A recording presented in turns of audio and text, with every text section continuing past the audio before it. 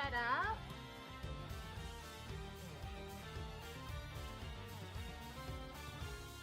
Waiting to go live in this. Okay. Okay, so we're gonna be playing more Ace Attorney Investigations Collection. We are in episode 4, Turnabout Reminiscence.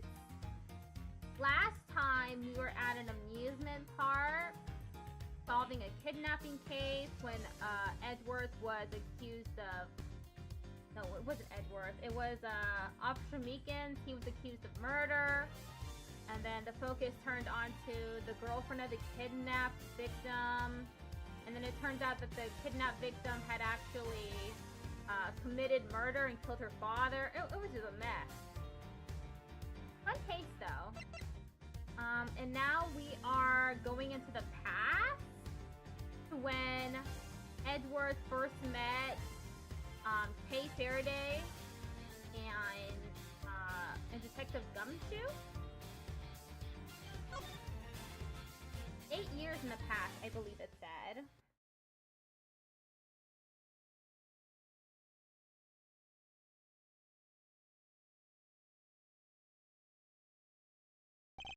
Hey Faraday, the young lady who calls herself the second Yatakarasu. The piece of cloth that she conjured up has taken me back to many years ago. 7 years ago. It was 7.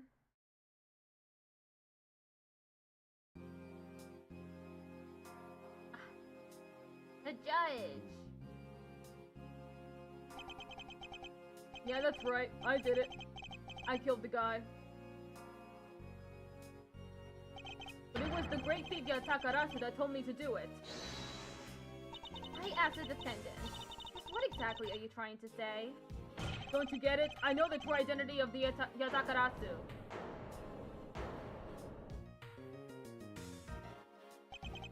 The Yatakarasu is the man standing over there at the prosecutor's bench. Are you saying that I'm the Yatakarasu? Don't you dare deny it. You told me to kill him when you snuck into the embassy. Are you claiming that Mr. Faraday is the Yatakarasu? That's exactly what I'm saying. Mr. Rel, I think we've heard just about enough out of you. Your Honor, please listen to me. I'm telling the truth. You've got to believe me.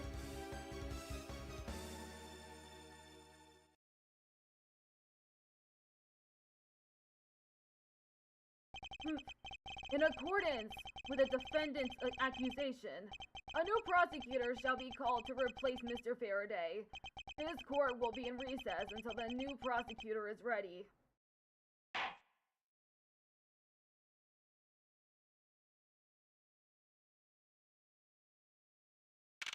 September 10th, 3:20 p.m. District Court, 3rd floor lobby. It's almost time for me to enter the courtroom. And so it is that my first assignment as a prosecutor will be as a replacement for a prosecutor who has been accused by the defendant. Edgeworth. Oh, it's Manfred. Sir.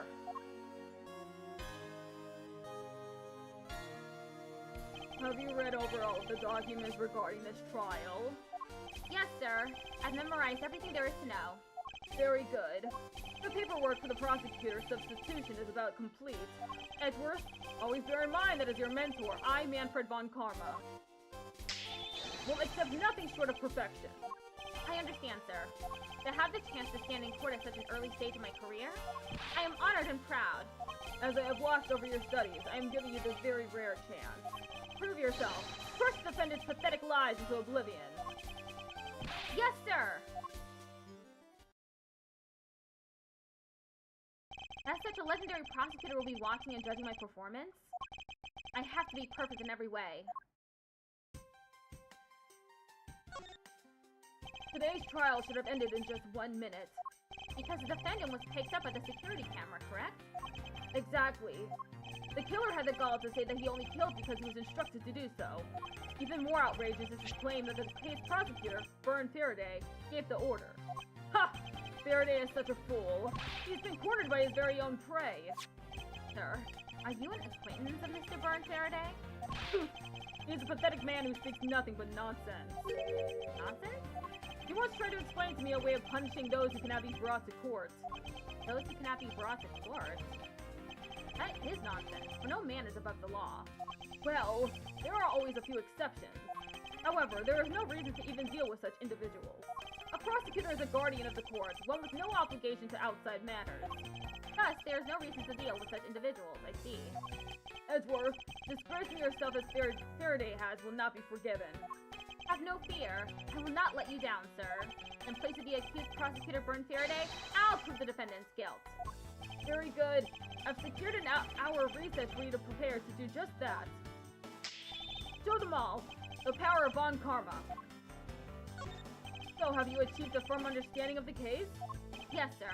I have memorized everything that is written down in the case file. Well then, explain the case to me. I want to see if you really know what you were talking about. Understood. A murder was committed on September 8th in front of the Codopian embassy. The victim, Mr. Deadman, was a Mr. Deadman was a staff member of the embassy. The defendant in this case, Mr. Macrell, was held for questioning the night of the incident as he was deemed suspicious. He was quickly placed under arrest for possession of the murder weapon, a gun. Furthermore, at the time of the murder, the great thief Yasakarasu had successfully infiltrated the Kodopian embassy as well. At first, Rel claimed that he himself was the Yasakarasu, but that he did not kill Deadman. I wonder what he expected to gain from such a desperate lie. It's possible that he wants to go down one in the spotlight, if he is found guilty. There truly is no limit to people's inanity. If I digress, but I digress.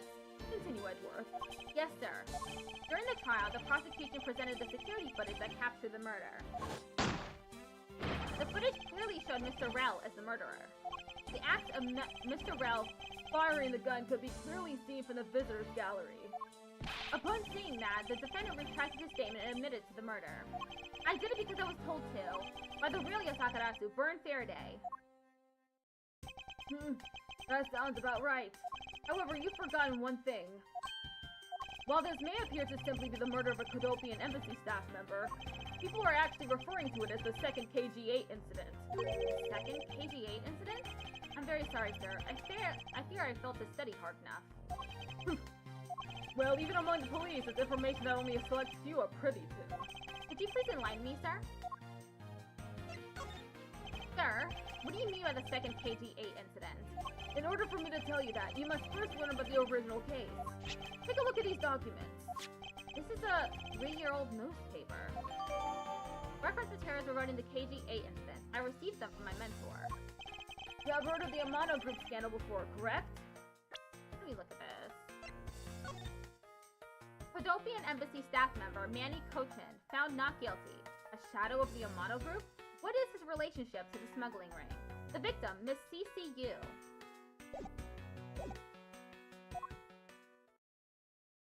Yes, I have. The secretary of Ernest Amano, the Amano Group's director, was arrested under suspicion of smuggling. Correct. CCU was an employee of the Amano Group, and the sole witness to the smuggling operation. It was she who brought the crime to light. However, Miss Yu was silenced before she could testify in court. Wasn't a Kodopian embassy staff member arrested for the murder? Yes, a Kodopian by the name of Manny Cochin was the suspect. However, due to lack of evidence, the case went unresolved. Lack of evidence? Ha! If only I was in charge of the case, I would have done everything in my power to prove his guilt. To make sure that all criminals are found guilty, my mentor really is dedicated. Faraday was the prosecutor on the case then, and he was as pathetic as ever. Mr. Faraday was in charge of the KG-8 incident as well? That's right. And now, once again, the victim of the case you're currently assigned to was someone who was scheduled to testify against that smuggling organization. And just like last time, the victim was murdered right before he was to testify. You're catching on. The victim was murdered just before his day in court against the smuggling organization. Events are occurring almost exactly the same way as they did in the KG-8 incident. So that's why it is being called the second KG-8 incident. Yes. Yet, there is one difference between the two incidents. What would that be? The so-called noble thief that is sending everyone into an uproar? The great thief Yatakarasu? Yatakarasu? I better find out more. If it is true that the Yatakarasu showed up at the Cadopian embassy, what could he or she have been after? No doubt to steal any suspicious accounting records and release them publicly. Or more likely, to steal secrets for the Cadopian embassy itself, since the item that the Yatakarasu stole from there was sent to the police. What was it that the Yatakarasu sent to the police?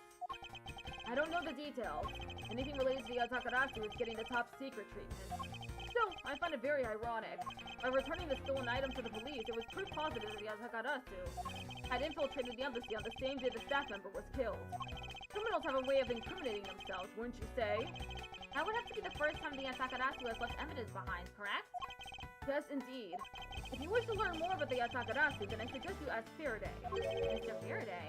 He happens to be the prosecutor in charge of the Yatakarasu case as well. He's a prosecutor in charge of both the KG-8 incident and the Yatakarasu case? Mr. Faraday really has a lot on his plate. What is it, little girl? You're scary, mister. Does he need something? I wanted to trade these coins with you. A fistful of dimes, quarters, and pennies. But it looks like you've exactly $1. Is this what you want? Yeah, thanks. That's exactly what I needed. That's how I'll be here to watch the trial? How disrespectful for a child like that to be running around inside the courthouse. Does no one have respect for this country's judicial system anymore?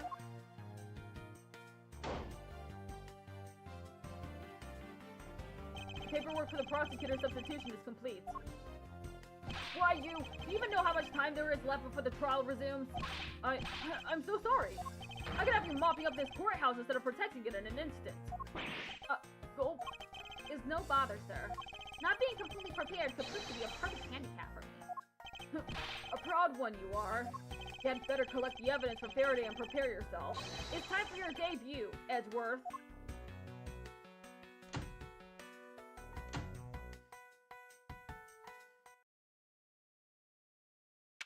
September 10th, 4 o'clock p.m.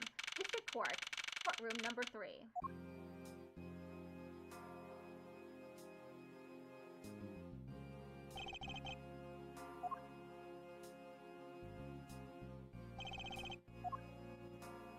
What is going on? Why isn't Faraday here yet?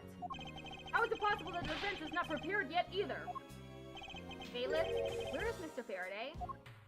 I'm not sure. I wasn't really paying attention.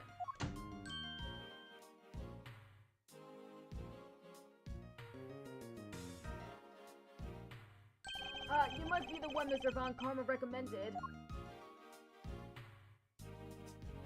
I hear this will be your first trial. I look forward to seeing how you perform. Oh, by the way, was there someone celebrating a birthday during the recess? I could have sworn that I heard a popper going off. Come to think of it, the other day with my grandson. Sir, it looks like the trial is about to resume. However... Yes, it will be all but impossible to prove the witness a liar without the evidence from Faraday. What is that blasted buffoon up to? It's an emergency, sirs!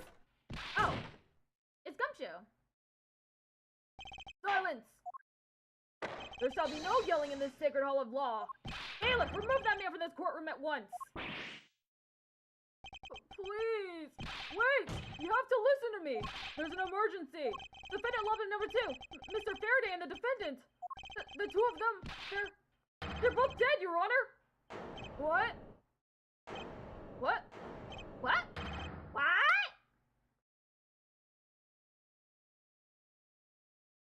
September 10th, District Court, hallway.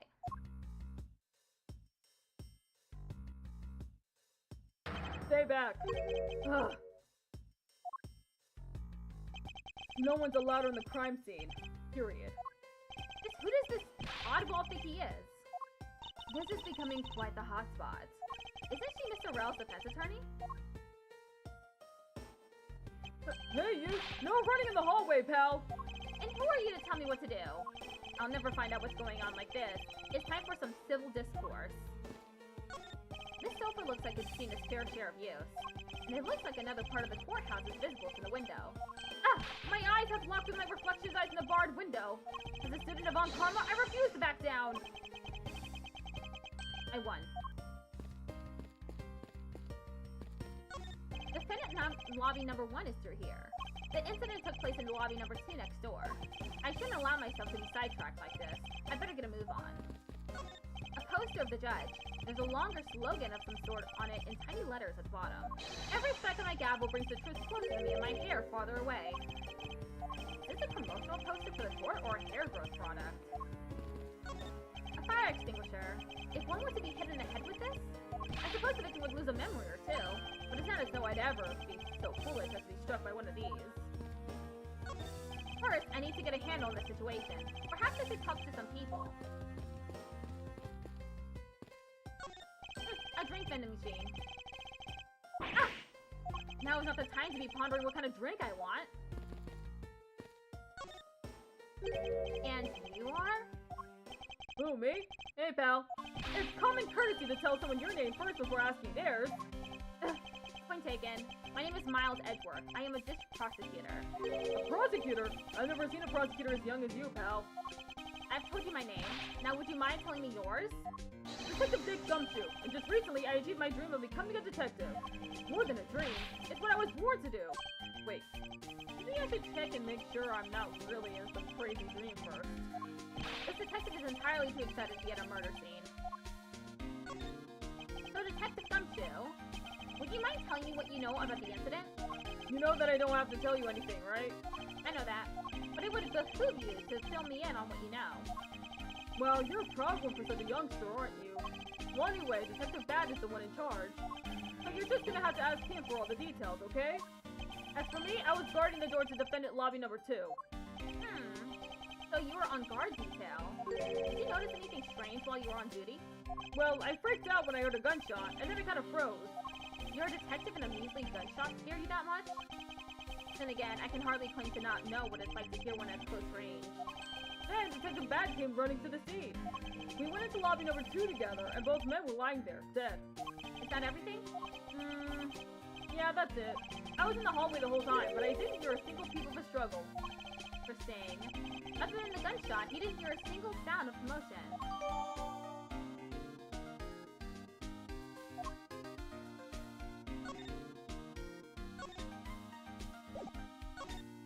You mentioned that you've only recently become a detective, did you not? You got it! I'm a brand spanking new detective. That means you've probably never seen a real prosecutor's badge, right? If you so desired to see one, I just might be able to make your day. You don't have to go through the trouble, pal, because a real man has a police badge. And someday I'm gonna become an ace detective, just like Detective Bad. Did I say something wrong, pal? Forget it, detective. This badge's design is said to reflect a oh, okay, this is the same,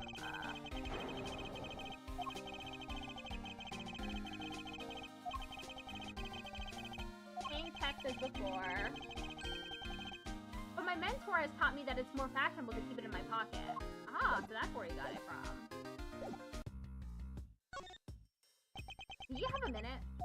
You know, I'm not really into talking to people I don't know. Especially at a time like this. I apologize for not introducing myself before bothering you. My name is Miles Edgeworth. I was to take Mr. Faraday's place in court. Edgeworth, huh? Never heard of you. So Faraday's substitute is a newbie, huh? I'll have you know, madam, that I studied under Manfred von Karma. Do not take me for some naive novice.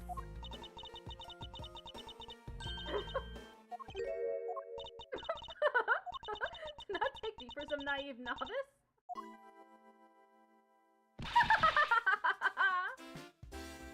You're a student of von Karma. I should have. Let's close our dead giveaway. Stop right there. These are the garments of one who gallantly presents the facts. Thanks for the great laugh, but try not to make me laugh so much, okay? I was trying to do anything of the sort. Just kidding. I'm just goofing around. By the way, do you know who I am? My name is Callisto Yu. And if you're telling the truth, then we were about to go head-to-head in court. But of course, I've heard much about you, Miss Yu. But of course, I have heard regular Shakespeare. Did I say something funny? I'd like you to update me on the situation. I don't really know anything. Why don't you try talking to this detective over there? If that's the case, then why are you here? Oh, what's so funny? It's just that the way you speak is so tactless. The person I was going against in court until only a little while ago was just murdered. It's not like I could go back into the courtroom pretending as though nothing happened. That's a good point. I apologize for asking such an insensitive question. It's fine. Don't worry about it. Excuse me, but who are you? Detective Tyrell Bad. Homicide. I was informed of the situation as quickly as possible. So how did you arrive and inspect the body before me?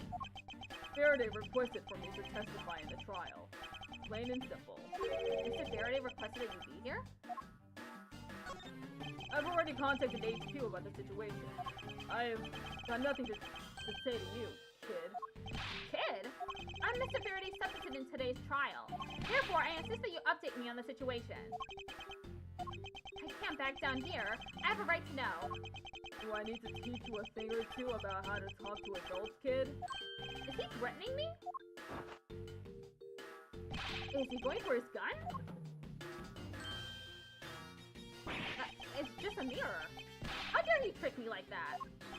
Faraday was stabbed to death with some kind of blade, and he had a gun in his hand. The other man, a Mr. Macrell, was shot and killed. He was found holding a bloody knife in his hand. Was there anyone else who went into defendant lobby number 2? Yeah, that big lug over there. His name's Gumshoe. He was in charge of guarding the place. He's claiming that no one else entered the room. If that's the case, then they must have killed each other, correct? Maybe. It's impudence. This guy is really testing my patience. How was I not informed that you were going to testify in court? Homicides aren't my only gig. The Takarasu case is also one of my assignments. So you were called upon to comment on the Takarasu's characteristics, in order to assess if Mr. Faraday really was the Takarasu or not? Well, looks like you just might have a brain after all in that head of yours. Son? I'm not your son, Pops! Miss Yu! There is someone here who wishes to see you. Who is it? A Kodopian embassy staff member by the name of Manny Kochin. What? What's going on? Detective Bad and Miss Yu's mood just changed all of a sudden. Wait a second. Wasn't Manny Kochin? I'll be right there. It's nice to see you again, Miss Yu. Why are you here? I have no desire to ever see you again. Now. Actually, would you mind stepping outside for a brief chat? Fine. Let's go. Dad. Von Karma? It's been a long time. I knew you would show up. You usually do when the Takarasu is involved, and I see this case as no exception. You know Detective Bad, sir? Yes, he's like an old bloodhound that never leaves the scene of a crime. If only he would get a promotion and move on. It's the crime scene where a detective is most useful and effective. It's not like I don't know that. Moving on though, Bad. The man that I had just passed by. Was he not the suspect from the KG8 incident? I was right. What is that man doing wandering around here? That Faraday. Can't believe he let such an easy catch get away. Imbecile. I would have proved his guilt in 3 minutes. Von Karma. I think you've said enough for now. It's in poor taste to speak like that about the departed. Very well. Back on topic, I'm placing Edgeworth in charge of the investigation here. Objection!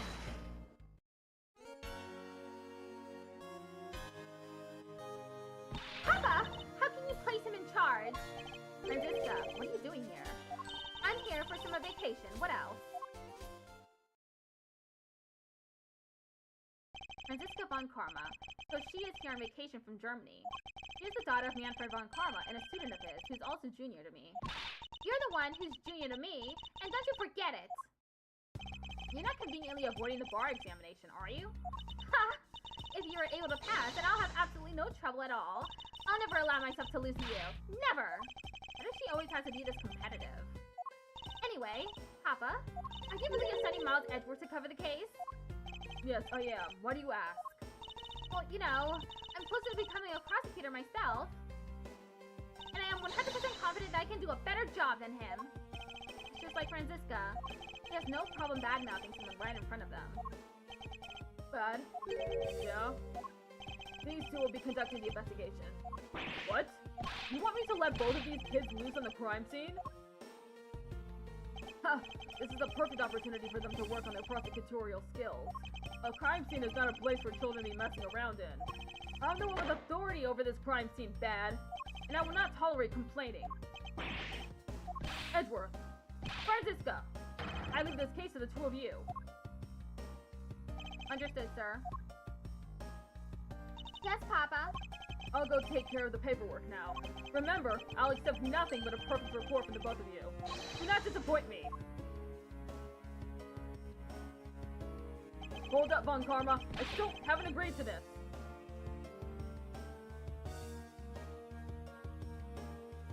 Miles Edgeworth. It's been quite some time, Franziska. This will be the perfect chance for us to see which of us is truly worthy of the Von Karma name. Would it kill you to at least say hello? Long time no see. Very good. Just because you became a prosecutor first doesn't mean you can act all proud. He hasn't changed a bit.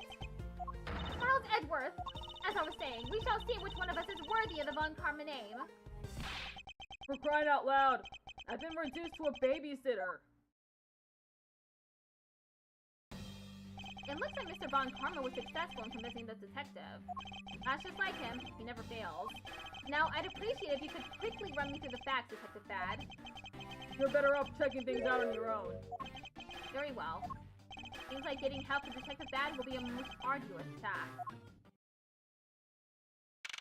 September 10th, 4:15 p.m. District Court, Defendant Lobby number 2. What the fuck? Is the only real explanation that they killed each other simultaneously? Miles Edgeworth, you should listen to someone until they are finished talking. What are you talking about? I'll only say it one more time. This is a competition to see who is truly worthy of the Von Karma name. A competition? The person that figures out the truth first wins. The person who doesn't discover the truth is a dishonor to the name? Exactly! I don't care that you became a prosecutor before me. I simply refuse to hear any more foolish things that come from your foolish mouth. Fine, whatever makes you happy. Can I take that as you accepting my challenge? Once again, whatever makes you happy. Ha! Well then, let's begin the investigation, shall we? I'm going to find the perfect evidence and speedily present it like the professional I am. Competing to discover the truth behind a crime. How delightfully childish. You kids, over there, hold it! Kid? Ha! Serves you right, Miles. He just called you a kid. I said kids, kid. How dare you call me a kid as well? I'll do what I please, and I won't allow you to cause a ruckus on my crime scene. Hey, big guy, you're going to watch over these two. Yes, sir! Detective Bad, sir! Now, do what I say from now on, kids, okay? You better not get in our way, Scruffy. You'll feel the bite of my whip if you do. Eek! Then you, prosecutor boy, let's get your investigation started already, alright? Great. Now even that detective is treating me like a child. Alright, it's time to get investigating. Get a move on, prosecutor boy! My name is Miles Edgeworth, and if you were to call me prosecutor boy one more time, it will be my duty as a prosecutor to look into you and your monthly salary. What? And what would you do with my salary after you saw how much it was? That's up to you now, isn't it? Really? Sounds good, pal. You're so naive. Begin investigation. Detective Bad, may I have a word with you? What is it? It appears that both a knife and a gun were used as murder weapons. Yeah, it does. That leads us to our first question of the investigation. Where did the men acquire the weapons? The gun was inside of Faraday's bag. It was a piece of evidence that was presented in the trial earlier today. It was used to kill the Kodopian embassy staff member. But I never heard anything about the knife. Mr. Rell was being held by the police. There's no way he could have brought it in. Which means it's possible that Faraday had the knife on him from the start as well. There has been a piece of evidence that is yet to be presented? But then, why doesn't Detective Bad know about it? Wait, what if... It's possible that Mr. Faraday brought the knife in under the guise of prosecutorial evidence. He could have then brought it out and attacked Mr. Rell with it. Huh. Maybe you've got a brain in there after all, kid. Is he going to treat me like a child forever? It looks like Mr. Faraday attacked Mr. Rell first, who then counterattacked. That's the only logical conclusion you can draw from a crime scene like this. Not yet. I feel that it's much too early to be drawing conclusions already. I must first find conclusive evidence so as to protect the honor of the Von Karma name. Whoa! What is it, Detective Gumshoe? My TV at home is so tiny compared to this one, pal. And perhaps you should purchase a more normal-sized television like this one. Ooh, let me see here. Wow, this thing is huge! Whoa! It's way too noisy! You're the noisy one, Scruffy. Don't touch it. You'll get your fingerprints all over it. But I didn't touch it. Preservation of the crime scene is the foundation of detective work. The foundation, huh? Sounds like something the rookie here needs to shore up on. The window is open and... there's a fresh, flowery scent in the air. Ugh, the flowers in the garden down there are so gross and ghastly. You think maybe you could try offering something useful for a change? Well, at least there's no way someone escaped through this window, pal.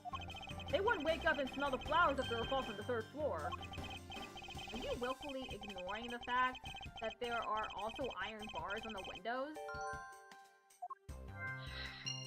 Yeah, I guess there's that too. Either way, no one could get through these windows, right? They thought of everything when they were designing this courthouse. Very nice. There are some plastic bags stacked up on the table. There's a tea set too, but there doesn't seem to be any sign of a disturbance. Yeah, the table's all neat and tidy. Maybe they were super quiet in their scuffle? After all, I didn't hear anything from out in the hallway, you know? Maybe the plastic bags scattered on the floor are throwing us off? There's some stuff in the bag, pal. I suppose this was Mr. Faraday's bag.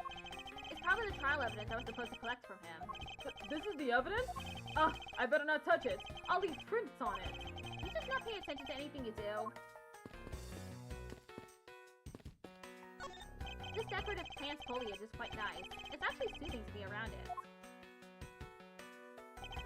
Perhaps I should purchase one for my room.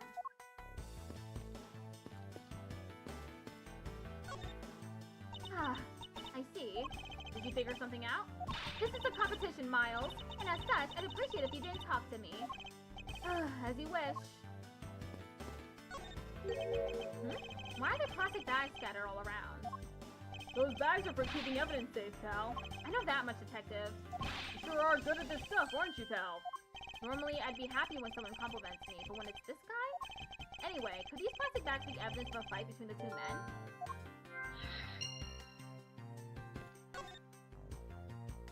It looks like Mr. Faraday fell on top of Mr. Rell. At first glance, it seems like they must have killed each other. However... using logic, the only logical conclusion is... aha! What was that outburst for? My detective instinct just hit me real hard. It's Mr. Rell that fell first, see? You don't need a detective instinct for that. It's common sense. But I suppose we won't know much more than that until after I examine the bodies.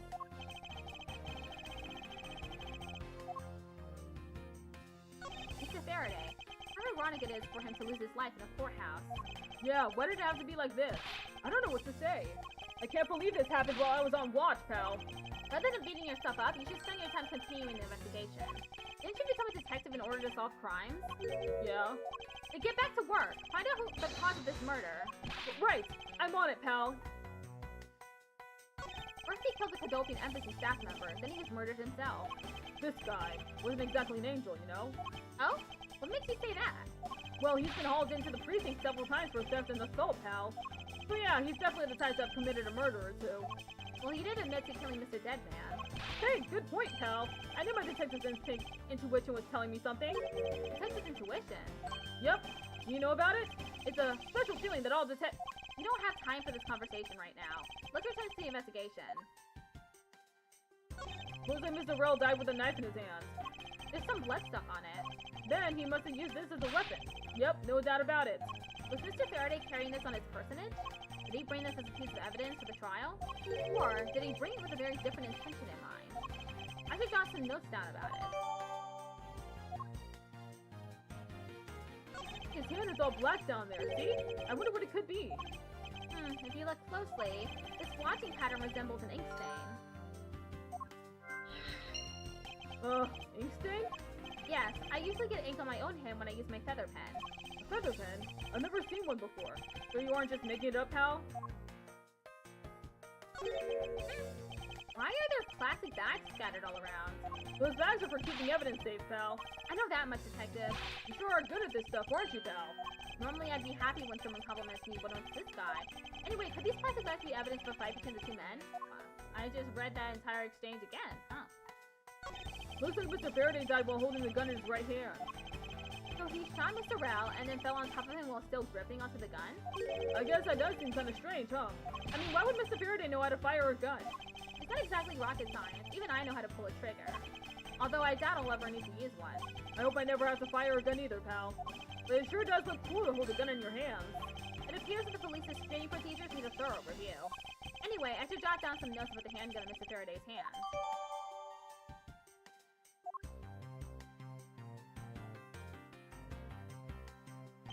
Mr. Rell's cause of death was from being shot, correct? That's what we think, but it's hard to tell with him lying face down. That is bad enough, but it's truly lamentable that someone would try to hide the truth. Are you sure they were trying to hide something? I can't confirm Mr. Rell's cause of death with his body position like that. Since it's bad, I'd like to examine the bodies in further detail, if possible. What's this? You're not able to form a theory with them the way they are? I believe an examination of the bodies is vital to finding the perfect evidence, don't you? I suppose you do have a point. Well, hurry up and get on with it. Labby? Yes, sir! We've taken enough photos of the scene, sir. And there you have it. Do you not approve? Of course not. What? The investigation of a crime scene is the work of a detective. So don't touch a thing. Hey, big fella, turn over the bodies for me, will you? Okay. Please forgive me, Mr. Faraday, sir. Gumshoe, do not get emotionally involved. Remember, you're a detective. Yes, sir! Understood, sir!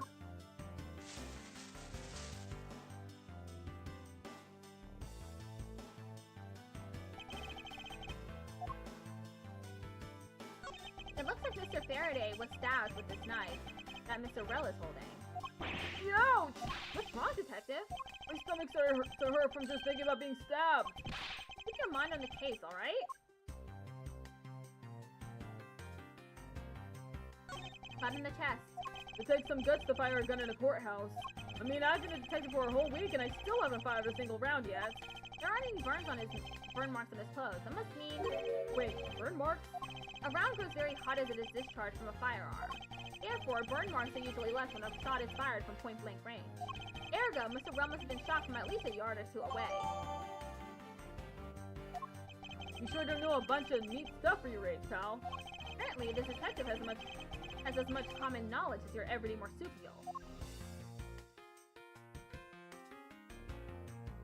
Mr. Faraday is holding a gun in his right hand. That's the one Mr. Rell got blown away by, right? Laddie. Oh, Labby, your answer. Yes, sir. We found that the ballistic markings do match that gun. Oh, ballistic markings are the figurative fingerprints a gun leaves on a bullet when fired. Every gun leaves its own unique ballistic marking. Therefore, by looking at the markings on a bullet, you can tell which gun it came from. Yeah, that's it. Of course, I already knew all that about that, pal. Maybe you'd be better off going back to the academy. Eek! Come on, sir! Cut me some slack, will you? So the bullet that was fired from this gun is what felled Mr. Rell. There's something in his breast pocket. It's a fountain pen. Hey, you know, I always keep a pencil behind my ear. It's because Detective Bad is always telling me, you should always write your name on everything you own. Yes, somehow you do strike me as quite a forgetful individual. There's a knife wound in his chest here, see? I wonder if the wound matches the knife Mr. Rell is holding. Labby? Yes, sir! Verifying now, sir! Make it quick. I'm the look of things, one could deduce that the knife Mr. Rel is holding is what killed Mr. Faraday. Let us now try to understand how the two men died. First, Mr. Faraday took the gun and the knife out from today's trial evidence. Then he aimed the gun at Mr. Rel and fired. However, Mr. Rel managed to grab the knife and counter Mr. Faraday while being shot. Then the two men fell together where they stood. That is my theory in any case. What a crazy way to go. No, something about the explanation just doesn't seem right. I believe I now have a firmer grasp on what happens here.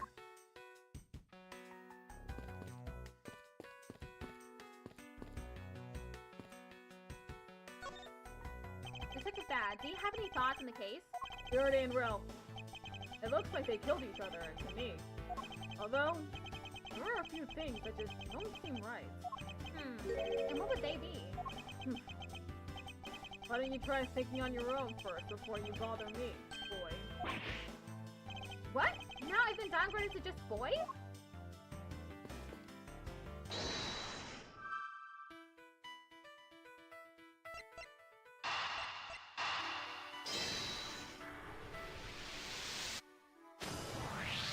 That's splotch on Mr. Faraday's hand.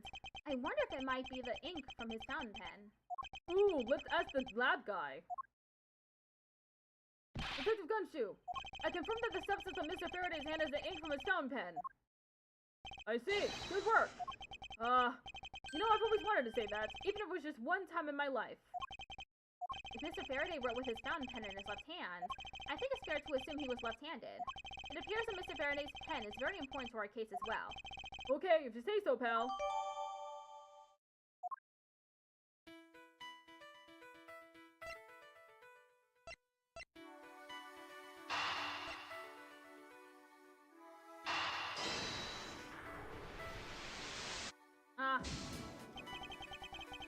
I thought that the window was open, so it Okay.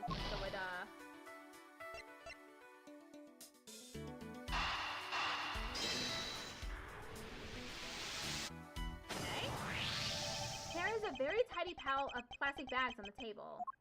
And yet, a portion of them wound up scattered on the floor as well. It's not likely that the ones on the floor were knocked over during a struggle, in which case, might there not be another explanation as to how they got there? Another reason? I believe it's possible that the blood on the outside of the bag is related somehow. Please get that blood away from me, pal. Detective Gumshoe, whose blood is on this bag? Hold on. Let me ask the lab guy. Alright, please hurry. Wait till you get a load of this, pal. It's Mr. Faraday's. Oh, and the technician said they didn't find anything else on or in the bag either. It would appear that this bag is a very important piece of evidence. Okay, if you say so, I leave it in your hands, pal. I guess there's not much left to investigate, huh? They really did kill each other. No, we can't conclude that quite yet. There's still something I find very peculiar here. The theory that they simply killed one another is too simplistic in this case. In fact, there is actually a contradiction that shows there is another possibility. No way, pal. Really? I suppose I will just have to show you the contradiction in this crime scene.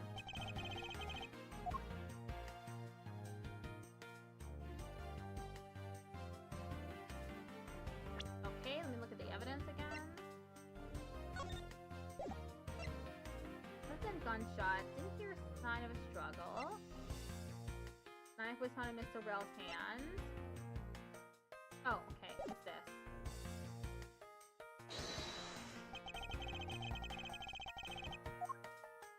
Eureka! There is a clear contradiction with the evidence here in this spot. Really, pal? Because I don't see anything wrong there. Ha! I was merely testing you. Hey, pal! Don't make me arrest you for lying! I guess I was mistaken. I guess I was mistaken.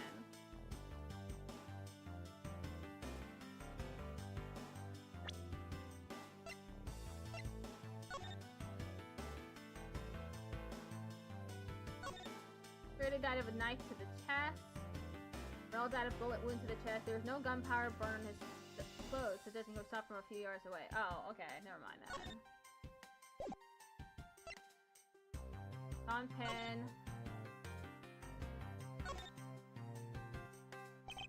It seems Mr. Faraday was in the habit of using very nice fountain pens. That's the total opposite of me. I don't get these things at all. Well, I think the pencil behind your ear suits you just fine. Really? You think so, pal? Man, I knew it was worth something. That wasn't exactly a compliment, detective. This looks like a quality nib. Hey, let me test it out, pal. Ooh, this is really... Ah! I got ink all over my hands! That's a gum shit. Don't ever play with the evidence like that again.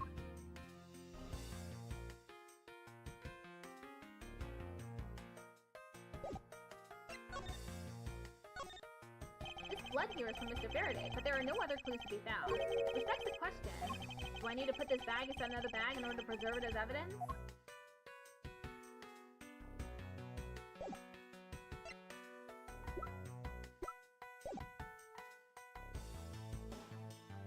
Okay, where's the contradiction?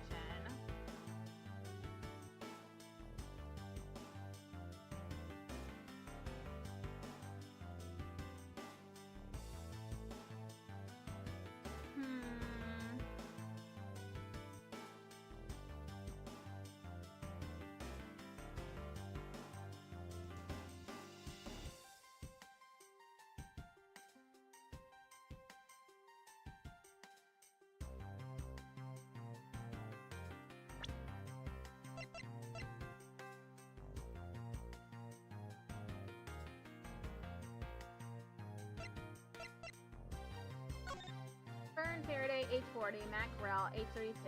Time of death, December 10, approximately 4 p.m. Discovered immediately after a gunshot was heard. Faraday died of knife stab to the chest. Rel died of bullet wound to the chest. There's no gunpowder burn on his clothes, suggesting he was shot from a few yards away.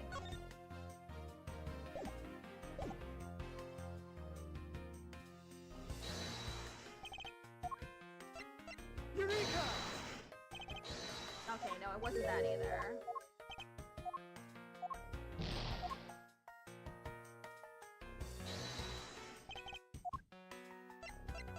Eureka!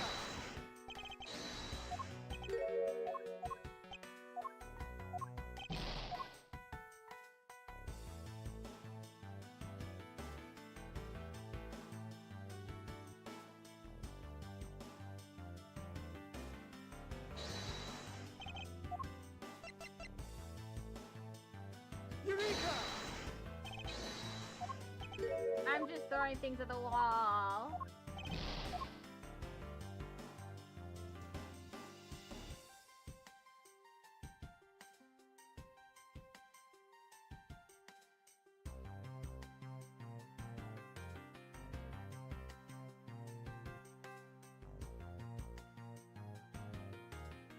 Where is the contradiction?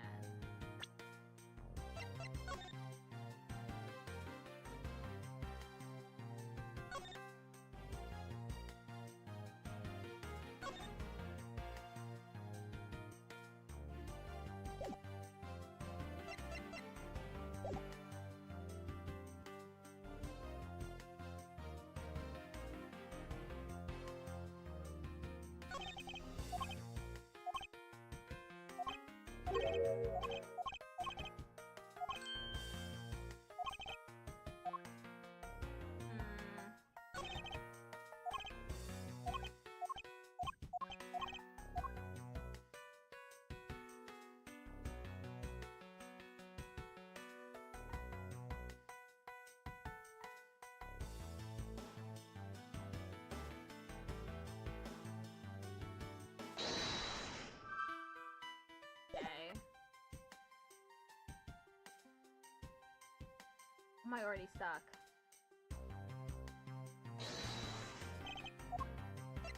Eureka!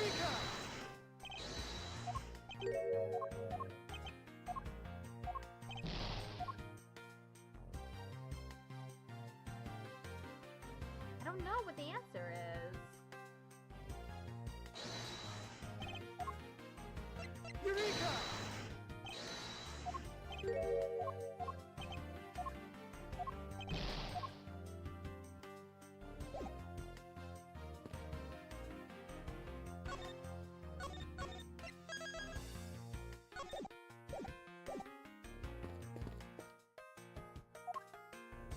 Yeah, pal? I'm so excited, pal. This is my first real crime scene. Let's get investigating. Detective Gumshoe? I thought investigations were supposed to be conducted in a calm, collected manner. What do you know about running an investigation, little boy prosecutor? I know that at the very least I have a greater grasp than you of what happened here. Why you? You don't know any more than me, pal. Look, you just stay behind me, boy, and out of the way. Ironic coming from the guy that's been a step behind me the entire case. This is my first time setting foot inside the courthouse. Who would have thought that it'd be for my first case as a detective?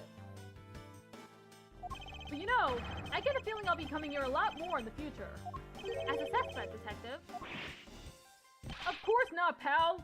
Anyway, this lobby's actually pretty luxurious. I mean, for a detective lobby, defendant's lobby's got a pretty big TV. Oh, and there's that tea set on the table over there. Hey, you didn't know that I like to drink tea? Wow, this really is decked out. If it means spending time in here, maybe being a suspect is a bad thing after all. I'm beginning to suspect that leaving this detective in charge of anything might be bad. He is right. This room is rather well furnished. Somewhere in this room, the truth is slumbering. It's time to find it and give it a wake-up call.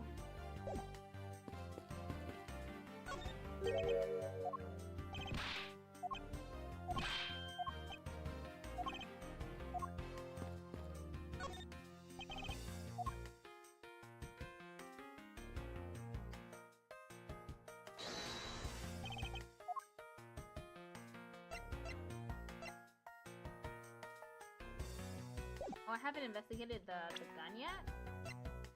Oh, there's no way to investigate.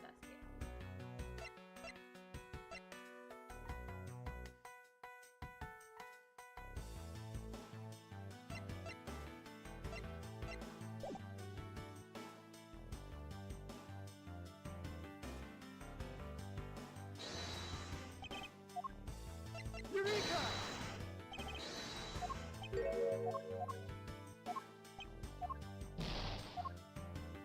I'm just gonna look at the answer. I'm so sorry.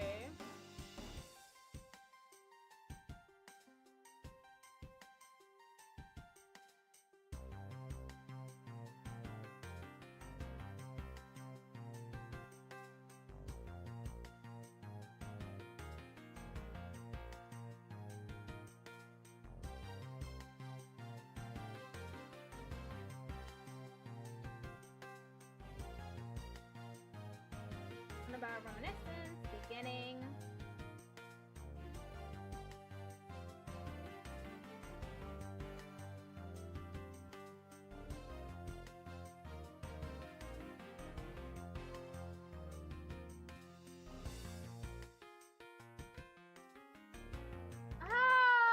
Oh, it was as simple as that. Okay.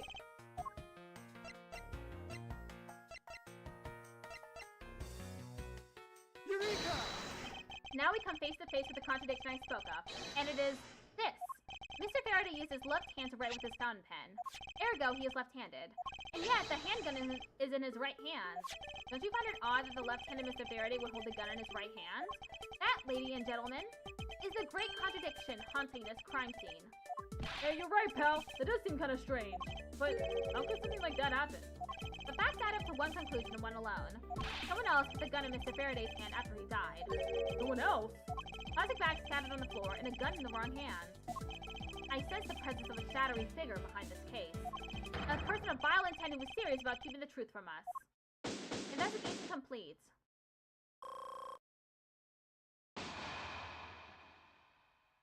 September 10th. District Court. Defendant Lobby number 2. Here's the autopsy report. It is probable that Mr. Rowell survived for a short time after he was shot. However, Mr. Faraday died instantaneously from the stabbing. Interesting. It looks like we now know everything we need to know about this case. Are you sure we know everything? Of course! The incident began when Mr. Faraday attempted to get his revenge. The prosecutor went into a rage from being accused and tried to kill the defendant. But the defendant fought back and they ended up killing each other. It's all very clear and simple. There is absolutely no margin for doubt. Do you really believe that to be the truth? Ha! Are you saying that just because I figured out the truth before you? That you don't want to believe it's true? Ugh! It's alright. If you disagree with my argument, then prove me wrong. Well, if there are any contradictions to be found, that is. Don't worry, I will. Mr. Faraday's death was instantaneous, while Mr. Rel survived for a short time.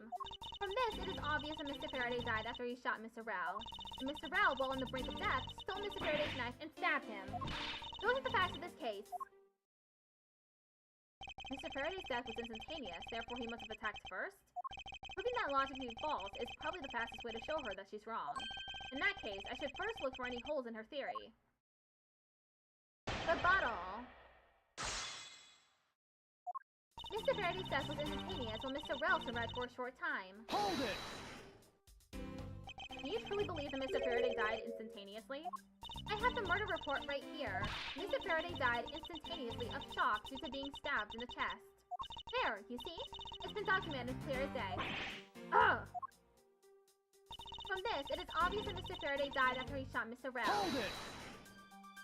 Mr. Faraday shot Mr. Rel before he died? Do you have any basis for that statement?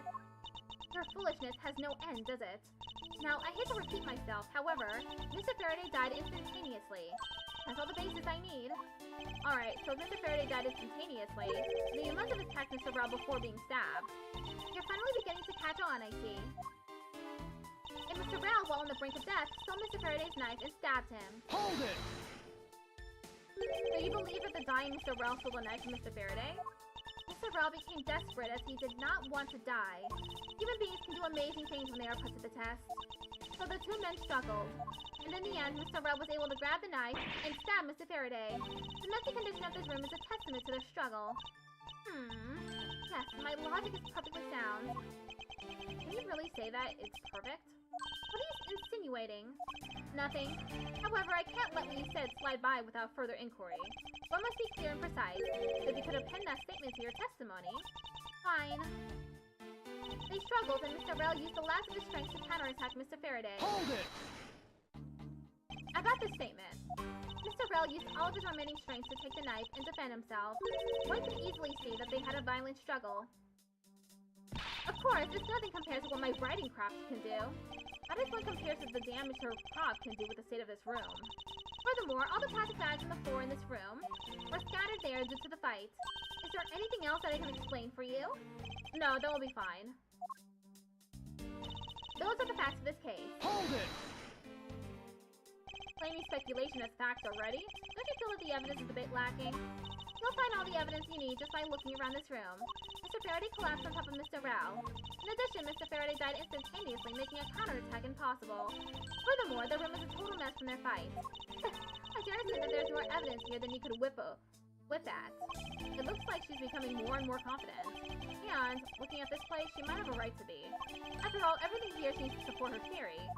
It looks like you're starting to see my point. And as good as won our little competition, there's something strange about Franziska's theory.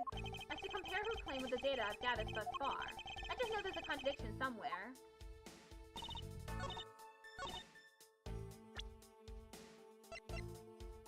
Objection! If the two men were fighting, their struggle would have surely caused quite a bit of noise. However, Detective Gumshoe testified that he heard absolutely nothing. Ha! You place too much faith in that detective's testimony, you know. But for the sake of argument, let's say there wasn't a fight. How then did Mr. Rel get his hands on the knife? Mr. Faraday's bag was sitting right here in lobby number 2. It is not hard to imagine that perhaps Mr. Rel saw a chance and took it out at some point. Oh, what you're saying is this. Mr. Rel took a chance when he saw the opportunity and took the knife from the bag. And then Mr. Faraday shot Mr. Rel after being stabbed? Isn't there something strange in Franziska's statement just now? Wait, something doesn't add up. Oh, really? It's simply not possible for Mr. Faraday to have shot Mr. Rel after being stabbed. Take that! According to the coroner's report, Mr. Faraday died instantaneously, meaning that he died immediately upon being stabbed with a knife. Ergo, he cannot possibly have fired the gun after that. Oh, you got me. But of course. Well then, if the report is correct, then there is only one correct explanation. If we suppose that Mr. Rel attacked first, then Mr. Faraday, who died instantaneously, would have been unable to kill Mr. Rel. Therefore, Mr. Rel must have stabbed Mr. Faraday after he was shot. Then they both died. That is the only explanation that makes logical sense. Negating your opponent's ideas in order to prove your own theory. I see you've been studying, Francisca. I just wanted to explain it to you as simply as possible, before you foolishly propose a foolish theory that only a foolish fool like you could. How naive of you to believe that only your opinions are valid, and still expect to discover the truth that the crime scene offers you. Francisca? You've still got a ways to go. What are you talking about? Are you saying there's a flaw in my logic? Mr. Faraday died instantly. And the fact that he did is what gives rise to the contradiction in the scene. The contradiction here in this crime scene is...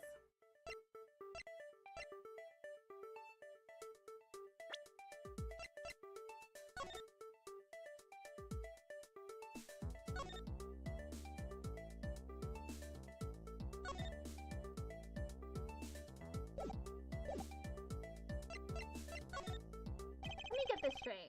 What you are arguing is this. Mr. Faraday took the gun from his evidence bag and shot Mr. Rell. Then, the wounded Mr. Rell found an opportunity to take the knife and strike back. Upon being stabbed, Mr. Faraday died on the spot, and Mr. Rell died thereafter. If that's the case, then how do you explain this? Take a good look at the order in which their bodies are piled. No! Mr. Faraday's body is lying on top of Mr. Rell's. Therefore, Mr. Rell must have died before Mr. Faraday. Impossible! Yes, I agree that it seems strange no matter what angle you approach it from. Which means that the real mystery behind this crime scene that we must solve is... Objection! No! Not so fast, Miles Edgeworth! What now? I simply think that you ought to think a bit more outside the box. And that it's even clearer now that the incident started with Mr. Faraday's murderous intent. Be sure to bounce back quickly. An explanation won't be enough this time. It's going to take some very decisive evidence to prove her wrong.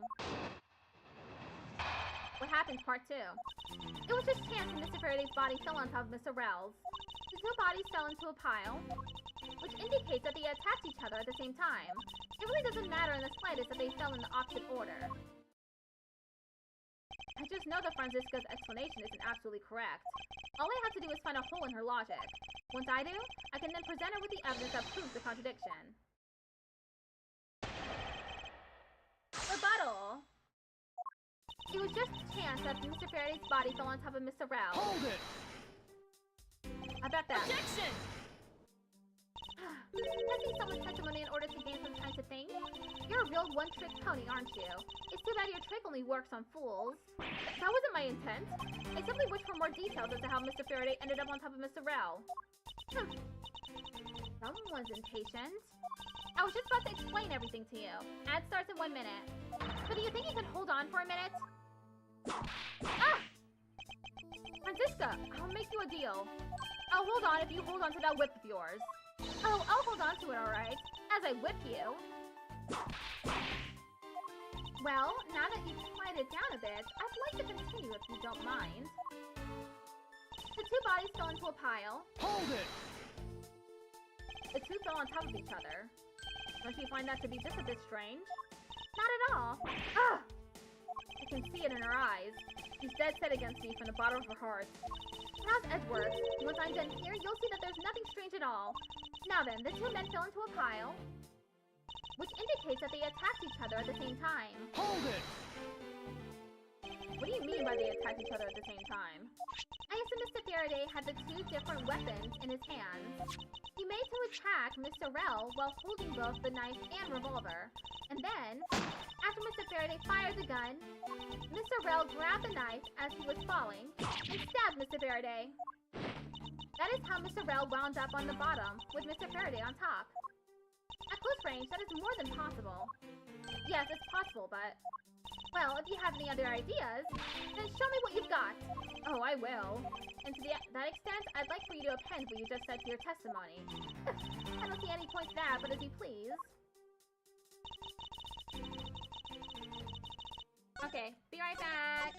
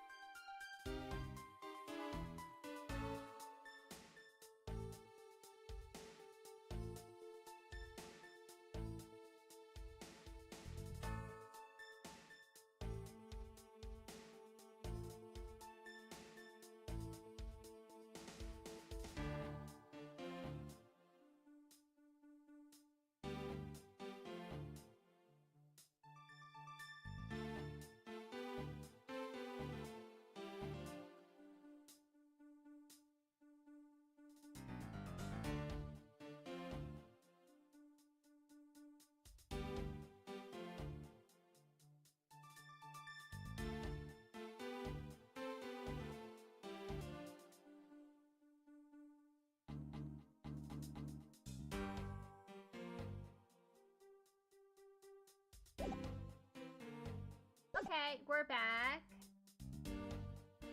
That fact indicates that they attacked each other at the same time from close range. Hold it! You're saying that they attacked each other at the same time from close range? Exactly. Mr. Faraday pointed the gun at Mr. Rel's chest and pulled the trigger. Mr. Rel then took the knife from Mr. Faraday and stabbed him before he fell unconscious. The dead Mr. Faraday instantly fell on top of Mr. Rel from the stabbing, pinning Mr. Rel under him, where he died shortly thereafter. And that's how they ended up on top of each other with no contradictions to be seen. It really doesn't matter in the slightest that they fell in the opposite order. Hold it! Do you really believe they fell in the exact opposite order in which they were attacked? Miles Edgeworth, you're not listening to a word that I'm saying!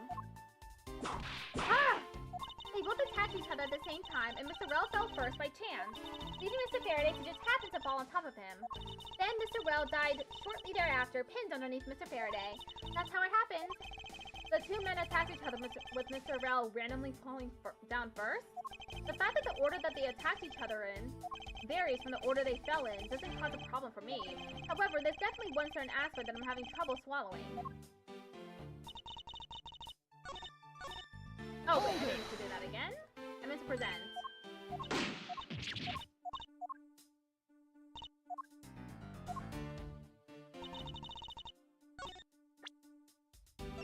Objection! So you believe they killed each other at close range? Sorry, but that's impossible. Just as it was written in the crime scene notes, the firing of the handgun did not leave a gunpowder burn on Mr. Rel's clothes. Therefore, Mr. Rel and the gun must have been separated by a distance of at least 2 or 3 yards. Ah! Yes, this is by far the biggest contradiction. The two bodies were piled up on each other, yet the gun was fired from a distance. And with there being no chance that Mr. Rel moved that far after being shot, that leaves only one possible explanation. What a completely foolish line of foolish thought from a thoroughly foolish fool! If I'm not right? Then who was it that made the first move with the intent to kill, huh? Who? The person that attacked first with murderous intent? That would be... Here in this room, contradictions appear no matter which man we claim attacked first. Thus, there can only be one explanation. There was a third person here. It was that third person who killed both Mr. Faraday and Mr. Rel, and set their bodies up to make it look like a double murder. That third person is the real culprit. How's Edgeworth? There's just one thing you're missing. Evidence, correct? Exactly. Everything you've said up until now is nothing but a story played out in your head. However, this is where the real test begins. Can you prove that there was a third person involved in this crime? Of course. If a third person was truly here, that fact would resolve the glaring contradiction. The proof that this has all been a setup made to look like they killed each other. I'll present it, and lay bare the final piece of the puzzle that's not yet in place. What is the piece of evidence that proves there is a third person involved?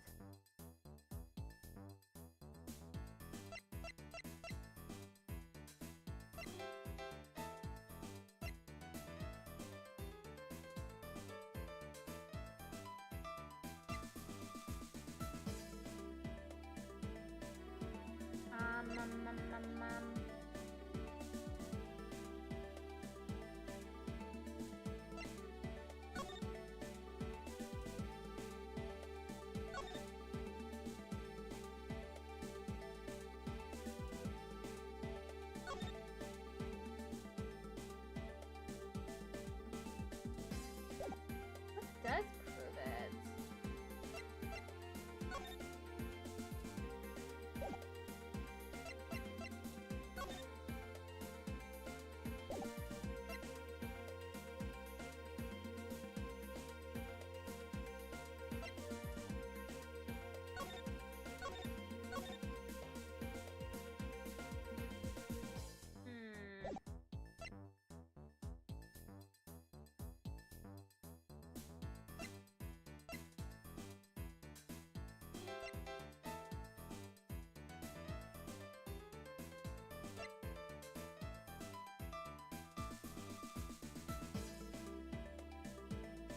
Let's get this wrong.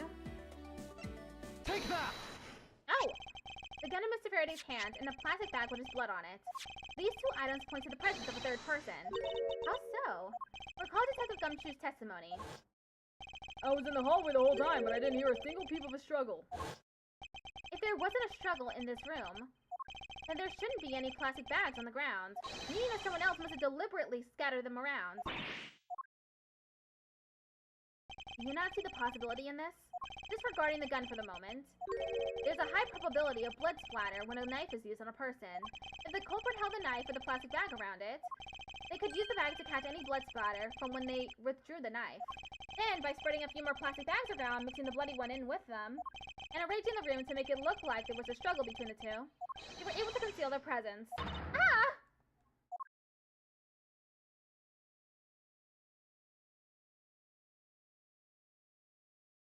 Looks like we've still got a long way to go in this investigation. Yes. Objection! What is this?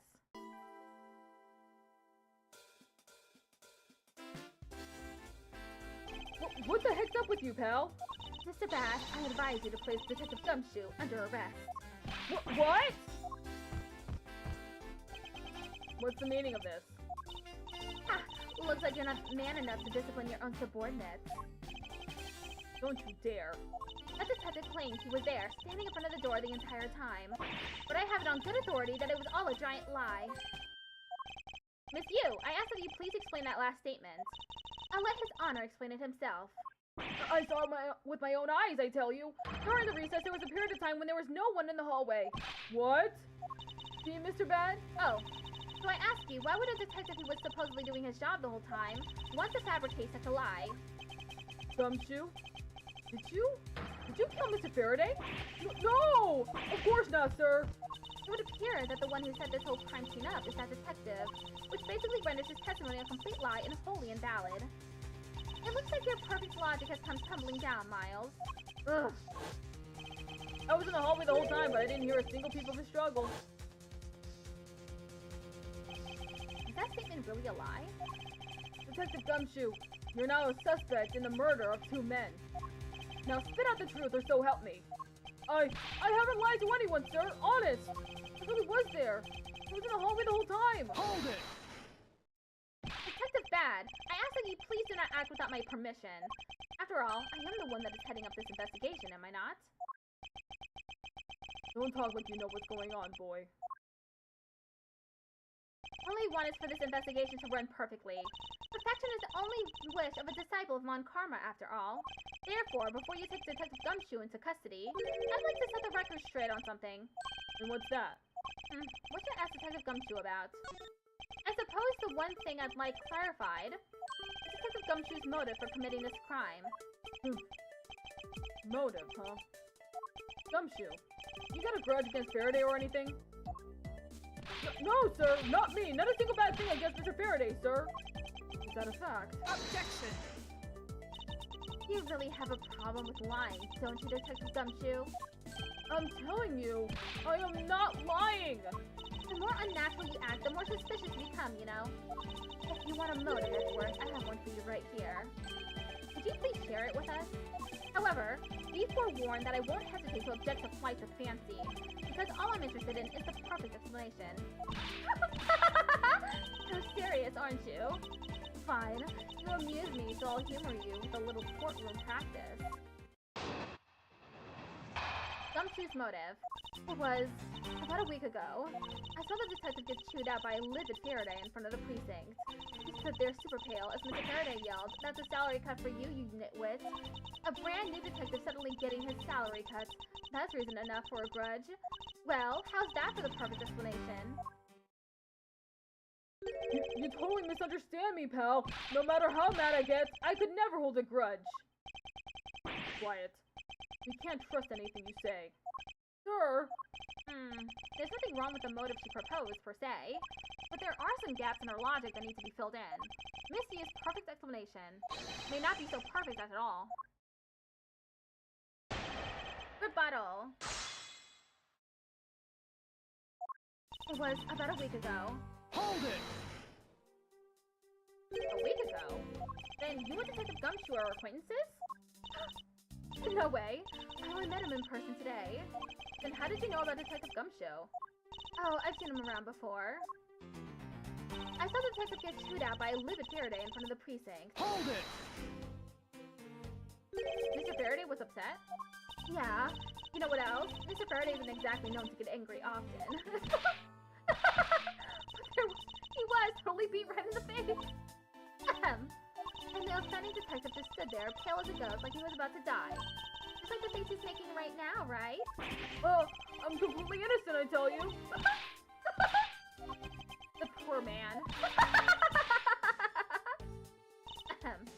It was quite the scene with the detective.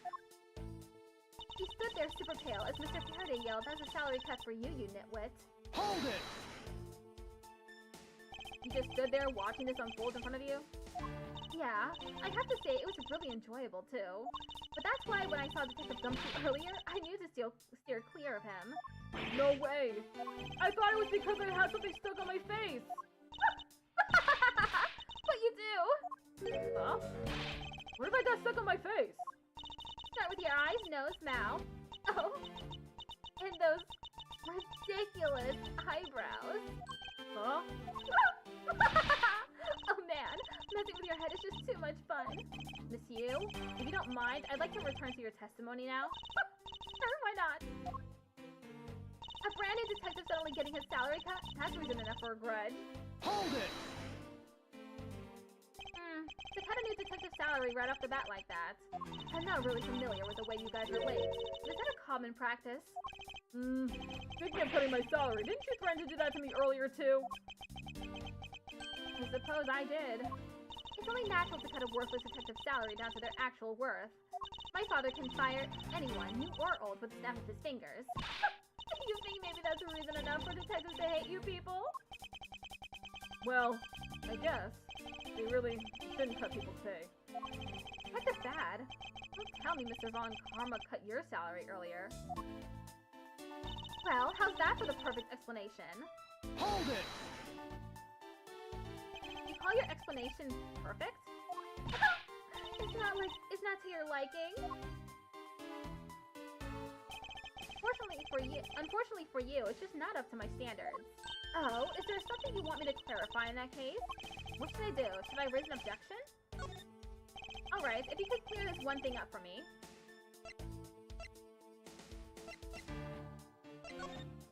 I understand Detective Gumshoe's potential motive for killing Mr. Faraday.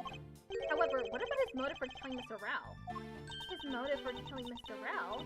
Like I would know. If there was no clear motive for both of the murders, then I doubt this incident would have occurred. Wouldn't you agree? Is there anyone else who might have had a grudge against either of the two men? Or should we look into that ourselves? Oh, in that case, I have absolutely no idea. What? But that's impossible. She must know something. Wait. Can you please not glare at me like that? It makes me laugh. I didn't even do anything and you're already laughing away. Well, anyway, the way I see it, as long as he had a motive to kill one of the two, this crime would have played out the way it did anyway. Oh? Would you care to explain your logic? And this time, please try to provide a truly perfect explanation. Perfect this, perfect that. Stop being so uptight. Or is that a requisite trait for being a Von Karma? Miles Edgeworth, I demand that you shut this rude woman up. I wish you'd both be quiet for just 1 second. Ahem. Oh well. I guess I'll just have to explain it to you kids. Motive to kill the men. There's no one out there with a motive to kill both Mr. Faraday and Mr. Rel. All you really have to establish is that someone had a grudge against one of the two men. Mr. Rel, who happened to be there, became a witness to Mr. Faraday's murder. Therefore, he was killed out of necessity, instead of to look like they had killed each other. I wonder if that's really true. Is there no one out there with a grudge against both men? I should take another hard look at the evidence for this morning's case. The second KGA incident, as people are calling it, involving an embassy staff member, and the two men who both wound up as suspects in the case. Is there someone else I'm overlooking who is somehow related to them? Rebuttal. There's no one out there with a motive to kill both Mr. Faraday and Mr. Rel. Hold it! So there is no one else who might have a grudge against both Mr. Faraday and Mr. Rowe? I suppose no one is a bit of a stretch, but I'm pretty sure no one like that was here in this courthouse today. She's lying through her teeth. We just saw someone like that here earlier. Guys, you don't need to prove that the killer had a grudge against both men. All you really had to establish is that someone had a grudge against one of the two men. Hold it! Someone with a grudge against one of the men.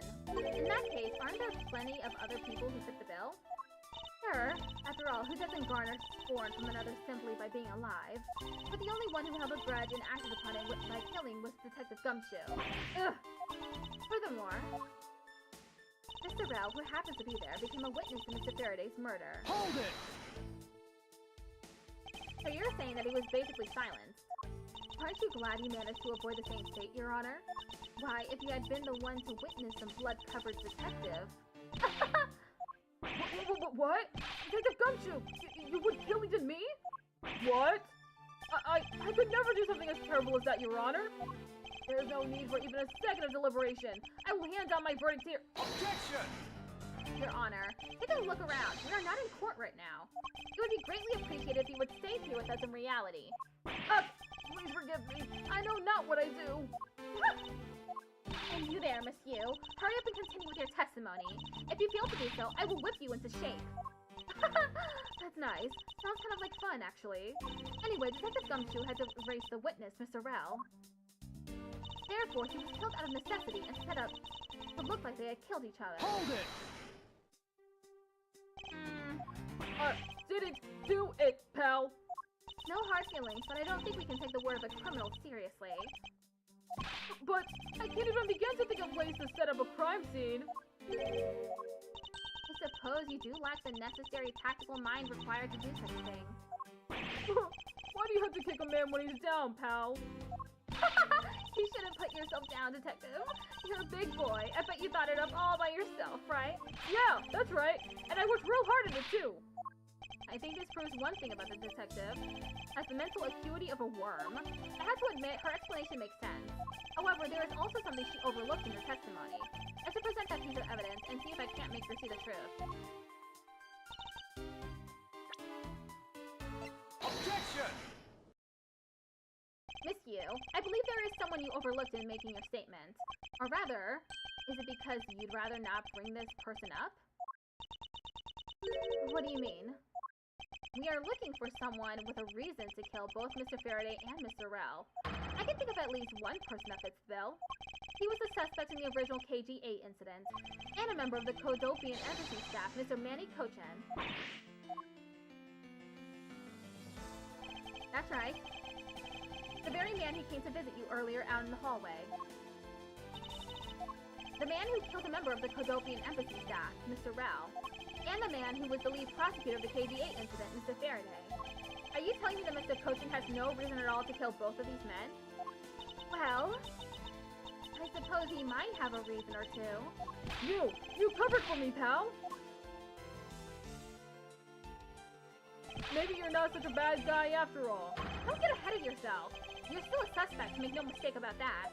The perfect evidence, the perfect testimony, these are the only things I wish to hold. But I didn't do it! You will stay under my authority and go investigate Mr. Manny Cochin for me. And remember, I will not be very forgiving should any of this leak out. You want to investigate Cochin? You'd just be wasting your time. And why is that? Cochin was up in the viewing gallery, watching the trial, or so I was told. Every cop in this place has been keeping an eye on the guy since he arrived. And the only real suspect we have is still Detective Gumshoe. I suppose so. No way! Come on, Detective Thad! You've got to believe me, sir!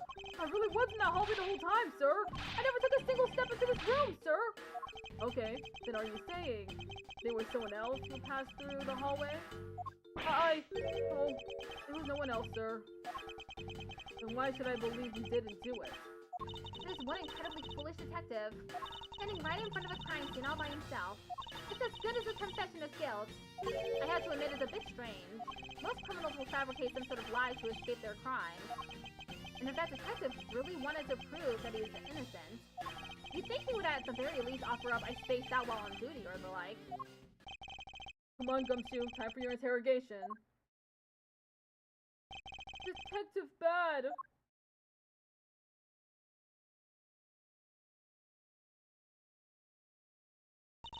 Miles Edgeworth, I will go on ahead and report this to Papa. That, as they say, is that. Right, everyone? Ho!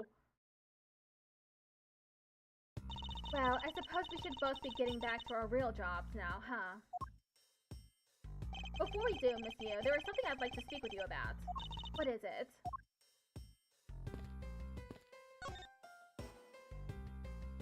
To have set these two men up and make it look like they killed each other.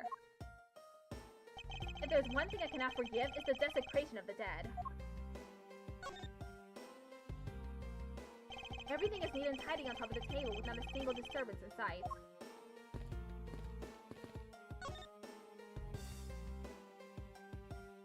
The television has been left on, to preserve the crime scene, of course. And it will stay on until the police are finished with their investigation. Do they think nothing of saving electricity? How bothersome. A pleasant breeze is blowing through this window. If only I could exchange it with the stifling atmosphere of this crime scene. It's Mr. Faraday's bag. The evidence for the trial of the embassy staff murder is in here. And if things had gone smoothly, they would now be mine. Including the two weapons in this double murder, the knife and gun, I suppose. Hey, wait! Edgeworth? Where are you off to? Aren't you the one who wanted to talk? Oh yeah, sorry about that. So, what did you want to ask me about? The current case of the murdered Ethiopian embassy staff member. I've heard that people have begun calling it the second KG-8 incident. Only among you law enforcement types. And what about it? I'd like for you to tell me everything you know about the original KG-8 incident. I'm afraid I can't help you. I don't know anything beyond what was reported in the papers. No, I believe you know much more. Since you are directly tied to the KG-8 incident. I'd appreciate if you'd stop with the false accusations. Racist outbursts are useless both inside and outside the courtroom, don't you know? I do, but I also know that I do have a leg to stand on here. Think you can stop making that ultra-serious face in front of me? If you could please stop laughing for just 1 second. If I'm going to make any headway like this, I'm just going to have to show her exactly how related to the KG-8 incident she is. Miss Yu, I believe that I have proof of your connection to the KG-8 incident. That file is your proof. Very well then. Why don't you tell me exactly how I'm related to the KG-8 incident? Your connection to the KG-8 incident is to the victim. The victim's name is CCU.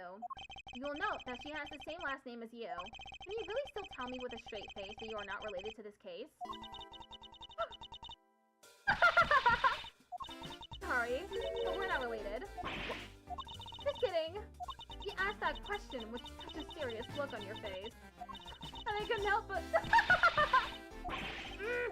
Miss Yu, I ask that you please tell me the truth. Alright, I'll tell you everything I know. As you guessed, the one who reported the smuggling activities in the Mono group was my sister, CCU, as I thought. And she was killed right before she was to testify at the impending trial by Manny Kochin. But because he was tried once and was acquitted, he gets to live out the rest of his cushy life completely carefree. All because of a lack of evidence. No, I heard that the evidence to convict him did exist. What? I heard it was from Mr. Faraday himself after Mr. Kochin's trial was over. Apparently, a man in black made off with the most important piece of evidence. Then the evidence had been tampered with? Isn't it just like a criminal to do something like that? The smuggling ring being run out of the Amano group by one of its secretaries. They bailed Mr. Kochin out. Turns out they were in league with each other all along. How big was that smuggling ring? Was it a large operation? I don't really know. Which is why I wanted to become the lead defense. On this case that people are calling the second KG-8 incident. But I haven't learned anything new at all. I was probably expecting too much, I know.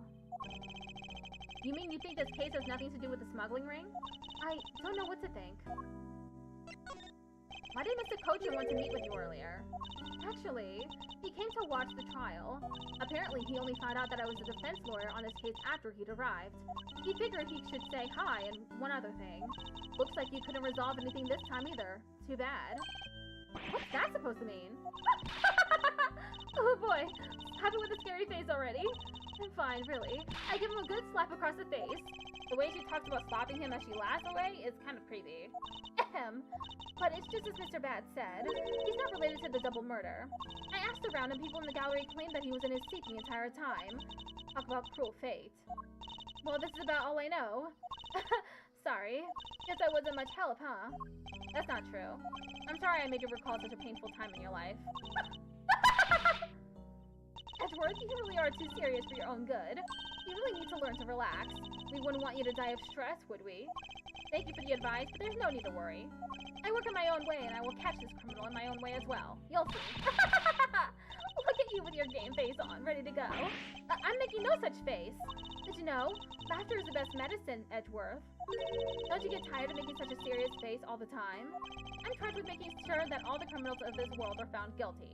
I have no need for laughter. There you go, making that face again. Oh well, I've got to get going. I still have a few loose ends I need to tie up.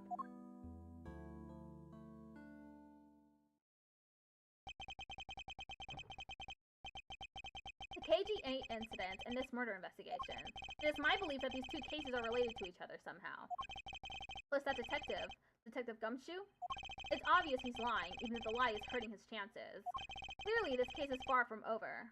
But whether or not that detective is the murderer can only be determined once I've completed my perfect investigation. Mr. Von Karma?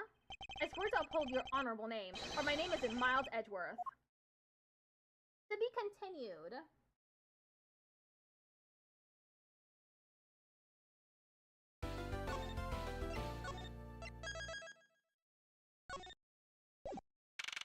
September 10th, 4:45 p.m.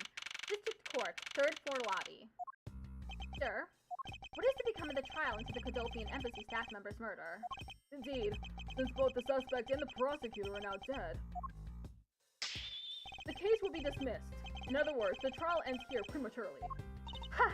Looks like you'll have to wait just a bit longer for your big debut. I suppose it can't be helped. The evidence for this trial will be transferred to you in a little while. Sir, what do you think about the murder of the Cadopian Embassy staff member, and the murders of Mr. Faraday and Mr. Rao? What an outrageous circus it has all become. That Faraday brought it all upon himself with his naivete. An outrageous circus. Right, sir. I grow weary of this topic. Edgeworth, I will have you assigned to a different case. Papa, you'll come and watch my courtroom debut next, won't you? I'll consider it. Sir, if I may, please allow me to continue with my investigation. Whatever for. I know that there is already a suspect in the murder of Mr. Faraday and Mr. Rao. However, there is not enough evidence to prove that it was he who committed the crime. I'd like to continue investigating in order to find the perfect proof of his guilt. The perfect proof? Don't make me laugh. A worthless person like you has no right to claim such a thing as perfection. Papa? Who do you think is the real culprit behind these murders? Miles and I, we're competing to see who can find the real killer first. Plus, being able to investigate a real crime scene is a really rare opportunity. It would give us some real-life experience, wouldn't you agree? If you want to investigate this case that much, then do as you wish. Then, you're allowing us to continue? In court, your top priority is to win, and a solid investigation is one of the keys to winning. We have to make sure you become recognized as a first-rate prosecutor, don't we? It wouldn't be very interesting otherwise. I'm returning home now. Edgeworth, Franziska, see to it I'm not disturbed, safe for the results of your competition. Yes, sir. Of course, Papa. Franziska. Thank you. What are you thanking me for? Your logic earlier was built on that scruffy detective's lie. That means that the competition is still on. Yes, just as you wished. I couldn't let you get off so easily. Now then, let's see how well you fare on the investigation from here, Miles Edgeworth. I know I don't have enough information yet. My first order of business will be to question anyone involved with this case. It's an incredibly detailed model, isn't it? I heard that it costs as much to make as it costs to build the courthouse itself. What was the point of making such an expensive model? I felt the exact same way upon hearing it. It's so hard to understand such foolishness. Agreed. Wow, this thing is so incredibly detailed. My inner modeling fanboy is impressed. I'm not exactly a fan of plastic models, per se. But even I can sense the superb quality of this model. I simply cannot comprehend how that man can feel feel so much love for such a trifle. Oh? I see. You're a disciple of my father, so you would do well to guard yourself against an interest in such unproductive things. Yes, perhaps I should take up whipping people like the young lady over there. I can't stop the water, sir. It seems that the man who was here earlier broke it by drinking from it too much. Such a fool to pretend to not see the foolish actions of a foolish fool. Well then, why don't you lend the officer a hand? As if I should have anything to do with this. Besides, that water-drinking fool's mouth is the thing that officer should be covering. Let's give that officer a description of the water guzzler later. He seems to have quite the grudge. It sounds to me like someone wanted a drink. Sir, nothing to report, sir. Is there no one who will make this man take responsibility for his actions on the job? Looks like we have no choice but to report this to Papa. Then, this guard can have fun in a waking nightmare after being awakened from his dream. Actually, let's not. I kind of feel sorry for him now. Whoa. What's the matter, officer? I've been standing here for forever, sir, and I really need to go to the bathroom. Why don't you just make a quick trip? The nearest one isn't that far, is it? No, it's a short way down the hall beyond these doors, but I don't want to be blamed for anything that might happen while I'm gone.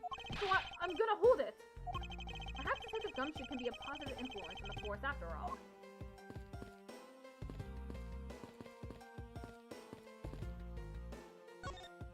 Miss you? Oh, it's you, Edgeworth. And who are you? Wait, you were at the crime scene just now, weren't you? You should be disbarred for not knowing who I am. I am Franziska von Karma, and I'm about to become the successor to the family name. About to? I guess that means that for now, you're still just another kid. In which case, it's only natural that I didn't know who you are. What? Why are you whipping me? Anyway, it looks like they're planning to hold the evidence a bit longer. If there's one thing I can't stand, it's waiting. I'm terribly sorry, but I have a few more questions to ask of you. Look at you, eyebrows scrunched with lines on your forehead. And that... to ask of you... what exactly is so funny? I'm sorry. I'm just bad at dealing with a super serious atmosphere. Apparently they failed to teach you proper behavior at a crime scene in law school. I feel much better now. So what is it you want to talk about? I'd like to inquire as to where you were at the time of the murder. We were in defendant lobby number 1 the whole time, up until we heard the gunshots. And by we, I mean Mr. Bad. If you don't believe me, feel free to ask him yourself. You were with Detective Bad? Why? We had a little something to discuss, that's all. So I take it that your acquaintances with Detective Bad? Yeah, he was a detective in charge of the KG-8 incident. Detective Bad is also related to that incident? That's right. He was the one who was supposed to protect my sister, Cece. But you know how that turned out, don't you, Edgeworth? Now, Edgeworth, I have no idea what you two are talking about. I've heard of the KG-8 incident from my papa, but how does that case relate to you, Miss Yu? The victim of that case, Cece Yu, is my little sister. You're making that super serious face again. I'm fine, really. I just make it a point to rub some more salt on his wounded pride every time I see him. The way she talks about doing that as she laughs away, it's kind of creepy. Speaking of Mr. Bad, he and Mr. Faraday, I'd say they met up just about every single time the Yatakarasu made a move. It was practically a given that the two would meet up at every one of the crime scenes. I see. You didn't mention that he is in charge of the Yatakarasu investigation earlier. Maybe I should ask her what she knows about the Yatakarasu in more detail. You claimed that at the time of the murder, you were with Detective Bad. But don't you lawyers usually discuss the trial with your clients during a recess? We do, and that's what I was planning to do. But Mr. Faraday was being rather threatening, and he dragged Mr. Bell away. After that, Mr. Bad came into lobby number 1, so we just stayed there and talked. And what did you talk with Detective Bad about? Nothing interesting. I just insulted him some. Talked about how the trial was going, and then I insulted him some more. Bloody, when she's not laughing, her mouth seemingly spews nothing but insults. Anyway, Mr. Bad and I were in the defendant lobby number 1 when the murders occurred, so I really can't tell you anything about the hallway or lobby number 2. I see. I'd like to ask you a few questions about your client, Mr. Mackerel. Now, your client first claimed to be the Yatakarasu, is that correct? Yeah. Once I heard that it was the Yatakarasu that had made off with the evidence from KG-8, I began to ask Mr. Rao all sorts of questions, but to no avail. Turns out Mr. Rao was not the Yatakarasu. He had just made that up. He made it up? Mr. Rao's crime was caught on tape by the security cameras, but there is no footage of him sneaking into the Cadokian embassy itself. Hold on for just 1 second. Then you need to say that you knew he was not the real Yatakarasu? And that he was just another cold-blooded killer? And you were ready to defend him? Yes, that's right. I see. So a defense lawyer is actually just someone whose job is to cover for criminals. Oh, shut up, Edgeworth! That's why defense lawyers are so detestable, but they are no match for us Von Karmas. I don't believe it, you're serious? Why don't you save that face for something really worth being serious about? And Edgeworth, do you remember what I said earlier? I have my own agenda. I'm still on the hunt for leads regarding the KG8 incident, alright? And for that, you have not a single qualm about defending a known killer? Don't put words in my mouth. I said no such thing. The only way I had to get close to Mr. Brown was to be his lawyer. I had no intention of covering for him, ever. So don't you dare suggest I was going to. I'm sorry. Forgive my rashness. Miss Yu, I was wondering if you could tell me about the Yatakarasu. The Yatakarasu, huh? I don't really know much about that character myself, but I do get a lot of consultation requests from companies to defend them. Requests from companies? The Yatakarasu isn't some petty thief out for money, you know. Alright then, perhaps the Yatakarasu isn't in the business of stealing people's lives. You're not very funny or witty, are you, little Miss Von Karma? Francisca, be careful about who you whip. Choose carefully or make you sued by— There, I chose carefully, just like you wanted.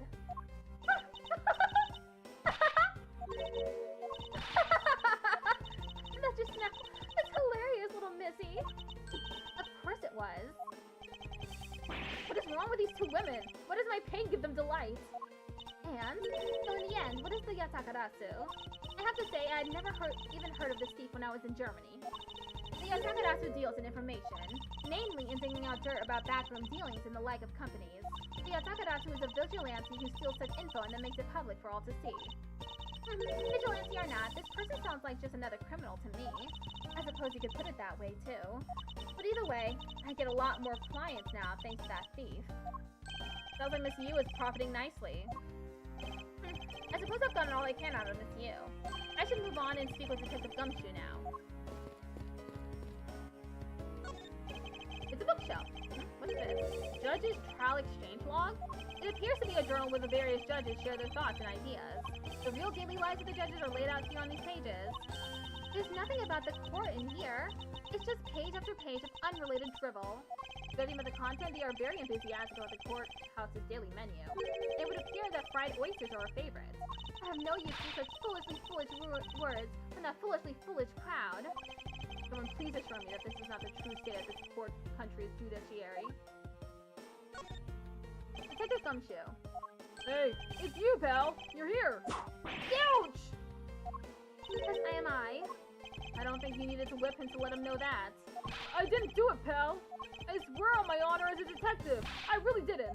Your words are useless. I place my trust only in the evidence, Detective. Once the investigation is fully over, and should we find out that you are the killer, there will be no mercy to be had for you. Have a heart, pal. But you're not worried, right? After all, you have nothing to worry about if you really are innocent, that is. That's right! Hey, pal, go on to your perfect investigation and get the real killer for me, will you? I would have done so, even had you not requested me to, Detective. So you and Mr. Faraday had a small meeting last week, did you? And what exactly did you do to make him so angry? I just asked Detective Bad the same thing myself, pal. Turns out he was mad at me because on my very first day as a detective, I reported it at my usual post instead of the Criminal Affairs Department. By the time I got down to Criminal Affairs, I was really late. That's when he gave me that huge speech. I remember doing the same exact thing in elementary school. On the first day of school every year, I'd always wind up going to my old classroom. How pathetic for the detective to be comparable to a mere school child. You claim to be standing guard in front of the door to lobby number 2 during the recess. However, when did you receive the order to do so, and from whom? Earlier, at around 3:20, and from Detective Bad, pal. Today's trial took a really crazy turn, so I was told to make sure nothing happened to Mr. Faraday. And yes, something did happen to him, correct? It looks like it was a total waste of manpower to assign you to guard duty. Ow! Words sting worse than your whip, pal. So it was Detective Bad who ordered him to stand guard, huh? Now then, Detective Gumshoe, is there anything else you'd like to tell me? Nope, not a thing, pal. In that case, allow us to take a look at what you are carrying on your personage. Ah! Wait! You can't do that! There's nothing of any particular value here. Well, my handcuffs and badge were confiscated by Detective Bad, so, you know. And what is that open envelope I see sticking out of your coat pocket? Ah! Hands off, pal! Just show it to us already.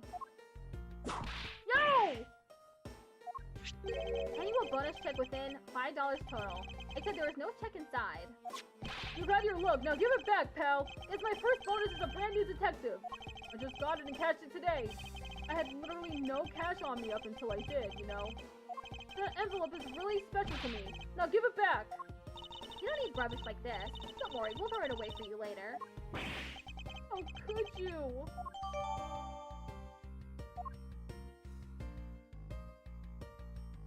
I'm sorry, but I need to take him in for questioning now. I think I've asked him just about everything I needed to. No, wait.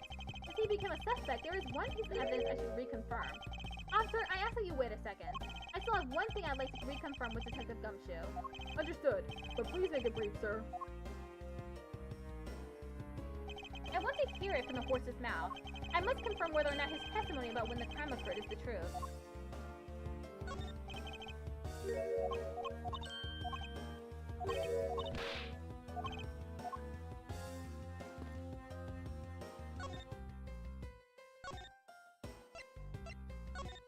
You told me earlier that you heard no sound other than a gunshot out in the hallway. Is that correct? No mistake about it, pal. Then you were also claiming that no one passed through the hallway either? Is that also correct? Yup, not even a single man passed through that hall while I was on duty. You do realize that the lie you're telling is only making life more difficult for yourself? Huh? Oh. But it's true! I didn't see anyone go through the hallway, and I didn't hear anything else, pal. I bet the killer found a way to kill the two guys that's beyond what I can even imagine. So he intends to continue telling this ridiculous lie. But why would he do so, given the situation he's in? I believe in a thorough investigation of the hallway in front of the defendant lobbies is in order. Oh! Hey! Oh, you! No!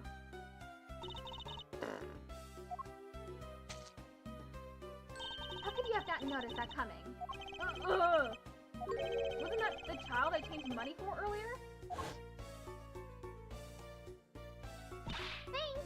That's exactly what I needed! Kids. Can sometimes be so cruel. It looks like she dropped something. Swiss roll, dropped by the mysterious young girl. Says courthouse special on it. Maybe we should arrest the girl? She might turn out to be a valuable lead. Ugh. I believe some sort of punishment may need to be dealt the next time we meet. I believe I asked all that I need to of this man. Now for Detective Bad and the judge. We have to confirm who is correct. The judge with that scruff face, right? I suppose we should inspect the hallway in front of lobby number 2 next then. I suppose so. Shall we head on over, Franziska?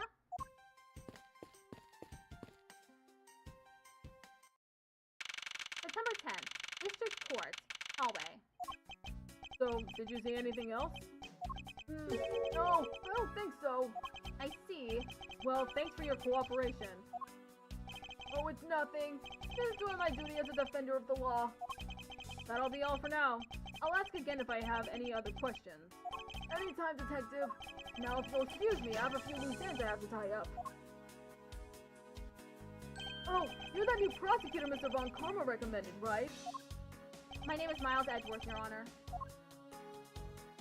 And I'm Manfred Von Karma's daughter, Franziska Von Karma. I'm set to become the successor to my genius father any day now, Your Honor. I see, Mr. New Prosecutor recommended my Miss... Ah! I bit my tongue. Are you alright, Your Honor? Please feel free to refer to me as just Ms. Von Karma, Your Honor. As for him, just Edgeworth is fine. Apparently, somebody doesn't feel that I'm worthy of a proper title. Oh, very well then. I shall call you Miss Von Karma and Mr. Prosecutor Edgeworth. Your Honor, Mr. Edgeworth is fine, sir. Now, about your earlier testimony. Yes? What about it, Mr. Edgeworth? I would like to ask you a few questions about what exactly you saw. Alright. After all, it's my duty to clarify my testimony as a defender of the law. I greatly appreciate your cooperation, Your Honor. Now, the first thing I will need to do is figure out the detective's exact movements. Begin investigation. There are no signs that this fire extinguisher was used in the crime. If you can already tell from a distance, then why are you wasting your time examining it? Francisca, let's not try to rush absolute genius. He's making a most ridiculous-looking face. That may be, but at least he doesn't look like someone who would tell a lie on purpose. I suppose, with foregone karma, evidence is the only thing that carries any weight. Of course. At any rate, this poster seems to be of no use to us right now. Have you found any suspicious fingerprints, officer? Nope, just the fingerprints of those involved with the case, sir. I guess we know all of the players in this case then, huh? It would appear that way, but I have a nagging feeling that we're missing something. And I suspect that what we're missing is hiding right here in this crime scene somewhere. Did you find something, officer? I think there's a $5 bill back there. Come on, a little more. Is there no one working this crime scene who isn't a total waste of living tissue?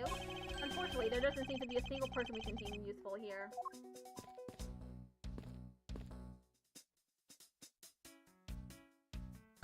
It doesn't look like there's anything contradictory left in this area.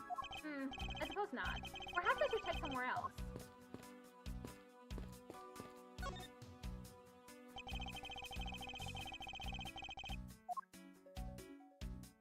I can look outside. However, I doubt the killer could have escaped through here. Of course not. This is the 3rd floor, after all. It appears that bars were installed on this to prevent people from falling out. Bars? What bars? Can you not see them from your vantage point?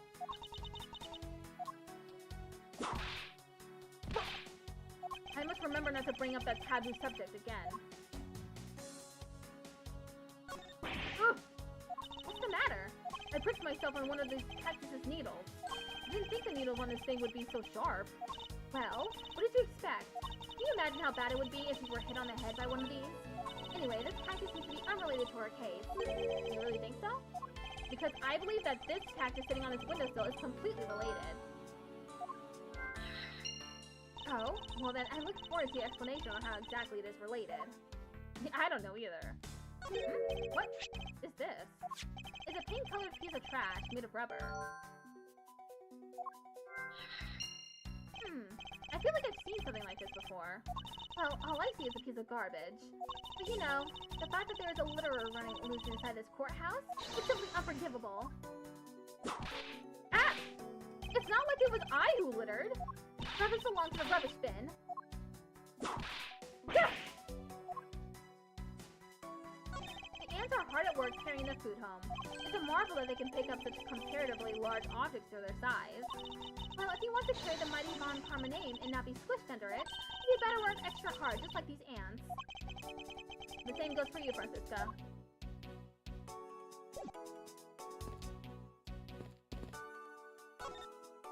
Your Honor, I'd like to ask you a few questions if you don't mind. Where were you at the time of the murder? Do you suspect me of something? No, nothing of the sort, Your Honor. But very well. You may continue with your testimony.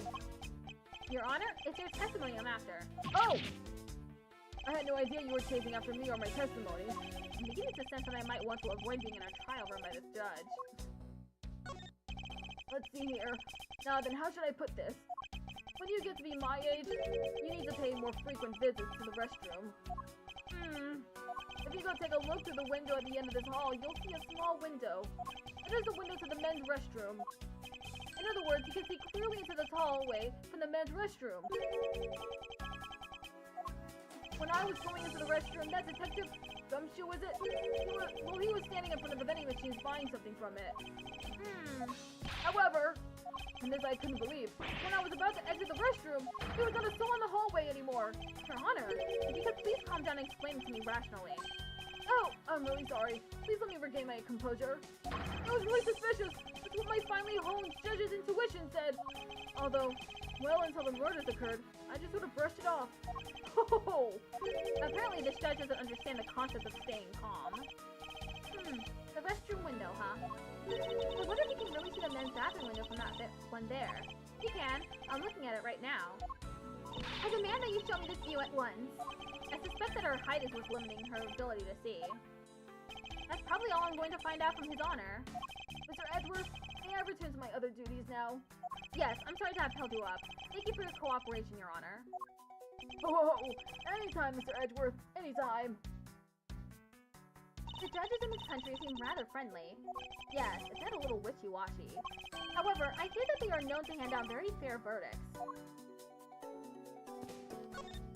Detective Fad, I have something I wish to inquire about.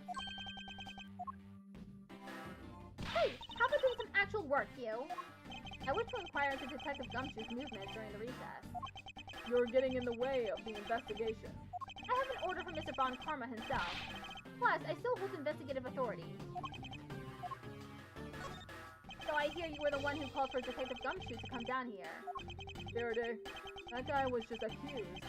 No? I just knew something was gonna happen. My detective's instinct told me. A lot of good it did you. You couldn't even protect one lone prosecutor with it.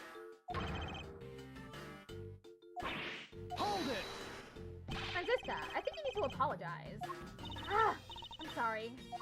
I'm terribly sorry, Detective Bad. Please continue.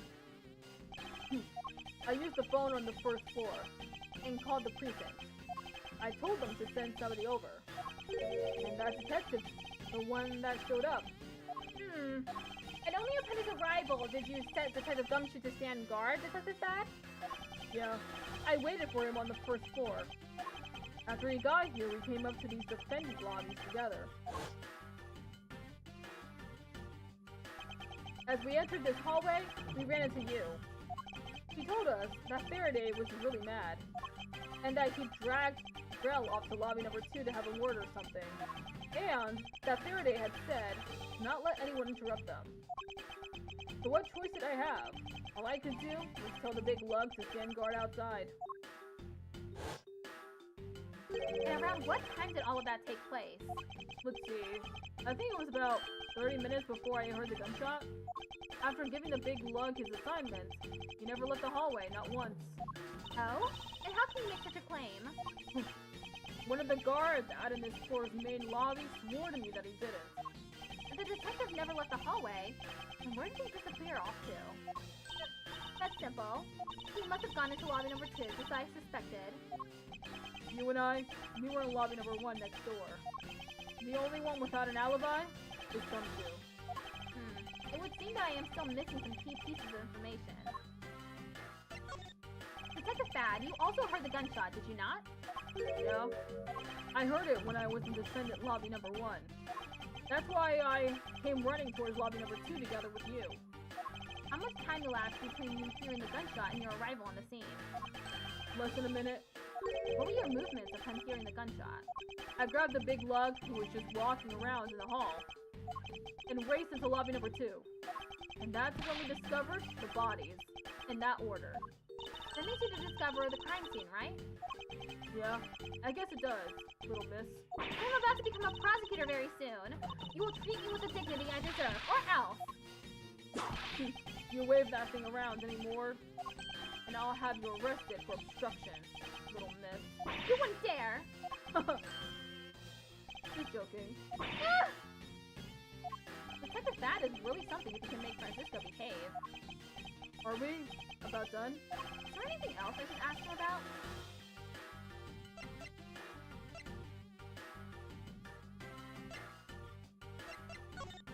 I'd like to know a little more about the circumstances under which you heard the gunshot. Like I said, I was in lobby number 1 with you. I have nothing else to add.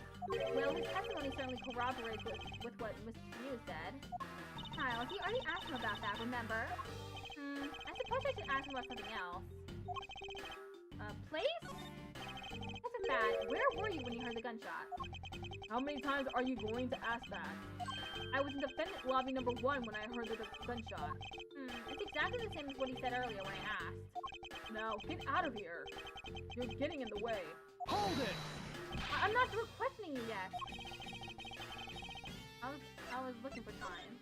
I'd like for you to tell me the exact time you heard the gunshot. It was around the end of the recess, and the trial was about to start again. I think. He was supposed to make time for himself to transfer the evidence he was holding.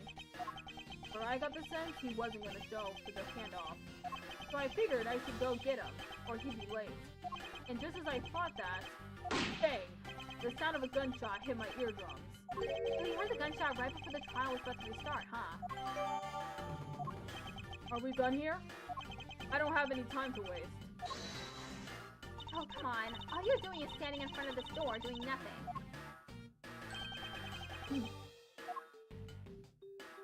I get the sense that he is somewhat investigating this crime scene. That starts in 1 minute. Or rather, that he is keeping us under surveillance. To what end? Detective Bad, may I ask that you cooperate with us for just a bit longer? I don't have anything else to say to the two of you. You guys were the ones who said you wanted to investigate in the first place. Fine then, be obstinate. We'll just do as we please. Come on, Miles. You may no longer be willing to help us, however. May I ask for the forensic scientist's cooperation? Do as you like.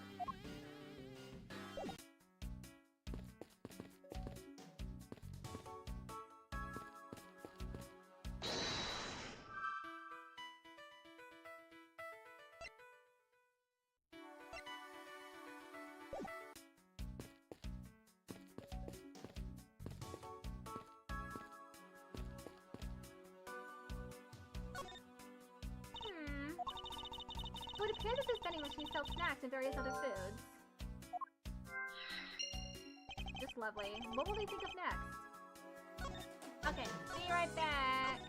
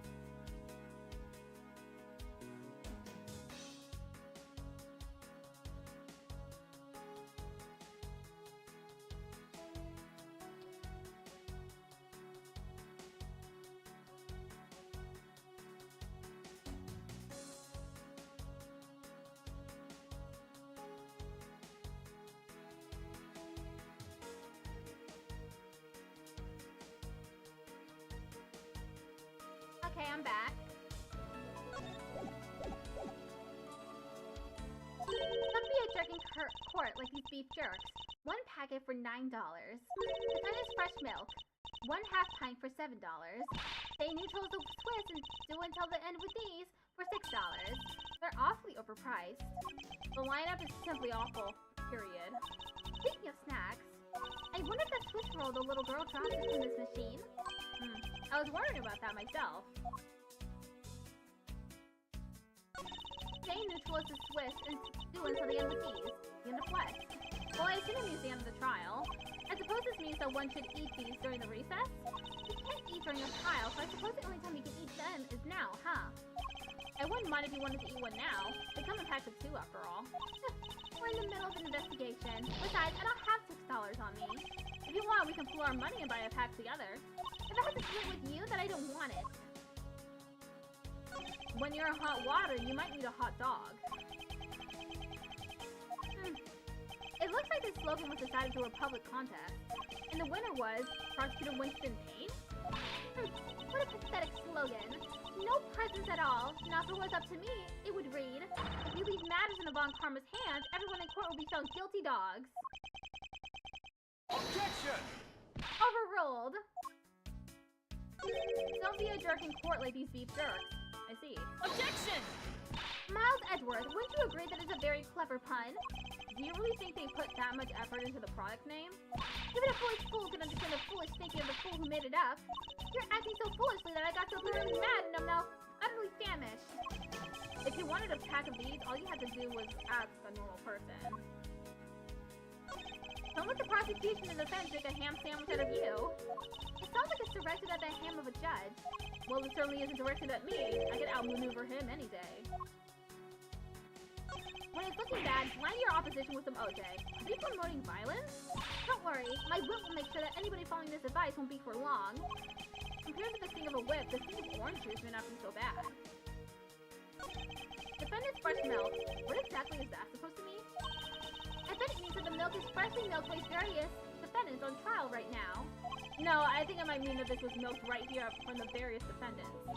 Miles Edgeworth? You can't possibly be serious. Of course not.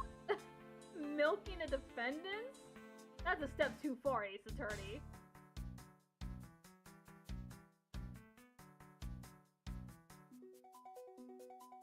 That all that's that we're able to see here?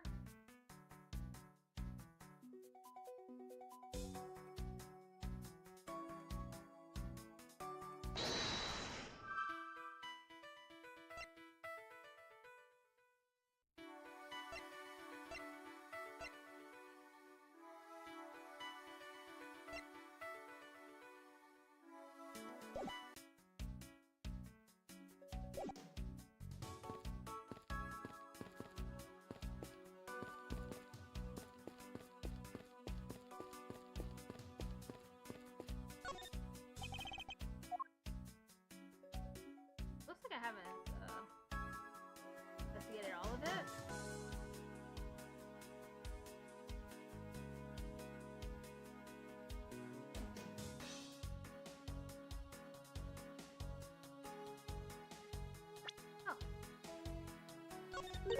What are these black speckles? I believe it's a pile of ants eating away. Ooh, a detective! He claims that not a single ant slipped by him, and yet here's a whole hill of them. Ah! What are you hitting me for? As a replacement for that pathetic detective. Ugh. Perhaps I should add this deduction to the detective's growing cap of pay cuts. Anyway, I wonder what the ants are eating. From the look and sweet smell of it, pieces of cake and chocolate and Swiss roll. Miles Edgeworth, the courthouse is to be kept pristine at all times. Ugh! It wasn't me that dropped food on the ground. The courthouse must be kept clean.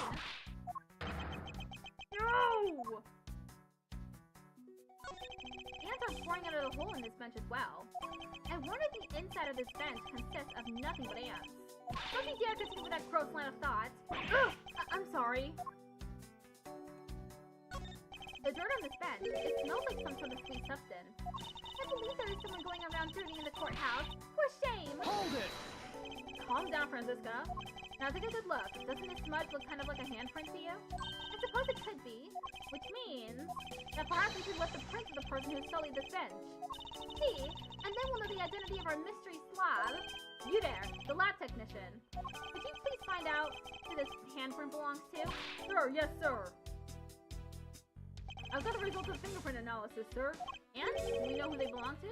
Sir, the fingerprints belong to Detective Gumshoe. Oh? Interesting. Good work, officer.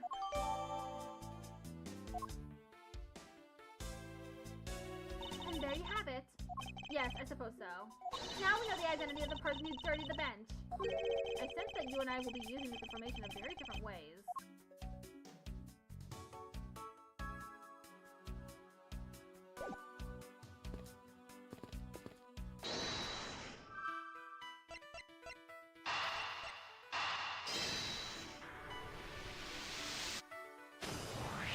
These bits of chocolate and cake, could they not have come from a Swiss roll?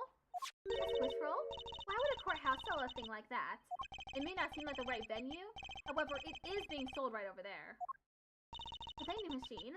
Ah, I see. Staying neutral is the Swiss, do until the end with these. 2 for $6? Talk about expensive. Leaving the fact that it's on the expensive side aside, the fact that the cake crumbs and chocolate bits were found in this hallway suggests that they came from a Swiss roll that was purchased from this machine. I think I have a pretty clear picture of what happened here now. Naturally. After all, I'm here, aren't I? Detective Gumshoe must have sat on this bench as he ate a Swiss roll. And as he ate, he dropped it on the floor and sullied the bench. How could he not have cleaned up after himself? How utterly despicable. Don't you dare whip me again. It wasn't I who made the mess in the first place. Anyway, if it was indeed Detective Gumshoe who bought the Swiss roll, that creates a rather interesting contradiction of facts. Contradiction? Where? I think another look at this special courthouse vending machine is in order.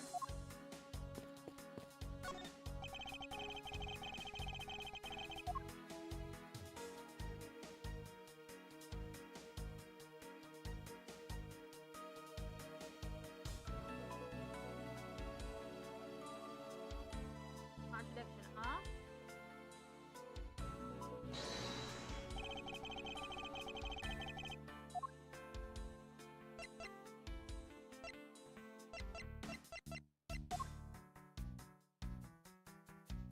Eureka!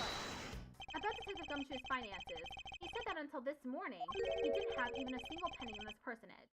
Just how poor is that guy? If his bonus really was only $5, then he should not have been able to purchase a pack of Swiss rolls. However, facts being as they are, we found cake crumbs on the floor. Meaning Scruffy must have bought a pack somehow. Indeed. That detective should not have been able to purchase a pack, and yet he did. The question is, how?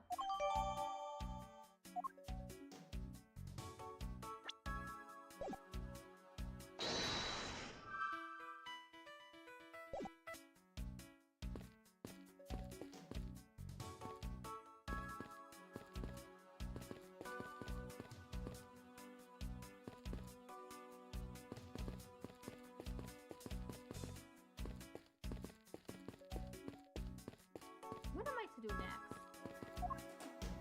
Yes, what is it?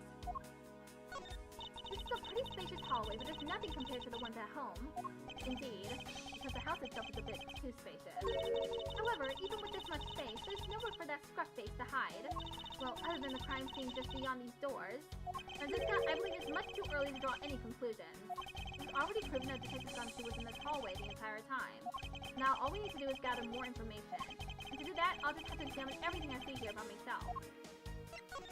So, according to the judge, someone looking through the restroom window, that you can see from the window at the end of this hall, can see into this hall? I wonder exactly how true that statement is, don't you?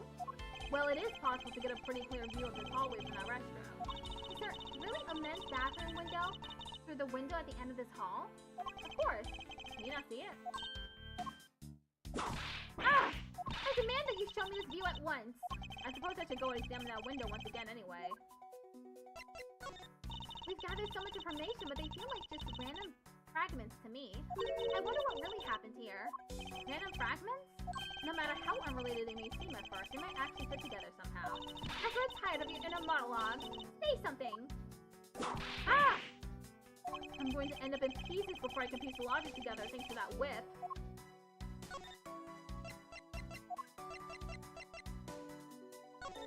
It looks like this Swiss roll was brought from the vending machine in the hallway.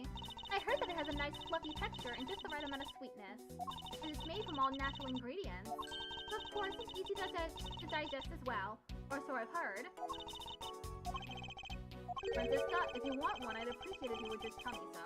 I never said I wanted one. And besides, if I did, I'd make you prepare me some milk to go along with it. At that time, I hope you will be more direct instead of playing these mind games.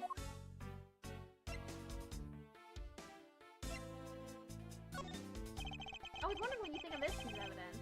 Asking for help is breaking the rules, Miles. As I said earlier, this is a competition, a battle of wits. If you want to act on one opinion, you should start with yourself. In other words, you have no real opinions about this piece of evidence, do you?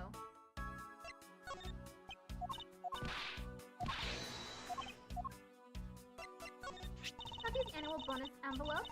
What a useless piece of evidence. Yes, well, obvious point aside, what do you think about the low amount of money? A pathetic amount for a pathetic detective. I think it rather suits him. But don't you think it's a bit too low, even for an officer like him? By his pay, I can tell he's a fool that I'd never trust anything to. A foolish fool like him would only blotch my record with foolishly foolish mistakes. Well, none of that matters. I'll never have to work with that pathetic fool anyway. That was a bit harsh. Even for you, Francisca.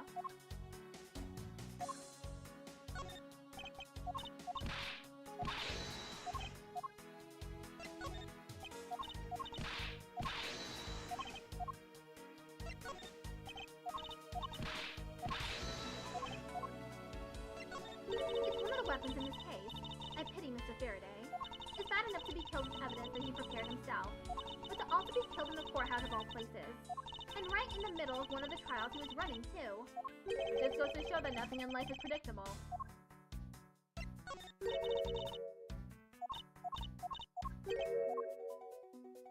Oh, I didn't do that again.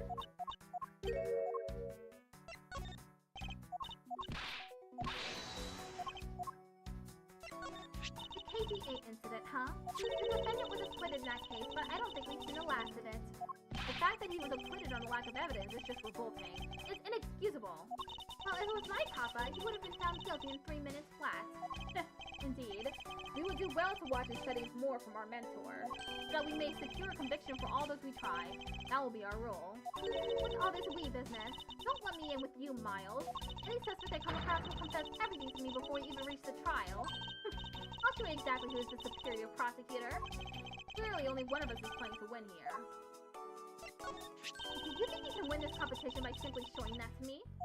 Not at all. In fact, I was planning to thank you. I wouldn't be a prosecutor today without you and your father. You didn't really do much. You become a prosecutor first, that's all. But just you wait and see, Miles Edgeworth. Very soon, I'll be a prosecutor too. Good, then we can both send criminals away together as colleagues. So you can be sure that I will always get more convictions than you. It's almost cute that she's going this far to insist that she'll always win. Almost.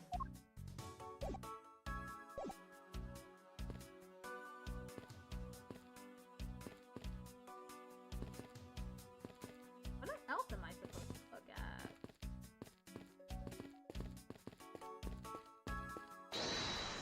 I'm supposed to be piecing together this evidence?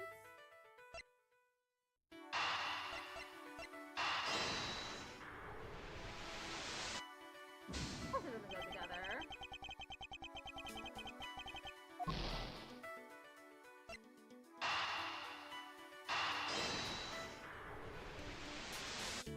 Yeah, that doesn't go together either.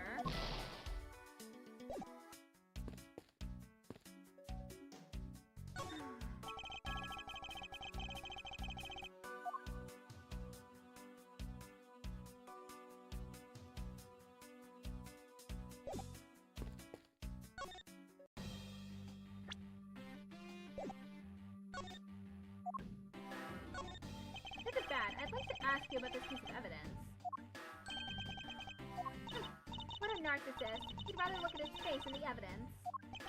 Don't trust your eyes all the time, little girl. I can see the evidence, and keep an eye on the two of you with this mirror. What? Then why don't you answer? Because I've got nothing to say. That's all. Understood. Why couldn't you have just said that at the beginning? It's just as I said, I have nothing further to add. But if there's one thing a detective honors, it's that you must have confidence in and take responsibility for anything you say. That's what it means genius to be a detective. In other words, you're just another stubborn horse, aren't you, detective?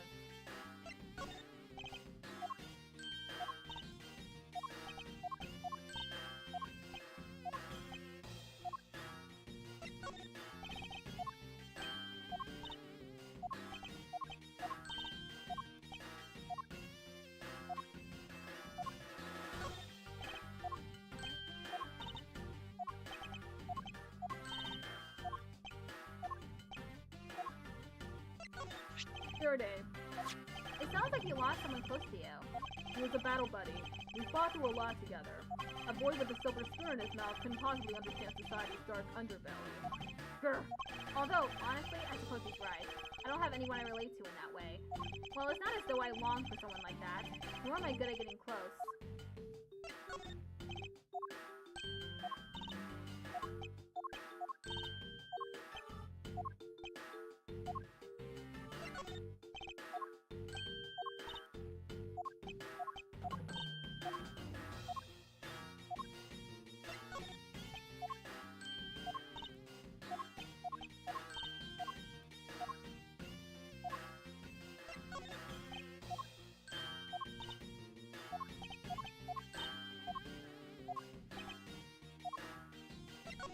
The KGA incident. I heard that you were involved in this case as well.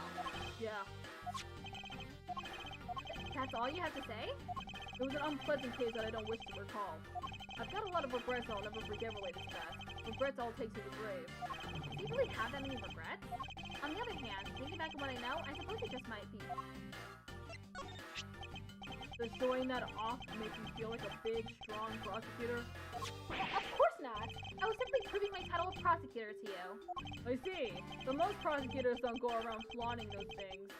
It's like a detective walking around outside with his badge flashing in the sunlight. Show that off too much, and before you know it, you'll be elbow deep in angry criminals. That would definitely be a problem.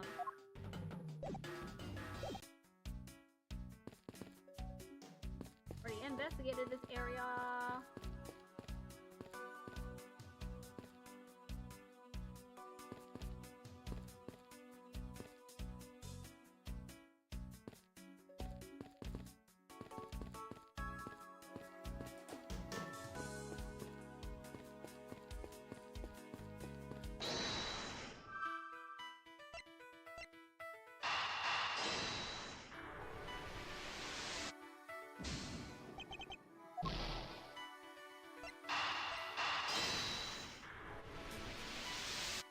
Oh, they go together. This pink rubbery substance. I saw this in a different form earlier today. I believe this is a piece of a popped balloon. I suppose that's possible. The balloon probably got a little too close to our friend, the windowsill cactus. That would be the logical conclusion, yes. Investigation complete. I believe I now have a very firm grasp on what happened here. Ah, well, I do too. All right, Francisca, would you care to share what conclusions you've come to? Why should I do that? We're still in the middle of a competition, you know? We should be checking to see if your conclusions are wrong first, so you go ahead. It's almost cute that she's going this far to ensure that she wins. Almost. Very well, but first we need to pay his honor a visit to correct his testimony. December 10th, 5:15 p.m. District Court, courtroom number 3. Your Honor, if I may, I'd like to test your witness testimony to see how it stands up. Do you doubt me? Am I your new suspect? In a sense, I suppose you could say that. Even you, a judge, are nothing but a common witness before Von Karma. Silence in the courtroom! Silence, I say! Mr. New Prosecutor recommended by man and the genius prosecutor sessions event. You bit your tongue again, didn't you? As a defender of the law, I can never give false testimony. And you can even place me under oath if you want. Very well then. Your testimony, if you please. What I saw at recess. During the recess, I went to the restroom. There is a window on the hallway side. In other words, I could see into the hallway. As I entered, I saw that detective buying something from the vending machines. But when I was about to exit the restroom, he had completely disappeared. A detective that goes missing while on duty. That sounds mighty suspicious to me. Your Honor, can you please try to remain calm? Oh! I'm so used to simply listening to testimonies that I got caught up in the excitement. I'm sorry, Your Honor, but I'm afraid I'm going to have to spoil your fun now. Rebuttal! During the recess, I went to the restroom. Hold it! Your Honor, why exactly did you pay a visit to the restroom, if I may ask? Oh! Well, isn't it obvious? What else do you go to the restroom for? Maybe, I knew it! You suspect me of some sort of tomfoolery, don't you? Please stay calm, Your Honor. It's going to be much harder than I anticipated. I'm sorry. You're right. I need to think things through with a level head. I'm just nervous because so much has happened today with this trial. Let's see. I announced a recess and a time for us to reconvene. But having done all that, I still wasn't able to go to the restroom right away. And why couldn't you? Mr. Faraday had been accused, so I had paperwork to process regarding a new prosecutor. Once I had finished that, I was finally able to make a mad dash to the restroom. At least he stayed consistent on the going to the restroom part of his testimony. There was a window on the hallway side. In other words, I could see into the hallway. Hold it! Your Honor, did you really go to the men's restroom? What is the meaning of that statement? I simply meant that perhaps you went to a restroom on a different floor. I had to go for such a long time. It was all I could do to dash to the closest one to the courtroom. I suppose that's only natural given his circumstances. I ran from the courtroom to the floor's main lobby and down the hallway. Once you enter, you can see there's a window just above the urinals. And it was through that window that you witnessed Detective Gumshoe, Your Honor? Yes, exactly! Your Honor, there's no need to yell. I can hear you just fine. Oh, I guess I put a little too much into that last answer. Now then, let's continue with the testimony. As I entered, I saw that detective buying something from the vending machines. Hold it! Are you sure that the person you witnessed was Detective Gumshoe, Your Honor? Yes, I'm absolutely sure. It's hard to miss someone of his stature, even from as far away as the restroom. Besides, I can't think of anyone else with that kind of hairstyle and big beige coat. Well, I was simply wondering if you were mistaken in what you saw. What? Preposterous! My eyes are as sharp as can be, ready to see through lies to the truth. Though recently, things do seem to be a bit fuzzier than they used to be. Clearly, his eyes are not the only things that have gone fuzzy. But allow me to say with all the honor and dignity of a judge, I am not mistaken in what I saw. But when I was about to exit the restroom, he had completely disappeared. Hold it! He disappeared? But Your Honor, didn't you just say? I saw the detective buying something from the vending machines? Why, yes, I did. The restroom window looks over the courtyard and right into the hallway. But just as I was about to exit, I took another look and there was no one in sight. That led me to the only solution to this mystery. The detective must have gone into the crime scene lobby number 2 at that point. So he looked into the hallway from the restroom and over the courtyard, did he? A detective that goes missing while on duty? That sounds mighty suspicious to me. Hold it! Your Honor, I ask that you please remain calm. No. I'm perfectly calm. You're being anything but perfectly calm. It appears that his Honor could not have been mistaken in what he saw. I suppose so, given his line of sight. However, Francisca, why do you suppose our lines of sight are so different? If you're referring to my height, can't you hold that whip still for just a second? Now, about Mr. Honor's testimony.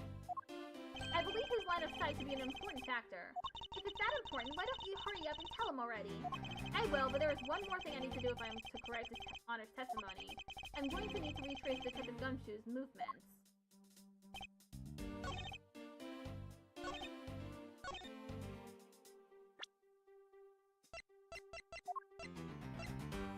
Objection! That statement and this piece of evidence contradict one another.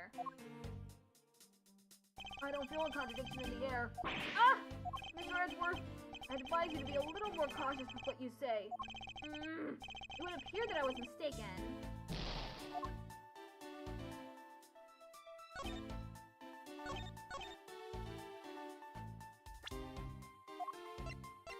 Objection!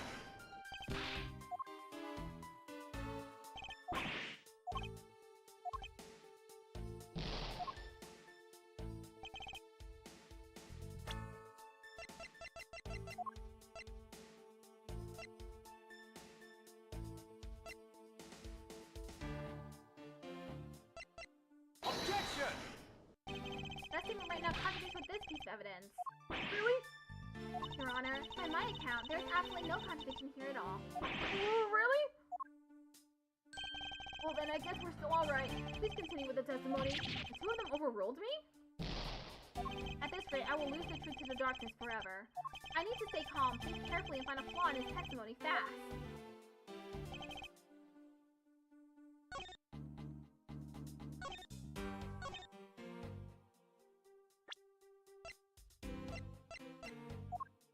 Objection! What was that finger wag for, Mr. Edgeworth? And don't you know it's rude to shout objection while someone is giving testimony? Ha! If you truly are a man of the law, then you must always be vigilant. For example, I've never let an opportunity to shout objection pass me by. Charles Edgeworth, it's one thing to be passionate about your job, but this is real life. This is what some people may say is a pot calling and a kettle black. Your Honor, I wonder if you might take a look at this for me. What is that filth? How dare someone dirty the hallway bench like that? Who's the culprit? That party is hereby found guilty of uncleanliness! If you must know, the uncouth bench folier has already been placed under arrest thanks to your earlier testimony, Your Honor. Oh, well that's good. But who was it? We were able to discover something from the smudge on the bench, namely Detective Gumshoe's fingerprints. Not how you were committing just murder, you had to go and dirty the courthouse too? Guilty! Your Honor, please calm down. While it's true that the detective is the one who made the mess on the bench, we have not yet established that this action is related to the double murder. What do you mean?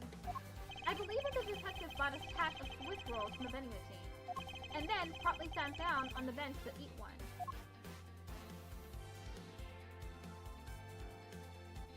The cake crumbs and pieces of chocolate on the floor under the bench, and Detective Gumshoe's fingerprints prove my conclusions to be true. Oh, I still don't understand. The whole thing related to how I couldn't see him as I was leaving the restroom? It is indeed. The window in the hallway was built rather high up into the wall, at around a grown adult's chest height. As evidence, I submit that Francisca herself was unable to see out of that window.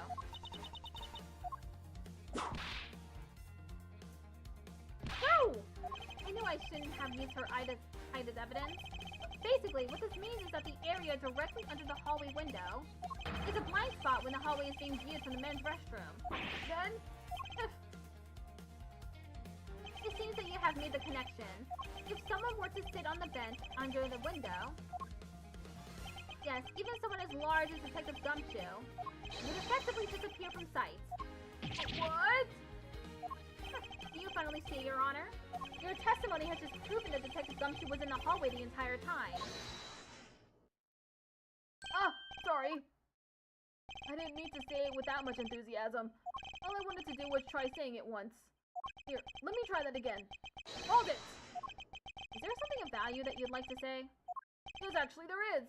I've remembered something else just now. Mr. Edgeworth, please allow me to testify to the court one more time. Even if we overruled him, he'd just keep on talking, wouldn't he? That might not be a bad thing. The more info, the better in a perfect investigation, right? What I saw, part 2. I suppose it's possible you can't see a seated person from the restroom window. However, that doesn't mean that the detective was sitting there when I looked. Anyway, I forgot to testify earlier about probably the most important detail. As I was leaving the restroom, I heard the loud bang of a gunshot. Yeah! How is that? That is a testimony of one who judges the crimes of others. Your Honor! Would you try to state the important facts first next time? I agree. Before you go around judging others, you should learn to judge your own words. Eek! I'm sorry, but honestly, I thought that sound was just a noise popper until just now. Now that he mentions it, right before we restarted the trial, he did talk about that. Oh, by the way, was there someone celebrating a birthday during the recess? I could have sworn that I heard a popper going off. And to think of it, the other day with my grandson? The most critical point in this argument is when did the judge look into the hallway, and whether that lines up with when the gun was actually fired. Your Honor, if I may, I'd like to clarify a few details in your testimony. Rebuttal.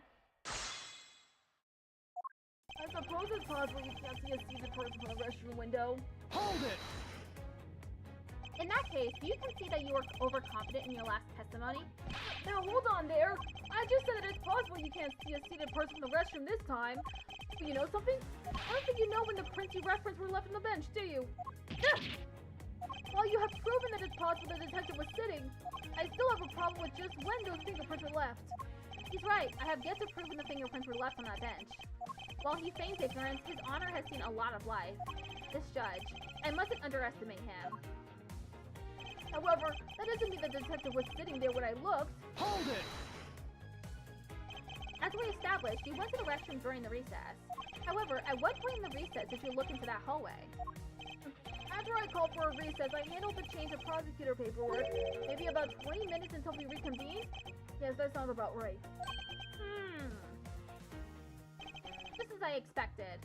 What were you expecting? And I demand to know what that all-knowing smile is for. Your Honor, that statement you made just now is very important. I'd like for you to append it to your testimony. Alright, if you insist. Let's see.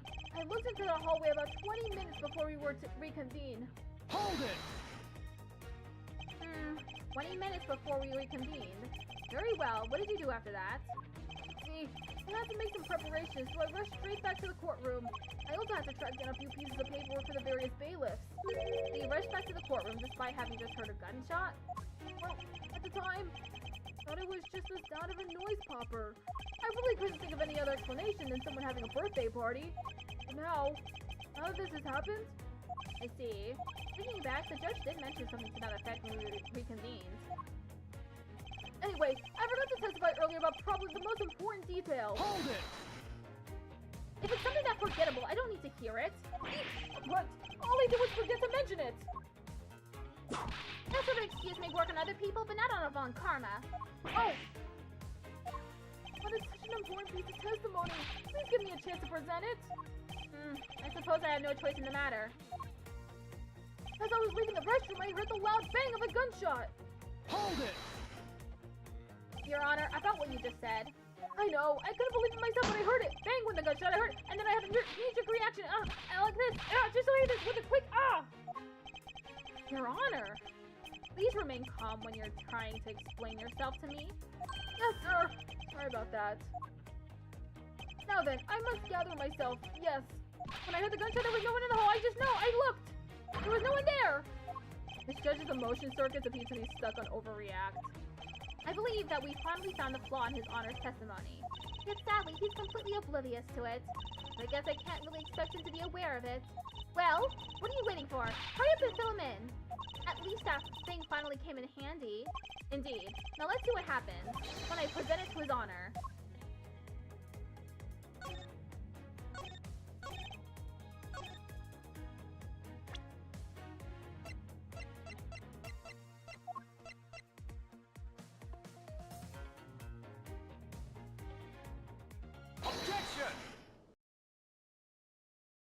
Objection! I cannot allow you to make an objection. What? Your Honor! I'm really sorry, but I cannot allow you to not allow me to make an objection. Begad! I've been overruled? Your Honor, there are simply too many holes in your testimony for my taste. What do you mean by that? You claim that you heard the gunshot during the recess, but that is simply not possible. Mr. New Prosecutor recommended by Manfred von... Instead of biting your tongue, why don't you bite your... I see you have no mercy for the elderly either, Francisca. Don't talk back to me unless you want to be whipped in the back. With your height, you'd need a stepladder or 4 to accomplish that. Mr. Edgeworth, my ears are not that far gone yet. I'll have you know, I can still hear just fine. And I heard the sound of a gunshot loud and clear with my own 2 ears. Ha! Your Honor, I have here an interesting bit of testimony. It's from Detective Bad, and according to him, he heard the gunshot right before the trial was about to start again. What did you just say? Your Honor, you just said that you heard the gunshot about 20 minutes before we were to reconvene. How do you explain this glaring contradiction? That can't be! Unfortunately, that is the truth. But I heard it, clear as day! Bang! The loud sound of a gunshot! The sound of the gunshot. You keep returning to this point of contention. In that piece of evidence, I always did wonder why I found it where I did. However, now I understand what that gunshot the judge heard really was. Unfortunately, Your Honor, this is what really produced the gunshot you heard. Take that! I found this object in the hallway earlier. What is that pink substance? It may not look it, but this is actually a piece of a balloon. I see! And I suppose you would like me to accept that pink balloon into the court record? Your Honor, I present this piece of evidence in order to overrule your testimony. What? Your Honor, your argument goes as follows. You saw no one in the hallway when you heard the gunshot. Now, there is no guarantee that the detective was sitting on the bench at that time. Therefore, you believe he must have been at the crime scene, defendant lobby number 2. Am I correct? Yes, that's exactly right. Let me ask you something. Do you think that the gunshot you heard was produced by a real gun? I think I've said enough that even you can figure the rest out on your own. Your Honor, you are fooled that the popping of this balloon into thinking it was a gunshot. What manner of trickery is this? That was a good effort you put forth, smiled Edgeworth. But if it was me, I'd have wrapped this thing up before the judge even testified. Care to elaborate on how one ends something before it even begins? Well, to be honest, I did think that the sound was a bit off from a real gunshot. But who could have guessed that someone would pop a balloon in a place like this? That's true. One doesn't usually think balloons in conjunction with courthouse. I want to trade these coins with you. That's it. That balloon that girl was holding. It explains everything. Your Honor, if it makes you feel any better, you didn't lie once in your testimony. However, I can't really vouch for its accuracy. Who knew that giving testimony could be such a difficult thing to do? What have I done? I owe Detective Gumshoe a very, very big apology. I will see to it myself that he's released. Wait. There are still a few things I have yet to resolve about what happened in the hallway. Your Honor, I request your permission to further question Detective Gumshoe. But why? I thought we just cleared his name. Whether we did just now or not, I still cannot say. The only thing I can do for now is to continue on my quest for the perfect explanation. And to that end, I must resolve the remaining issues pertaining to the events that occurred in the hallway. Very well. Bailiff, please bring Detective Gumshoe into the courtroom. I must fulfill my mission and find the perfect explanation to this case. September 10th, District Court, courtroom number 3.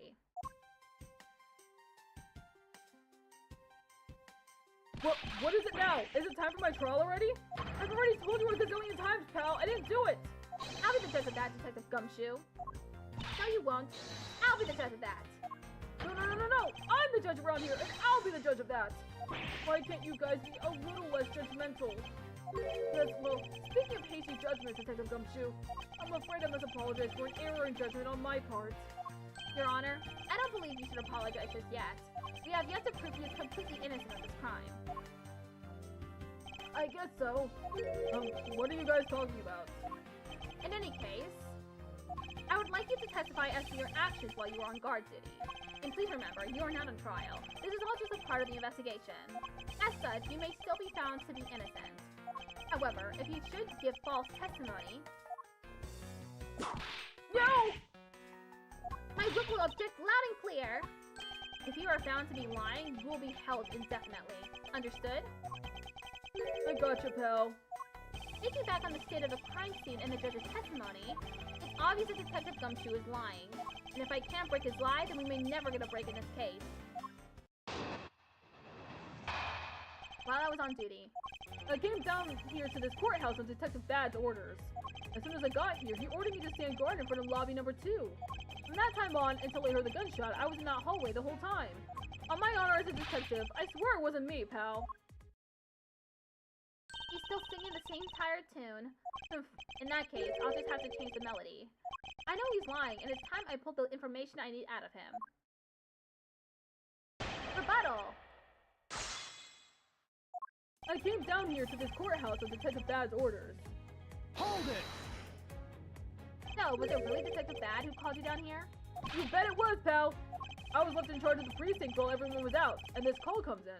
I wasn't down here in 1 minute flat, he said. Well, I thought this was my big chance, my first case, so I made a mad dash down here. Although, I couldn't exactly get here in a minute flat. So how long did it take you?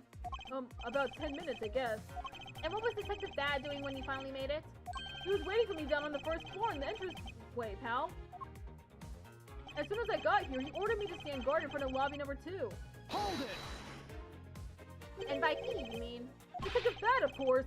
And this being my first time at this courthouse, he also walked with me up to the third floor hallway for the defendant lobbies. And did you meet anyone along the way? Well, just as we entered the hallway, we ran into Miss Yu. When he heard from Miss Yu that Mr. Faraday was not to be interrupted, that's when Detective Bad told me to stand guard in the hallway, pal.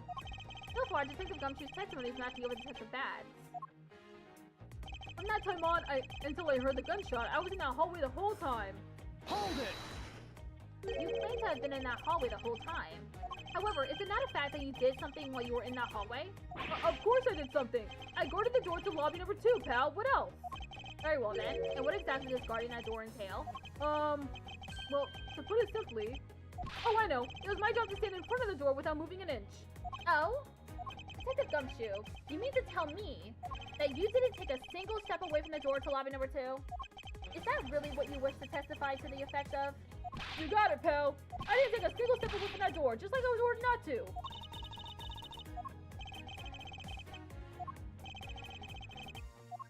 Why is everyone so quiet all of a sudden? Because we are all in shock and in awe of your utter stupidity.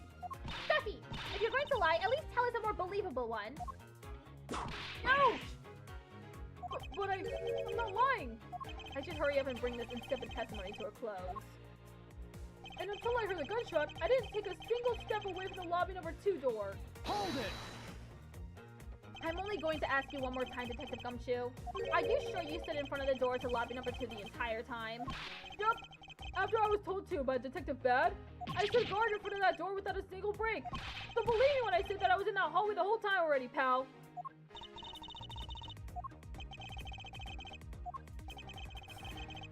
Why did everyone go quiet all of a sudden again? Apparently, someone has a bit of trouble reading between the lines. What's that supposed to mean? I don't... Be quiet! No! I should hurry up and bring this insipid testimony to a close. On my honor as a detective, I swear it wasn't me, pal! Hold it! Would you also be willing to swear that there was no one else in that hall besides you? Whoa! What are you talking about? I just swore to you that I was doing my job, pal! Oh, then what are you acting so nervous for? What? I'm not nervous at all, pal! Anyway, not a single person other than myself was in that hall the whole time. I should just let it go.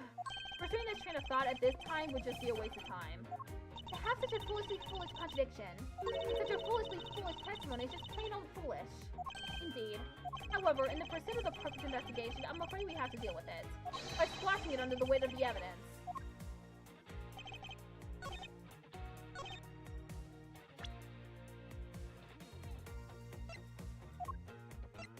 Objection! I have an objection. What? What is it, pal? Detective Gumshoe, I wonder if you might recognize this from somewhere. Hey, it's one of those things. The courthouse special Swiss rolls, right, pal? Precisely. In that case, I suppose that you also recall the sullied hallway bench? Hey, you know what? I think it was probably me that did that. Detective Gumshoe, you know you can't go around dirtying up the courthouse like this? You inconsiderate slovenly pig! Hey! I promise to clean it up later, I swear! Now then, shall we get down to business? About the fact that you didn't move even a single step from in front of that door? If that really were the case, then how were you able to buy a pack of Swiss rolls? Oh! Furthermore, if you didn't move a single step from in front of that door, how did you manage to get the bench dirty with your grubby hands? Ouch! It appears that Francisco's whip can do more damage than my words alone can. Alright, I confess, pal. I was hungry so I bought a pack for myself, okay? I thought I'd get chewed out again if anyone found out about me eating on the job. But I didn't want to say anything. Well, unfortunately for you, I saw you do the whole dastardly deed. I clearly saw you buying a pack of Swiss rolls from the vending machine. Okay, I'm sorry for lying. But that's all I'm sorry for, you got that? Because I'm not holding anything else back. That last statement. It may sound like it makes sense. However, there is something I don't quite believe about it. Are you sure you're not withholding further information from us? Huh? Of course not. I've got nothing else to hide, pal. Objection! Oh, if only that was true, Detective Gumshoe. But it is true, pal. I swear there's nothing else. Detective Gumshoe, I'm sure you are aware of the price of a pack of Swiss rolls, correct? Huh? Remind me again, pal? that vending machine out in the hallway. It's selling packs of 2 Swiss rolls for $6 a pack. And yes, according to you, you didn't have any cash on you until you cashed your $5 annual bonus check. Isn't that right? Let me ask then, how did you manage to purchase a pack all by yourself? Can you provide me with a proper explanation to that? Oh, I told you I bought it by myself, pal. There wasn't anyone else in that hallway with me. So there's no one else who could have helped me buy it. Wait, don't tell me. You've got some kind of proof that there was someone else in the hallway, don't you? Correct. As if you could. I mean, what are the chances of that? Wait, you do? Of course I do. What? How? What proof do I have that there must have been someone else in the hallway? Take that! What the heck is that? I knew you didn't really have anything. You prosecutors are all the same, always lying to people. You should stop, you know? Ah! I refuse to be lectured by the likes of you, detective. Miles, how long do you plan on being strung along by this moronic detective? I have no intention of falling for his lies, because there was definitely a second person. Because if he was truly alone all along, that piece of evidence should not exist. What proof do I have that there must have been someone else there in the hallway? Okay, well.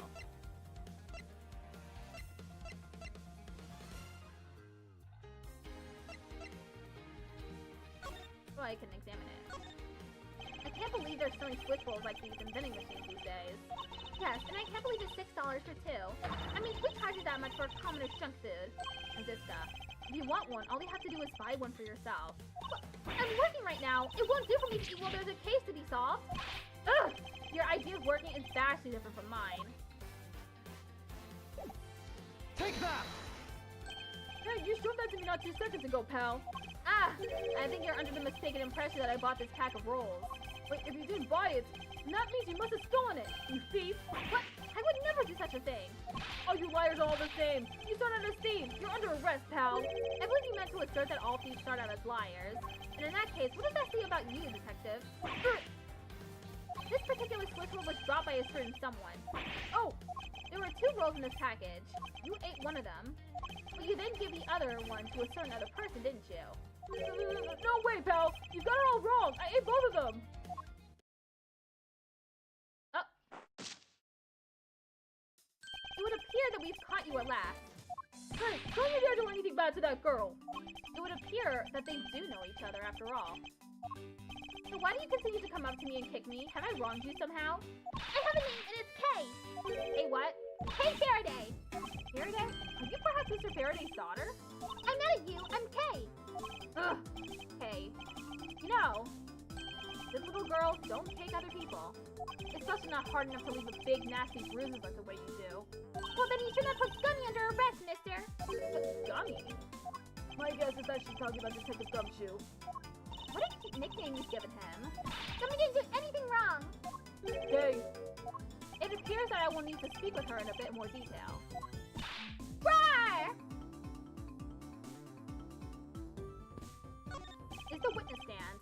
I'll make sure that each and every person that ever stands here will be found guilty. There are others besides the defendant that stand under this podium, you know. I don't care. Just make sure you never end up standing at one of these. Or you'll be sorry. I'll keep that in mind. Oh dear. Bye. What is the matter, Your Honor? I claim to hand down fair verdicts, but I unfairly cast suspicion on the big fella. If this had been a trial just now, I would have destroyed his life. I am the guilty one. Ugh. We all make mistakes, Your Honor. To err is human, to forgive divine, as they say. Although, if you were to make a mistake during a trial, then it would be quite unforgivable. It appears that we've caught you red-handed eating a Swiss roll. Oh, look, I'm sorry about lying to you, pal. And? Do you have anything else to say? Doo-doo, it was so fluffy and sweet and big. Oh, it was perfection, pal. It's totally worth every penny of my bonus. I see. Well, good for you, detective. I can't believe it, but it's almost funny when a fool is just unbelievably foolish.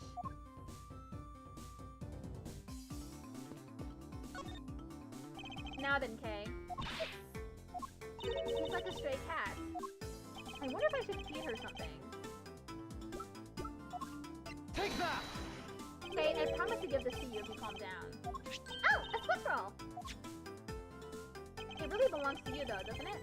Yeah, I was saving it for Daddy. Oh my.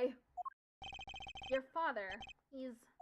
Oh, don't you say another word, pal. She doesn't know yet. Thanks for watching out for me, Gummy. But I already know about Daddy. I've heard the guards talking about how Daddy's not here anymore. I'm sorry. I'm sorry I couldn't protect him. Hey, I'm not gonna cry. I'm not gonna...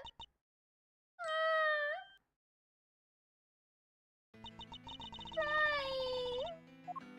It's alright. Let it all out. Your father just passed away after all. I myself was also involved in a case at this courthouse when I was a young child. A case in which my father, who was a defense attorney, passed away. All of my dreams of becoming a lawyer were crushed into fine ash on that nightmarish day. Even now, the wound festers deep in the depths of my soul. Ever since that incident, I've dedicated myself to locking away every criminal I can. And now, to have this happen right in front of me? This child, I feel it's turned shared fate, a common bond between us. Charles Edgeworth, what sort of gentleman are you? Are you going to just stand there and watch a lady cry? You're right. Sorry about that. Hey, here, how about we use this handkerchief here and dry your little eyes?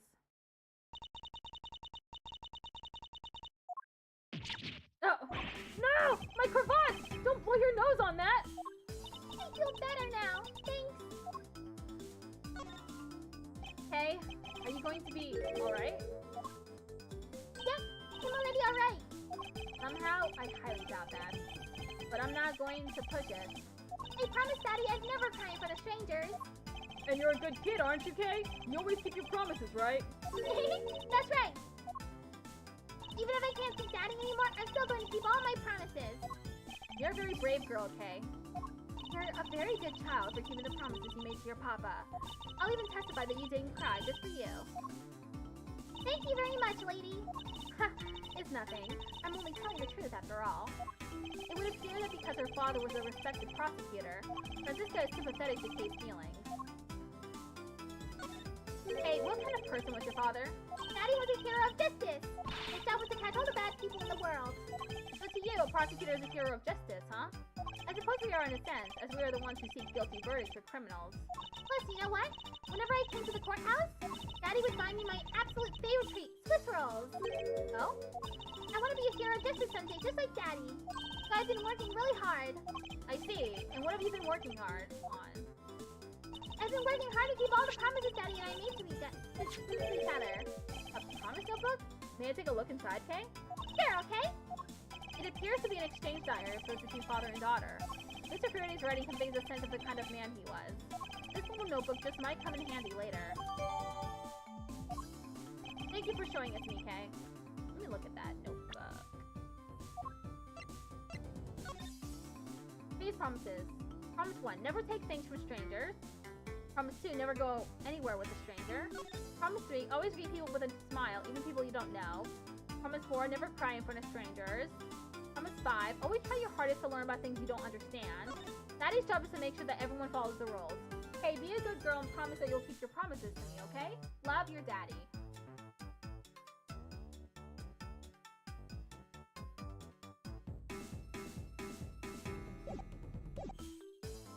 I hope you'll continue to work hard and become a hero just like your father. I'm gonna try.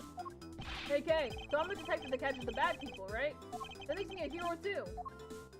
Yeah, you're really cool too, Gummy. Yeah, aren't I, Kay? What is with the two of them? I hand out verdicts of justice that makes me a hero too. Yes, and thanks to your oath of heroic testimony, you almost painted that detective as a vile criminal and sent him off to jail. But I'm really sorry about that. Gummy is not a bad man, okay? The poor judge. He's being treated like a vile criminal rather than a hero of justice. It appears that you and Detective Gumshoe are good friends, Kay. Yeah, we're friends. In that case, would you mind telling me a little more about him? So I take it that you ran into Detective Gumshoe earlier? Yep. I was on my way to see Daddy when I saw Gummy standing there. He was standing in the hallway staring really hard at the vending machine, so I said hi. And when was this? Huh? Oh, before everything got crazy? How long were the two of you together? We only talked for a little while, and then we went on our own ways. That's right, pal. Kay and I always talk for a little while, and that's it. Oh? Which means You have now confirmed that Kate was in the hallway during the recess, isn't that right? Oh, you got me! I told you to stop picking on Gummy, mister!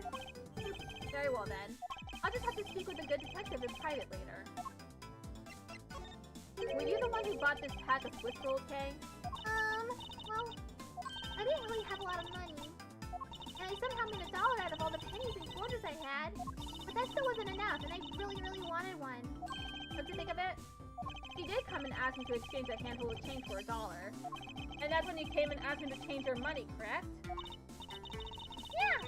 Things a bunch of doing that, mister. Sure. But let me ask you, even with that $1, you still didn't have enough, correct? That starts at 1 minute. Well, that's why... Hey, if you bully Kay anymore, I'm gonna have to arrest you, pal. Need I remind you that you're the one already under arrest? No! I sense that Kay is going to be less than forthcoming to this question. Sorry about your roughly thing. Yes, well, now that it's positively drenched in your nasal mucus. Don't worry, Kay, I have a spare. So here, you can have this one. Daddy said, never take things from a stranger. It's one of the promises you made in your promise notebook, correct? Yeah, look, see? It's right here on this page. Alright then, I'm not giving this to you. I'm merely allowing you to borrow it. You can take it home, wash it nice and clean, and then give it back to me next time we meet. Okay, Daddy never said I couldn't borrow things from strangers.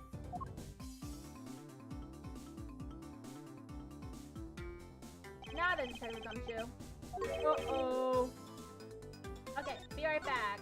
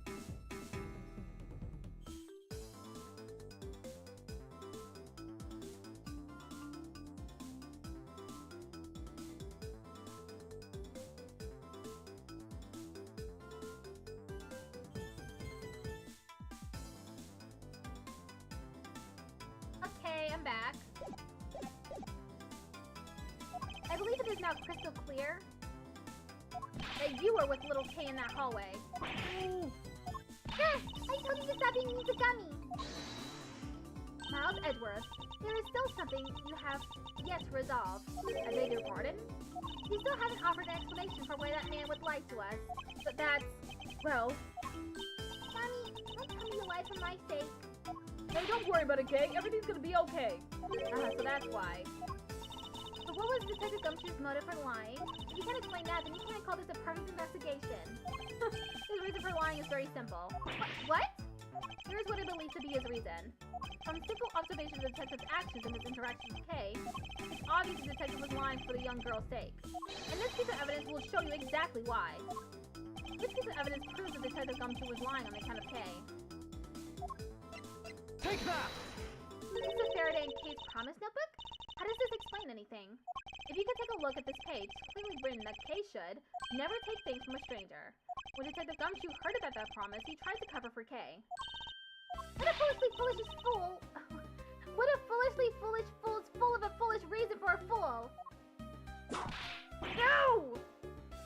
Gummy, you lied because of me, didn't you? Because I'm your friend, Kay. That's why. Gummy!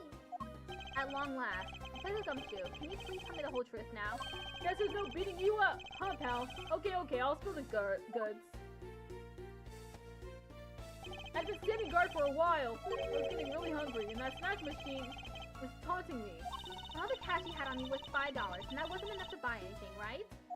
After all, the cheapest item in that machine is a $6 pack of Swiss rolls. Yeah, but then like an angel from heaven, Kay showed up.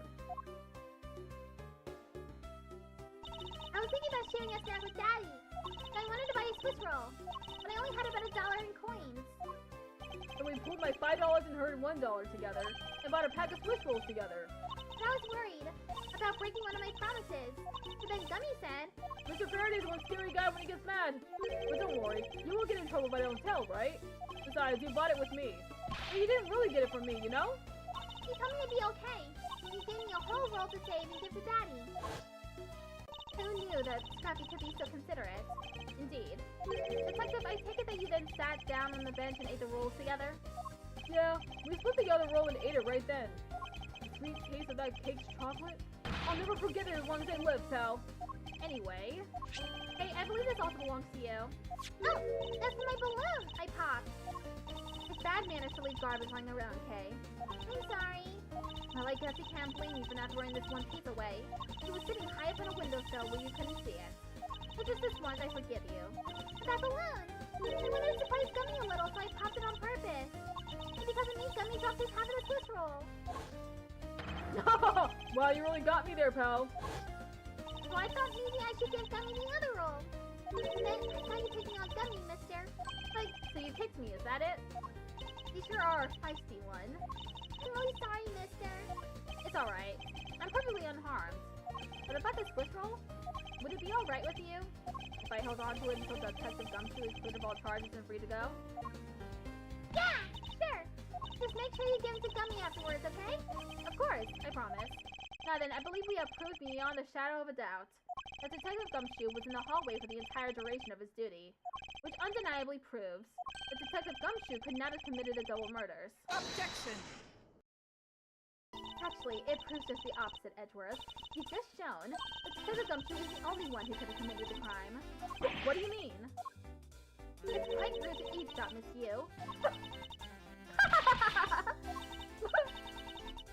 I'm getting lectured on manners by a girl with a penchant for whipping people. What? How dare you talk back with such insolence? You're wrong, lady. Gummy's not the bad guy. Oh, and what have we here? What is a child doing here in a courthouse? Bailiff, please take this child away. What? Miss Callisto, you! That girl is Mr. Faraday's... I know. So what? You think that just because she's the victim's daughter, she gets to just run wild all around the crime scene? I think it's actually quite dangerous for her to speak nothing of getting underfoot. I suppose you're right. However, as long as we're in agreement on that point, let's get back to the real issue at hand. Now that, Detective, you were in front of the door to lobby number 2 the entire time, correct? Yeah, but... You see, isn't it obvious that it could only be the detective? He is the only person who could have gone into lobby number 2 at the time of the murders. Ah! I have no counter-argument to that. Don't worry, I've already put in the necessary paperwork for his formal arrest. Ugh, but the investigation is far from over. Oh, that's right. I was going to speak with you about that. Don't you think it's reckless to talk to the suspect out in the open without a guard? Ugh, I suppose it is. Well, with someone with more experience in law than you, allow me to share something. Always keep a good eye on a criminal, or you may regret what comes out of your negligence. Ooh, Miles, I can't believe you're letting this woman lecture you like this. This is unforgivable as a disciple of Von Karma. Down, Tigress. Now then, I'll be looking forward to the result of your investigation. So, we're back to square one. Actually, this is our last chance. I can tell that if we fail to solve this case, Detective Gumshoe will be formally charged under all of the circumstantial evidence. This investigation is not over yet. There's still one location we have yet to inspect. It's where Detective Bad and Miss V were at the time of the crime. Lobby number 1. To be continued.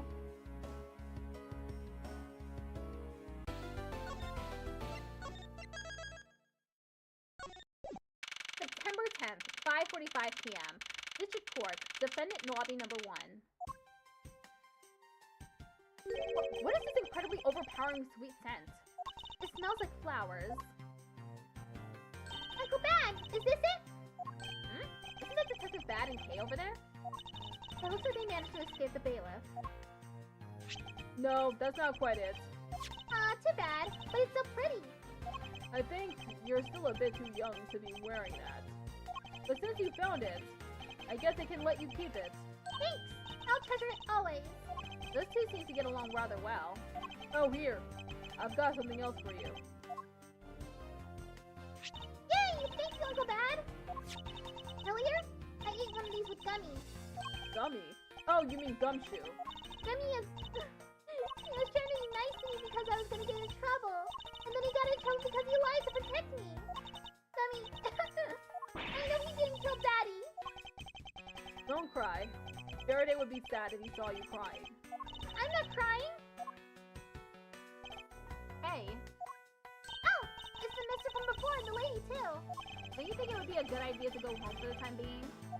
You're not involved in the investigation, so it's for the best if you do. Actually, I'm Uncle Bad's assistant. So I'm related to the investigation. That's so Detective Bad. Yeah, I guess. What? You were just scolding us like kids and I messed up the crime scene. And now you let this child run free? Why? People are free to investigate things outside of the actual crime scene. You also had a few things she wanted to look into. Got a problem with that? Ah! I don't have a problem with that, but I am curious as to what Miss V was looking into. Uncle Bad, I'm gonna go look somewhere else now, okay? Alright, I'm counting on you. Oh, that's right. Hey, mister. Yes, what is it? I know Gummy really isn't the bad guy. I mean it. So please, find the real bad guy, okay? I won't forgive whoever did this. But in the absence of the perfect piece of testimony and evidence, there is no one else who could be the true culprit other than Detective Gumshoe. He wandered off while I was pondering.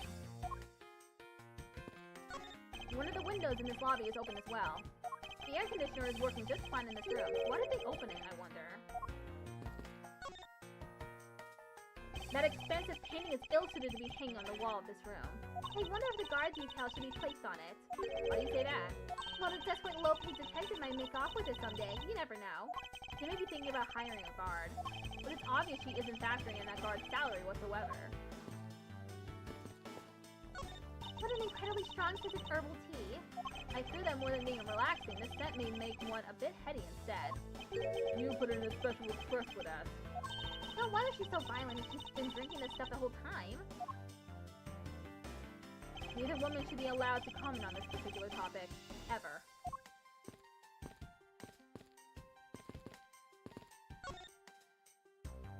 It may not look like much, but I find that ordinary tables like this one are very useful. I think it's time they bought a new one. I wonder if they will replace this table if I hit it enough with my whip. A much too heavy-handed method if I ever saw one.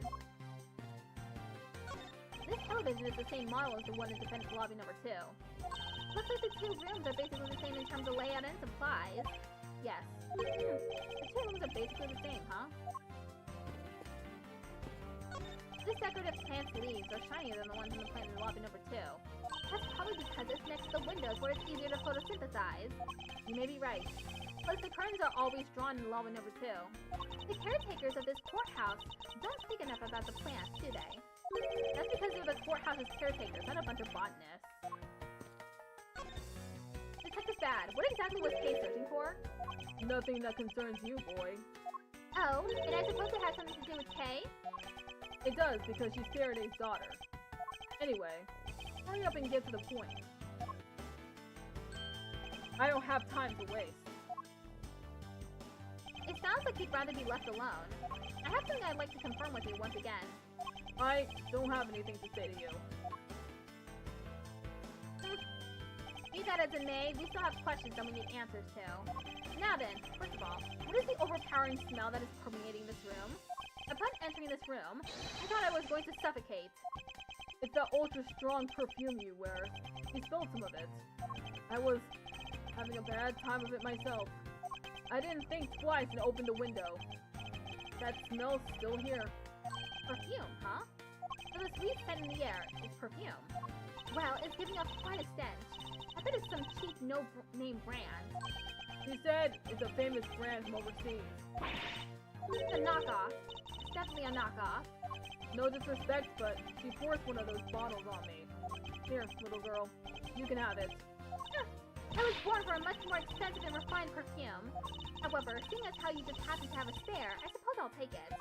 Miles Edgeworth, you will hold on to this bottle without fail. Ugh. Can't she ever be honest with her once? So now we have the perfume Miss Yu wears. It's fantastic. Is that all you wanted to talk about? If so, I'm going back to investigating. Let me look at that perfume bottle. Oh, I can't look at it. Actually, I still have a few other things I wish to inquire about. So you were in this room the entire recess? Like I said, I made a call to the precinct to get that big lug down here. But other than that, I was waiting for the recess to end in here. At least your story is consistent. Earlier, you stated that you were in this lobby with Miss Yu. Yeah, I ran into her in the hallway. She said she wanted to talk to me about something, so we came in here. Then what you're saying is that until Detective Gumshoe's arrival, you and Miss Yu were in 2 different locations? Yes, I am. Interesting. Speaking of that lawyer, he seems to have a great dislike for you. Let's see, Miss Yu is the sister of the victim of the KG-8 incident. And as I recall, Detective Bad was the lead detective on the case. I wonder if the reason for disdain isn't simply because you failed to guard Cece, but because you were the lead detective in the case. You knew? I also know that today's trial involving the Kodopian embassy staff member is being referred to as the second KG-8 incident. Now then, Detective, I believe it's time you were honest with me, and told me the truth behind your relationship with Miss Yu and Mr. Faraday, and the KG-8 incident. If you already know that much, I guess it'd be alright to tell you. Now then, I'd like to ask you a few questions about the KG-8 incident. It's not exactly a happy story. Other than the people who were directly involved, you two will be the first to hear what I'm about to tell. The honest truth behind the KG-8 incident. Faraday, you and I. As you already know, we 3 were involved with the KG-8 incident. Faraday and I, we were originally on the trail of a smuggling ring. You mean the smuggling case involving one of the Amano Group secretaries? That trial was just a front. A facade? Yeah, but the case became tainted. All because the witness who was going to testify about the Amano Group's ties to the smuggling ring, CPU, was killed. Then what became of the secretary who was arrested? His name was Colin Deveray. To be honest, the guy didn't know a thing about the smuggling ring. But he confessed to knowing about it anyway. Deveray was probably being intimidated by the big boss man. Just another scapegoat. The boss man of the Amano Group? I seriously mean Mr. Ernest Amano. Can't be right. Probably just Detective Bad's personal hypothesis. What is he trying to do suspecting Mr. Amano of being involved with smuggling? I suppose it would have been quite difficult to secure an acquittal after he confessed.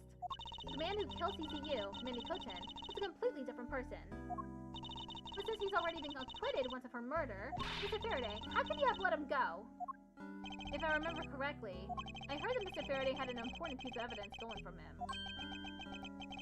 That wasn't Faraday's fault. It was mine. I wasn't vigilant enough. Faraday, Cece, I was supposed to protect them both. Miss Yu did mention that as well. About how Detective Bad was supposed to guard her sister. But even I, who was supposed to protect them, I fell into their trap. What kind of a trap? The holes in this jacket are a testament to that trap. You mean you were fired upon? You were shot at that many times in one gunfight? No, only about half of these are from that case. But the reason I continue to wear this jacket is to remind myself of the lessons I learned in the KGA incident. I see. I couldn't protect CCU, and the suspect was found not guilty. He had hit a brick wall, as far as the law was concerned. And that's when she came to the courtroom, the victim's sister. That's when I first met Callisto Yu. About when you first met Miss Yu. It was on the day the verdict of the KG8 incident was handed down, was it not? Yes, Faraday and I, we apologized to her from the bottom of our hearts. It was all we could do. But just saying you're sorry won't bring my sister back, she said. And then she gave me a hard slap across the face. Well, you certainly had a lot of self-control to stop at just a slap. If it was me, not even 100 lashes would have been punishment enough. I suppose not. You said it yourself. But she never wanted to see either of us ever again. And after that, you've seen her many times over, correct? Yeah. Faraday and I, even after the KGA incident had come to a close, we continued to hunt down the smuggling ring and got involved in a variety of cases. But it was no use. We cracked so many different cases, but the result was always the same. We couldn't find the real mastermind behind the ring. Is the ring really that big? It was in the pursuit of the ring that we met you once again. It was during another trial related to the smuggling ring. Faraday was the prosecutor, and I as the lead detective. Took to the witness stand. She appeared out of the blue as the defense attorney. Her claim was related to the smuggling ring. And she was defending them? Yeah. You was pursuing the ring as best she could as a lawyer. I think she defended Rel this time for the same reason. Come to think of it, Miss Yu did say something to the same effect. I have my own agenda. I'm still on the hunt for leads regarding the KGA incident, alright? And for that, you have not a single qualm about defending a known killer? Don't put words in my mouth. I said no such thing. The only way I had to get close to Mr. Rel was to be his lawyer. I had no intention of covering for him. Ever. But don't you dare suggest I was going to. It doesn't matter what her reason is. Helping a criminal is just despicable. You're so naive, little girl. I could have stolen this lollipop from you, that's how naive you are. How dare you insult the daughter of Von Karma? Just like us, you felt that she had hit the limits of what the law could do. That's all. The law is merely a tool. There is no limit to it, only the skill of the craftsman. You two are still too young, but one day you'll know what I mean. But enough sidetracking. What matters is that we met you again in pursuit of the smuggling ring. That's all. So what was your relationship to Mr. Faraday? You even seem to know Kate fairly well. I met him when he was a rookie prosecutor. Known him ever since. And Kay, I've known her since the day she was born. Faraday and I, we cracked quite a few cases together. But you two seem to have made no progress at all in the Yatakarasu case. Did we touch a nerve? I only have one thing to say to you. No one knew more about the Yatakarasu than me and Faraday. That's why I was called upon to testify in today's trial. To prove that Rel was not the real Yatakarasu. Which I would have done if he hadn't turned around and accused Faraday.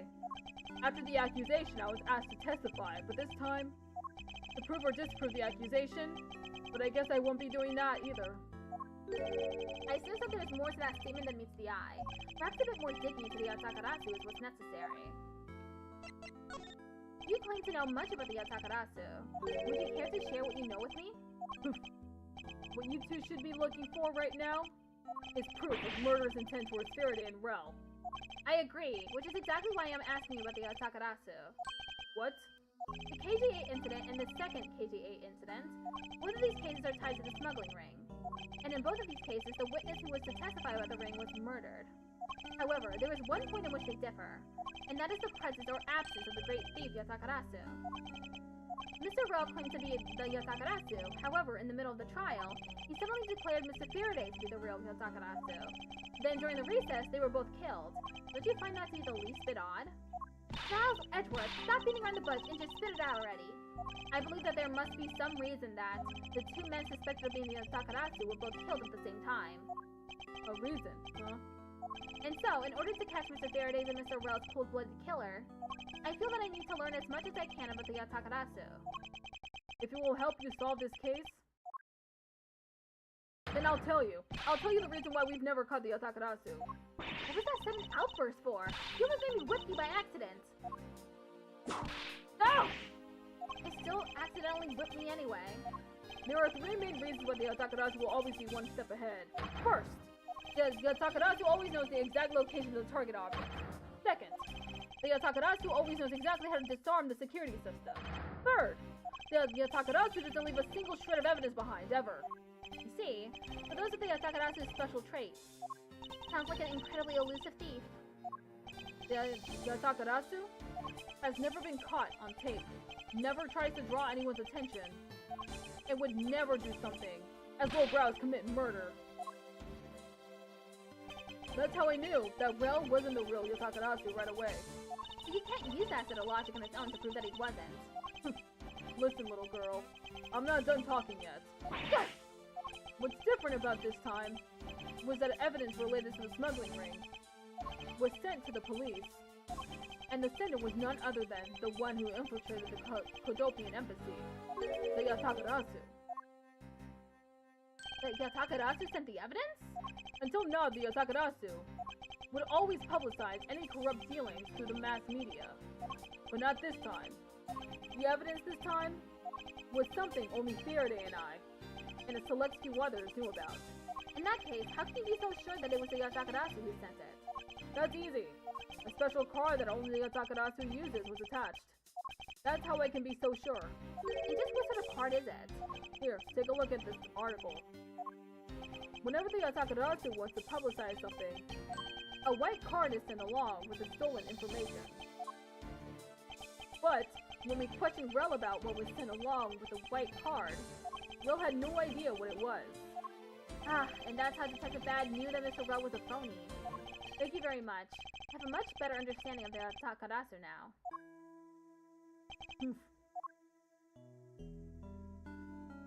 Excuse me, Mr. Edgeworth.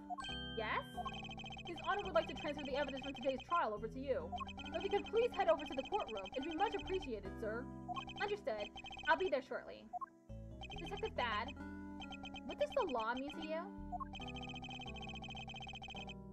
Finding the answer to that question is the only reason I'm still alive. I became a prosecutor to find the answer to that question myself, and to play a part in ensuring that all criminals everywhere are found guilty. September 10th, District Court, Courtroom number 3. Oh, it's you, Mr. Edgeworth. It appears that His Honor is still a bit dispirited. For the first time today, I experienced what it's like to stand at the witness stand. I now have a greater appreciation for just how hard it is to give testimony. Well, there's no reason for you to be all depressed about it, Your Honor. As a judge, no one expects you to think about anything other than the verdict. Franziska, there is no need to further depress His Honor. But I'm not trying to, Miles. Your Honor. Your Honor, I've come to collect the evidence that was to be transferred to me. Your Honor, the evidence. Your Honor! Oh! It's you! Yes, can I help you? I'd like to collect the evidence now, sir.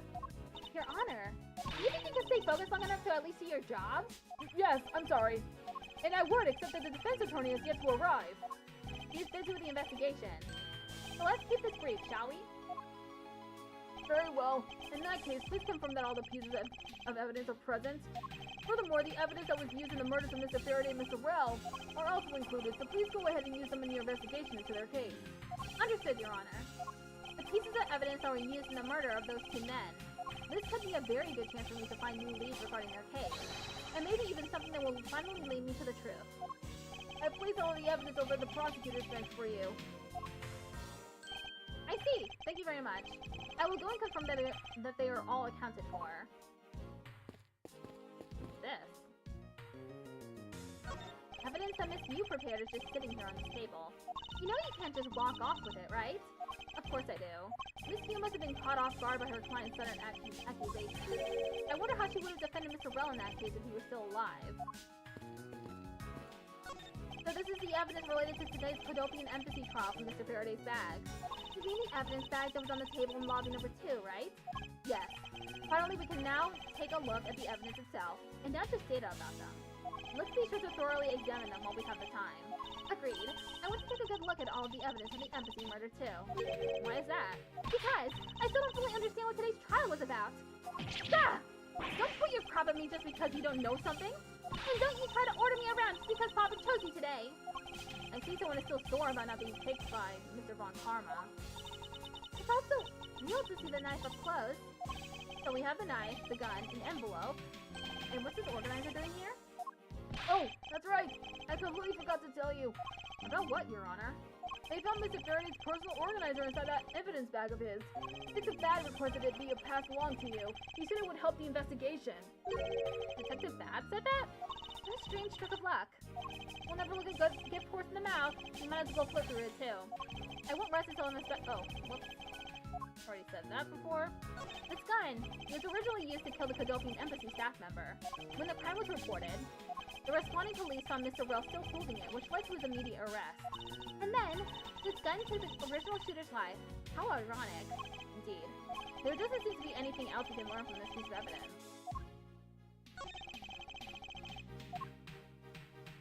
It's a knife that was used to kill Mr. Faraday. Who would have thought that such a beautiful piece of art could be used for such a cruel act? And it's never crossed your mind that you used your writing crop for the wrong purpose? Mr. Faraday's organizer. It appears he was in the habit of using it. It looks like he wrote his strategy for getting Mr. Rel convicted down in here. I've collected the evidence I need to prove that Rel was the killer.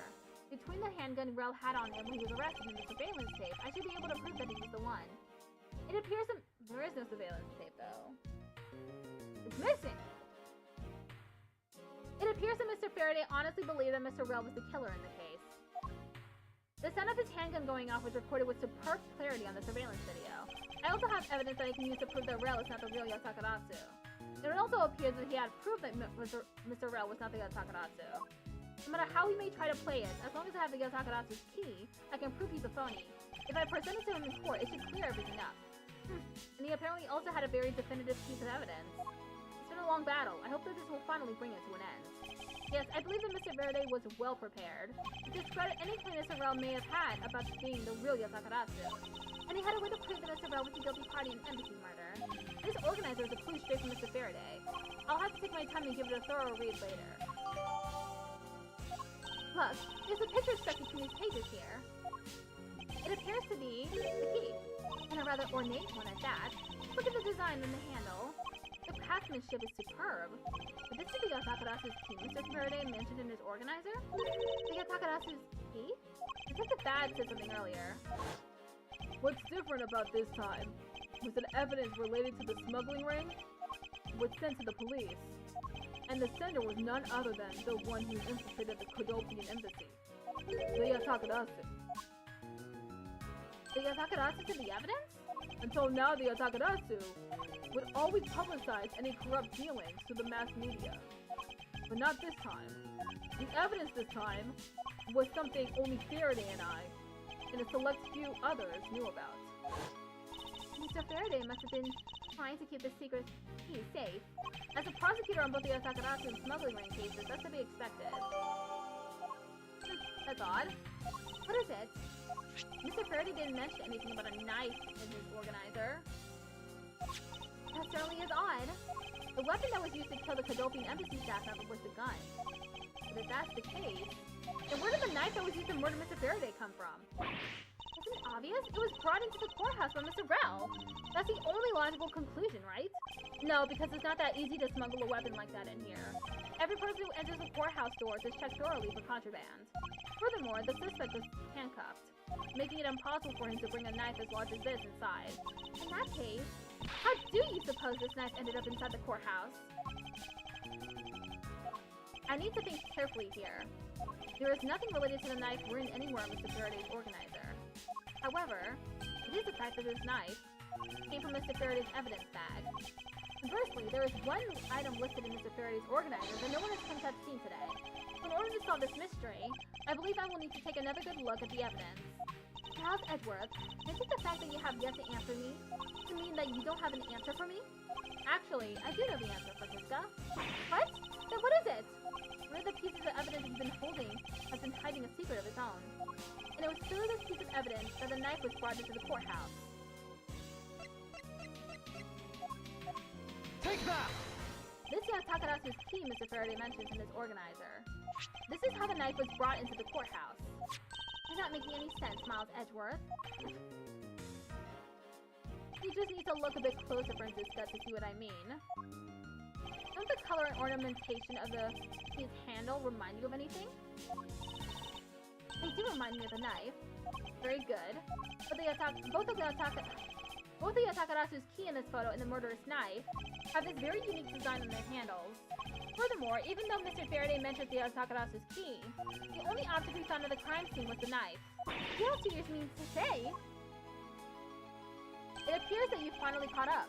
And yes, I do mean to say that these two pieces are in fact one and the same. But that's impossible! Even if that is what you believe, we should still investigate this possibility. Ugh. Now then, let us examine this knife in a little more detail.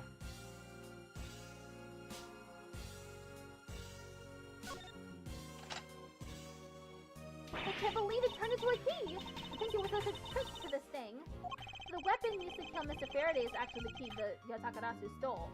This piece of information is more critical than anything we've learned up until now. Frankly, I'm shocked. Mr. Faraday only mentioned the key aspect of this piece of evidence in his organizer. It's possible that even he had no idea the key was holding a knife blade inside. But if that's true, then only someone who knew about the key to knife trick could have killed Mr. Faraday. Even among law enforcement, this key was top secret. We're looking for someone who knew even more about the key than even Mr. Faraday. Meaning that the only person it could be is the one who sent the key in the first place. The great thief Takarasu. Then maybe Mr. Rel really was the Takarasu, and he was the one who killed Mr. Faraday. Isn't that one possible scenario? No, not really. Especially since Mr. Faraday was absolutely convinced that Mr. Rel was not the Takarasu. Besides, as Detective Dad said earlier, But when we questioned Rel about what was sent along with the white card, Rel had no idea what it was. I see. Alright then, I guess the person who knows the trick behind this key is someone else, and that person is the real Takarasu. It seems that this key is truly the key to solving this case. I took a quick look through these documents before the trial started. Well, I wasn't even afforded the opportunity to skim it. I suppose I should explain it to you then. Yes, you should. Perfectly, and in its entirety, if you please. On the night of September 8th, an embassy staff member was killed in front of the embassy. The staff member died of shock due to being shot in the heart. Mac Rel was brought in that night as a suspect and thoroughly questioned, because the murder weapon was found on him, for which he was arrested on the spot. A simpleton little man, that's what he was. Perhaps he was, but the weapon wasn't the only incriminating evidence we had. Mr. Rel was caught in the act on film by a security camera. He was an even bigger simpleton than I thought. I can't believe he didn't notice the security camera. The Cadopian Embassy security system is supposedly very well designed. He may have simply not been aware that there was a camera in the area. So, have you seen the context of the video for yourself? Yes, the surveillance video the security camera took was played during the trial by Mr. Faraday. You can clearly identify Mr. Rel on it. Even the sound of the gunshot was crystal clear. The footage included sound, huh? I don't think I'd ever want to see the moment of someone's death in real life. Me neither. That's odd. We're short one piece of evidence. And the piece that's missing is the surveillance video that was played in court. The surveillance video? How could a piece of evidence just disappear? Where did it go? The video is showing the moment in which Mr. Rowe committed the murder. Where could it have gone, indeed? Are you done with your inspection of the evidence? Yes, I'm finished. However, Your Honor, I am missing a single piece of prosecutorial evidence. Your Honor, would you derelict in your duties? What? No, I dare not lick my duties. What do you take me for? No, Your Honor. The most important piece of evidence in today's trial, the surveillance video, is not amongst the evidence you laid out for me. But I promised to Faraday's whole bag with me from the crime scene. Maybe the tape is still somewhere at the crime scene? There's something wrong here. Something about this missing piece of evidence. It would appear that for me to find the answers I seek, I will have to pay another visit to the scene of the crime. Defendant lobby number 2.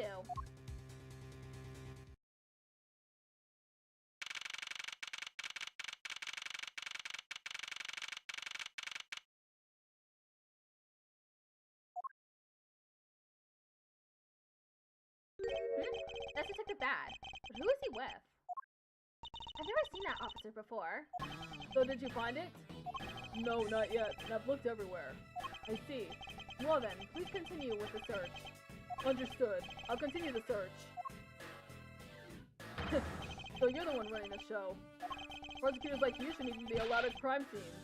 How dare you? Just who do you think you are?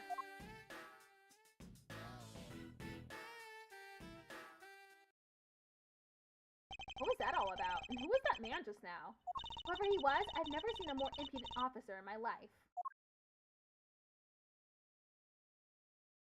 Does he even know that we're standing right here behind him? I know you're standing right behind me. What do you want, kids? It looks like you were paying attention after all. Of course I was. I have eyes in the back of my head. Ah, so that mirror isn't for vanity's sake. It's for him to keep an eye out on who or what is behind him at all times. So tell me, Detective Bad, who was that rude man just now? The guy came here from the Republic of Jinfa to study. He's Agent Long. He's trying everything he can to revive the lost honor of his family. He's traveling the world to study different philosophies of detainment from scratch. By visiting various police departments around the world? That's a lot of dedication.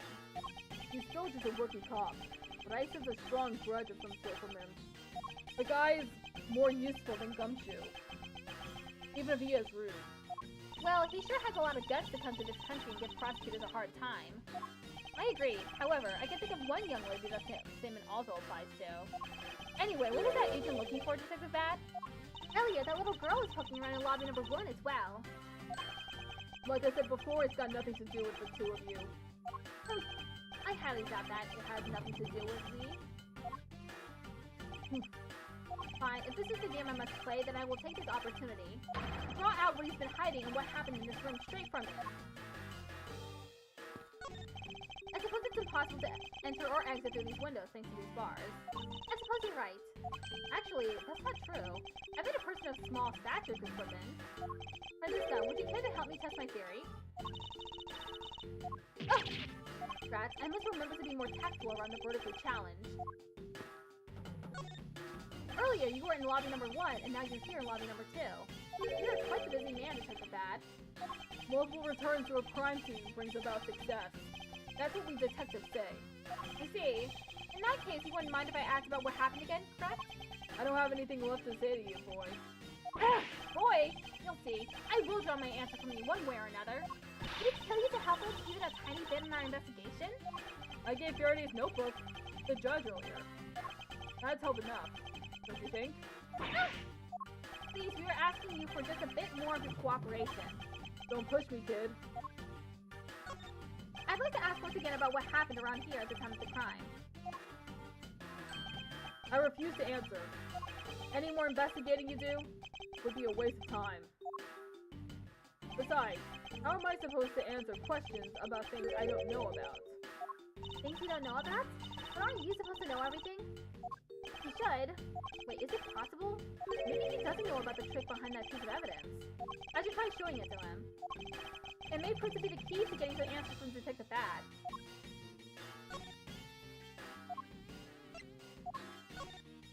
Bad, did you know of the existence of the item in this photograph? Of course I did. It's my job to know everything related to the Yatakarasu case. In that case, let me ask you something. Did you know that the knife that killed Mr. Faraday and this Yatakarasu's key are one and the same? What? That's impossible. It looks like you didn't know after all. This piece of evidence, which we call the Yatakarasu's key, is actually a well-camouflaged knife. Mr. Faraday was planning to use this Yatakarasu's key to prove that Mr. Rowe was not the real Yatakarasu. Isn't that correct? I guess so. However, Mr. Faraday had no idea that it was in fact a knife. Yeah, I have to admit neither one of us knew that fact. And if neither of us knew, then no one in law enforcement knew either. How did we miss something as big as this? I noticed that since a little while ago, you appeared to be searching for something. I presume that this key is what you were searching for? Yeah, that's right. And why were you searching for it? Because I promised Faraday. I promised that I'd protect that key with my life. But after he was killed, the key disappeared from Faraday's evidence bag.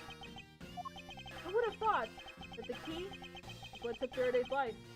Detective Bad, so that we may find the truth, please testify for me once more. Alright, but it doesn't matter how many times I tell you about what happened. Nothing will change.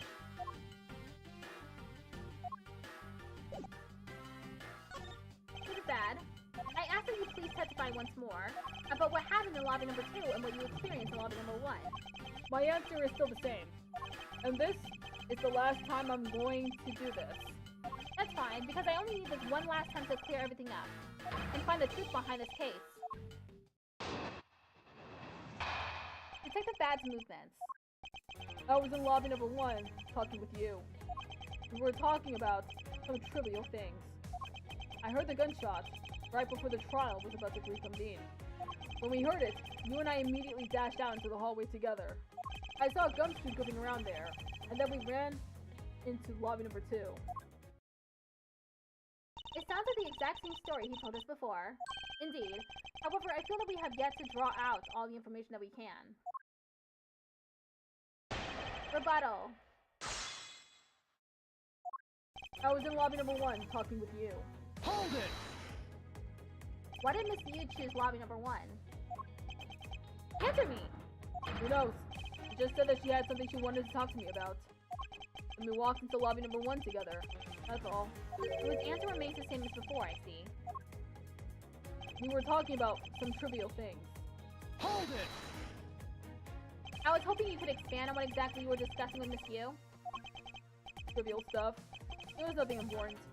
That's for me to decide. Alright, I suppose that's for him to decide. Moving on then. I heard the gunshots right before the trial was about to reconvene. Hold it! Until you heard the gunshot, did you notice anything else that was out of the ordinary? I didn't hear any other strange sounds until that gunshot. If the gunshot Detective Bad heard was really the one for the murder, that would give that other piece of evidence an entirely different meaning. I ask that you please amend your testimony with that statement just now. Sure. I didn't hear any other strange sounds until that gunshot. Hold it! Detective Bad, you honestly don't remember hearing anything else? Yeah? Is it possible you were so involved in your conversation that you missed something? I've been a detective for a long time, and even when we weren't involved in something, I've got quite the habit of keeping tabs on everything that goes on around me. If there had been some other strange sound, you can be sure I would have heard it. I suppose with this detective, that's probably very likely. The gunshot. When we heard it, you and I immediately dashed out into the hallway together. Hold it! And why did the two of you dash out into the hallway straight away? Because we clearly heard the sound of a gunshot. And we knew it came from somewhere nearby. And how did you know that it was a gunshot? In my line of work, we hear enough of them to know. I suppose it's only natural for a detective to know what a real gunshot sounds like. But given the circumstances, the only person I could think of whose life would have been in danger was Faraday. That's why I ran out into the hallway right away and headed for where he was. I saw Gumshoe goofing around there, and then we all ran into lobby number 2. Hold it! Detective Gumshoe was there in the hallway? Yeah. How did you attest to that earlier?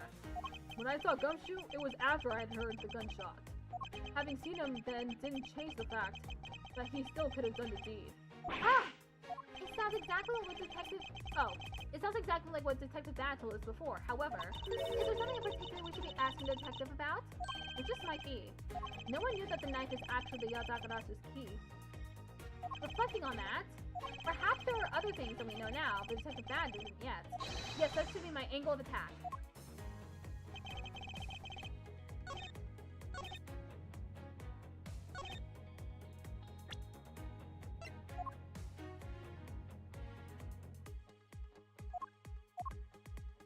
Objection! Detective Bad, does this balloon fragment remind you of anything? It's the same color as the one Kate was holding. Oh, so you knew about the girl's balloon? Yeah, I was sitting with her up in the gallery. During the recess, just before we split up, I filled that balloon up for her. Well, as you may have already surmised, this piece did indeed come from Kay's balloon. So, what about the balloon? I wonder if you might remember hearing this balloon pop at some point? What are you getting at? This fragment was found in the hallway right in front of lobby number 2. Furthermore, it was the sound of this balloon popping that the judge mistook as a gunshot. Oh? So the sound that the judge heard was not actually a gunshot, huh? On top of that, His Honor said that he heard the balloon pop about 20 minutes before the trial was to reconvene. Yes, which means that His Honor heard the balloon pop in the hallway when you were in lobby number 1, Detective Bad. And if you were in lobby number 1 at that time, you were close enough that you should have heard the balloon popping as well. So? Don't give me a so! You just proved that there is a flaw in your testimony. The crackling of the truth is louder than the sound of your sweet naivete cracking. And since you kids don't seem to know, let me fill you in on something. Did you ever stop to think why the doors and walls of this place seem so rugged? That's because they were designed to keep secrets from being leaked. What is that supposed to mean? The doors and walls are super thick. The window panes are double layered. To top it all off, even the curtains are made of a special sound-absorbing material. And you mean... Since I was shut up inside lobby number 1, there was no way I could have heard that sound. No! I knew that's what he was going to say. And that means that Stuffface's testimony is completely useless. If the rooms are soundproof, then of course he wouldn't hear any sound of a struggle. No! That's also why it's only natural that I didn't hear the balloon popping. Now do you get it, kids? Well, I thought we were supposed to be the ones finding flaws in his logic. Not the other way around. The other way around? It's not possible to hear the sound of a balloon popping when we're in lobby number 1. However, if we examine the situation in reverse, a person standing in the hallway should not be able to hear the real gunshot either. And yet, Detective Gumshoe claims to have heard it while he was standing in the hallway. Detective Bad. If that is the case, how exactly did you hear the gunshot? What do you mean, how? I just did. It would appear that you have yet to realize the contradiction in your own words. Oh? How so? If the rooms are as soundproof as you say they are, then how did the sound of the gunshot enter your ears? I see what you mean. I guess I'm more out of it with Faraday's murder than I had thought. Which means what exactly, Miles? In the end, what does it all boil down to? It boils down to this. There must be a reason as to how Detectives Bad and Gumshoe heard a gunshot they theoretically couldn't have. It looks like we need to examine the state of the crime scene again, huh? State of the crime scene? Wait, can it be? It's that ultra-strong perfume you wear.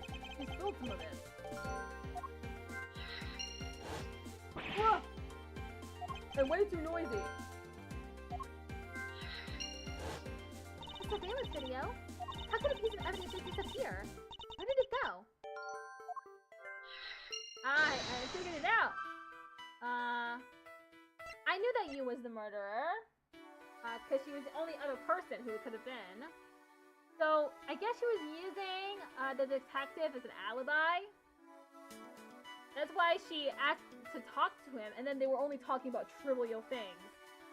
Like, if you have something to talk to this person about, it might be important, but apparently it wasn't.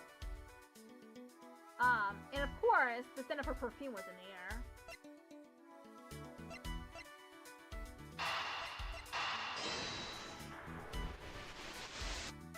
Oh, they don't go together?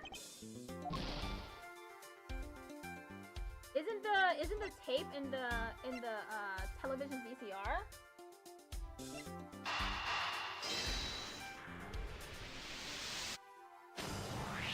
It's simply not possible for the killer to have escaped through barred windows. And yet, the fragrance of the perfume managed to escape from defendant lobby number 1. Of course, incorporeal things can move freely through these open barred windows. Oh, okay. Open windows. Now then, what else besides the smell can go both in and out of an open barred window? The answer is sound. And no matter how careful the killer was, if the windows were open, the jig would be up. And since the windows in both defendant lobby number 1 and the hallway were open, that explains how the sound of a gunshot could be heard in both locations.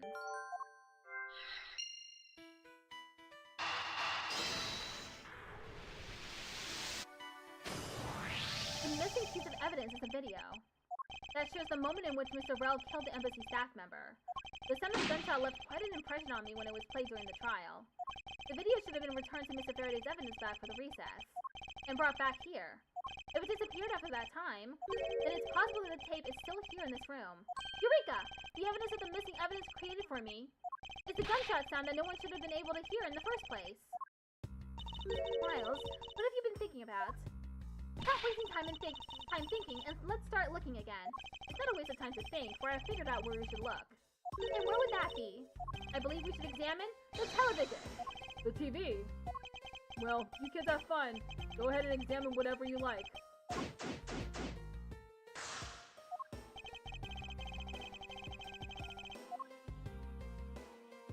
It's a video player, and there seems to be a videotape inside. It looks like it. The tape must have stopped on its own when it reached the end. This tape. Would it not be the missing surveillance tape? I suppose, but this is bad. Would it be alright with you if I verified the contents of this video? Sure. Knock yourself out. Alright, let's rewind this and see what we have. If I remember correctly, the footage of Rel killing the embassy staff member should be at about the 30-minute mark from the start of the tape. Understood. This should be about right. Now then, let's see. This is the footage of Mr. Rel shooting the embassy staff member. Knew it. Missing piece of evidence. The surveillance video was here all along. It sounds. What's the meaning of this? It appears that Detective Bad has figured out the true source of the gunshot he heard. With this, I think we can figure out the trick behind this double murder. You mean that you figured it all out, then? Yes. All I have to do now is show what the gunshot Detective Bad and Gumshoe heard was, and through where they heard it from. Fine. In that case, show me what you've deduced. Now to show what the gunshot Detective Bad and Gumshoe heard was, and through where they heard it from. I won't rush until I've inspected every suspicious looking nook and cranny. This is what the spilled perfume in lobby number 1. If the windows were open, that piece of evidence of sound would also dissipate out. Now to show what the gunshot Detective Bad and Gumshoe heard was, and through where they heard it from.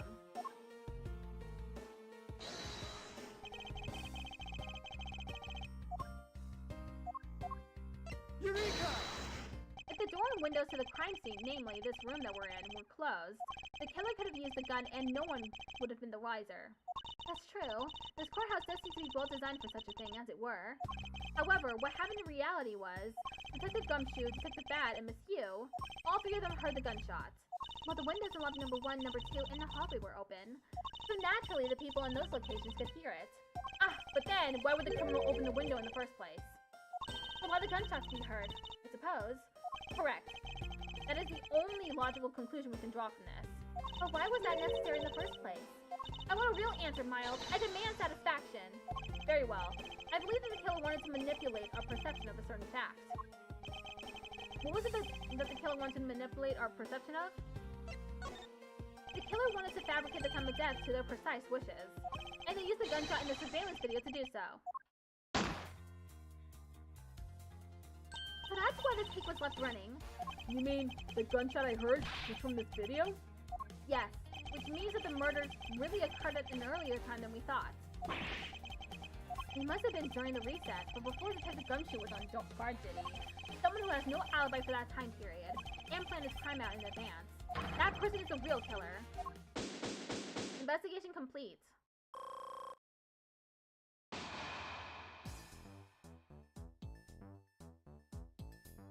Miss Edgeworth. Yes, what is it? Miss Yu is asking for for you. She's in the courtroom. She says that she's identified the murderer, but that she wants to clarify something. It looks like Miss Yu was still investigating something. That starts in 1 minute. Understood. Please tell her that I will be right over. I'll come along. I want to hear what she has to say. It would appear that the time has come. Uncover the truth. To be continued.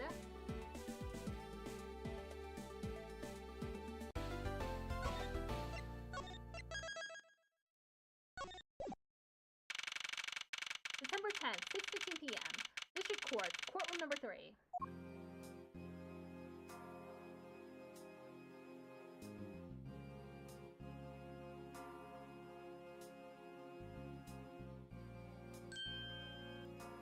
Hey, what are you doing here? Oh, hello, mister. I'm still investigating. But the object you're looking for has already... Okay, don't mind him.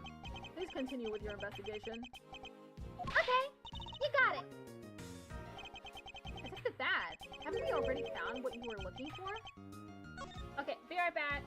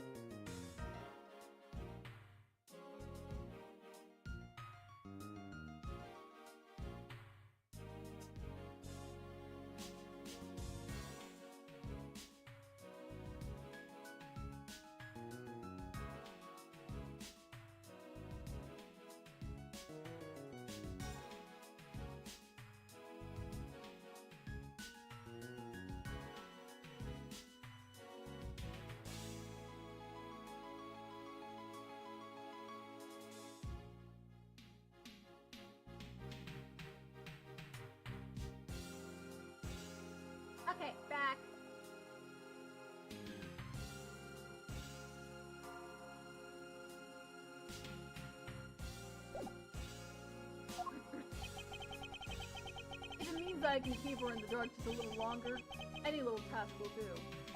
Oh, you're more sympathetic than I thought.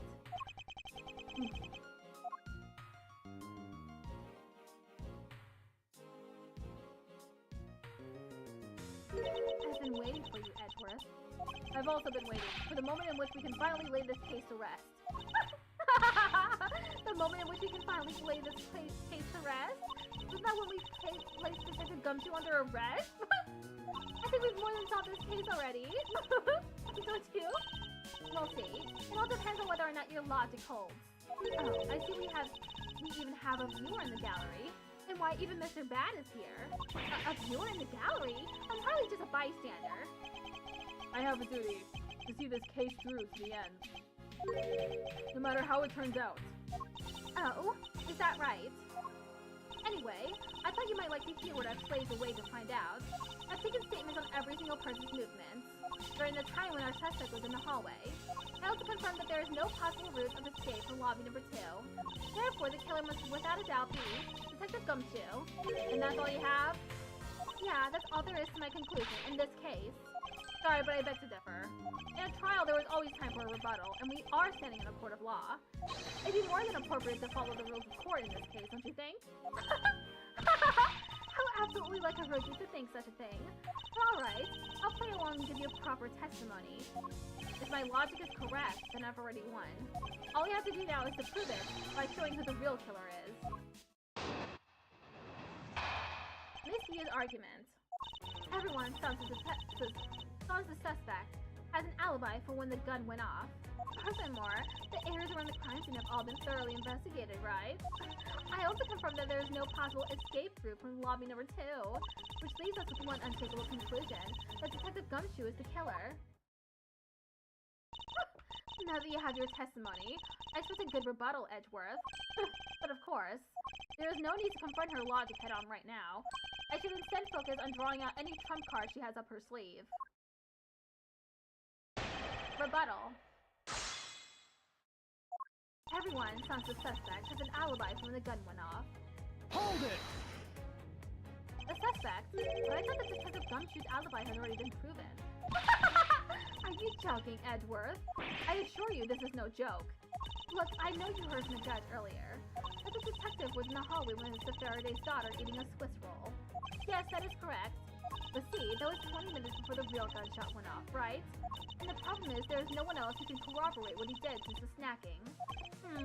I see she's done her research well, which means that I should focus on drawing out whatever trump card she's holding.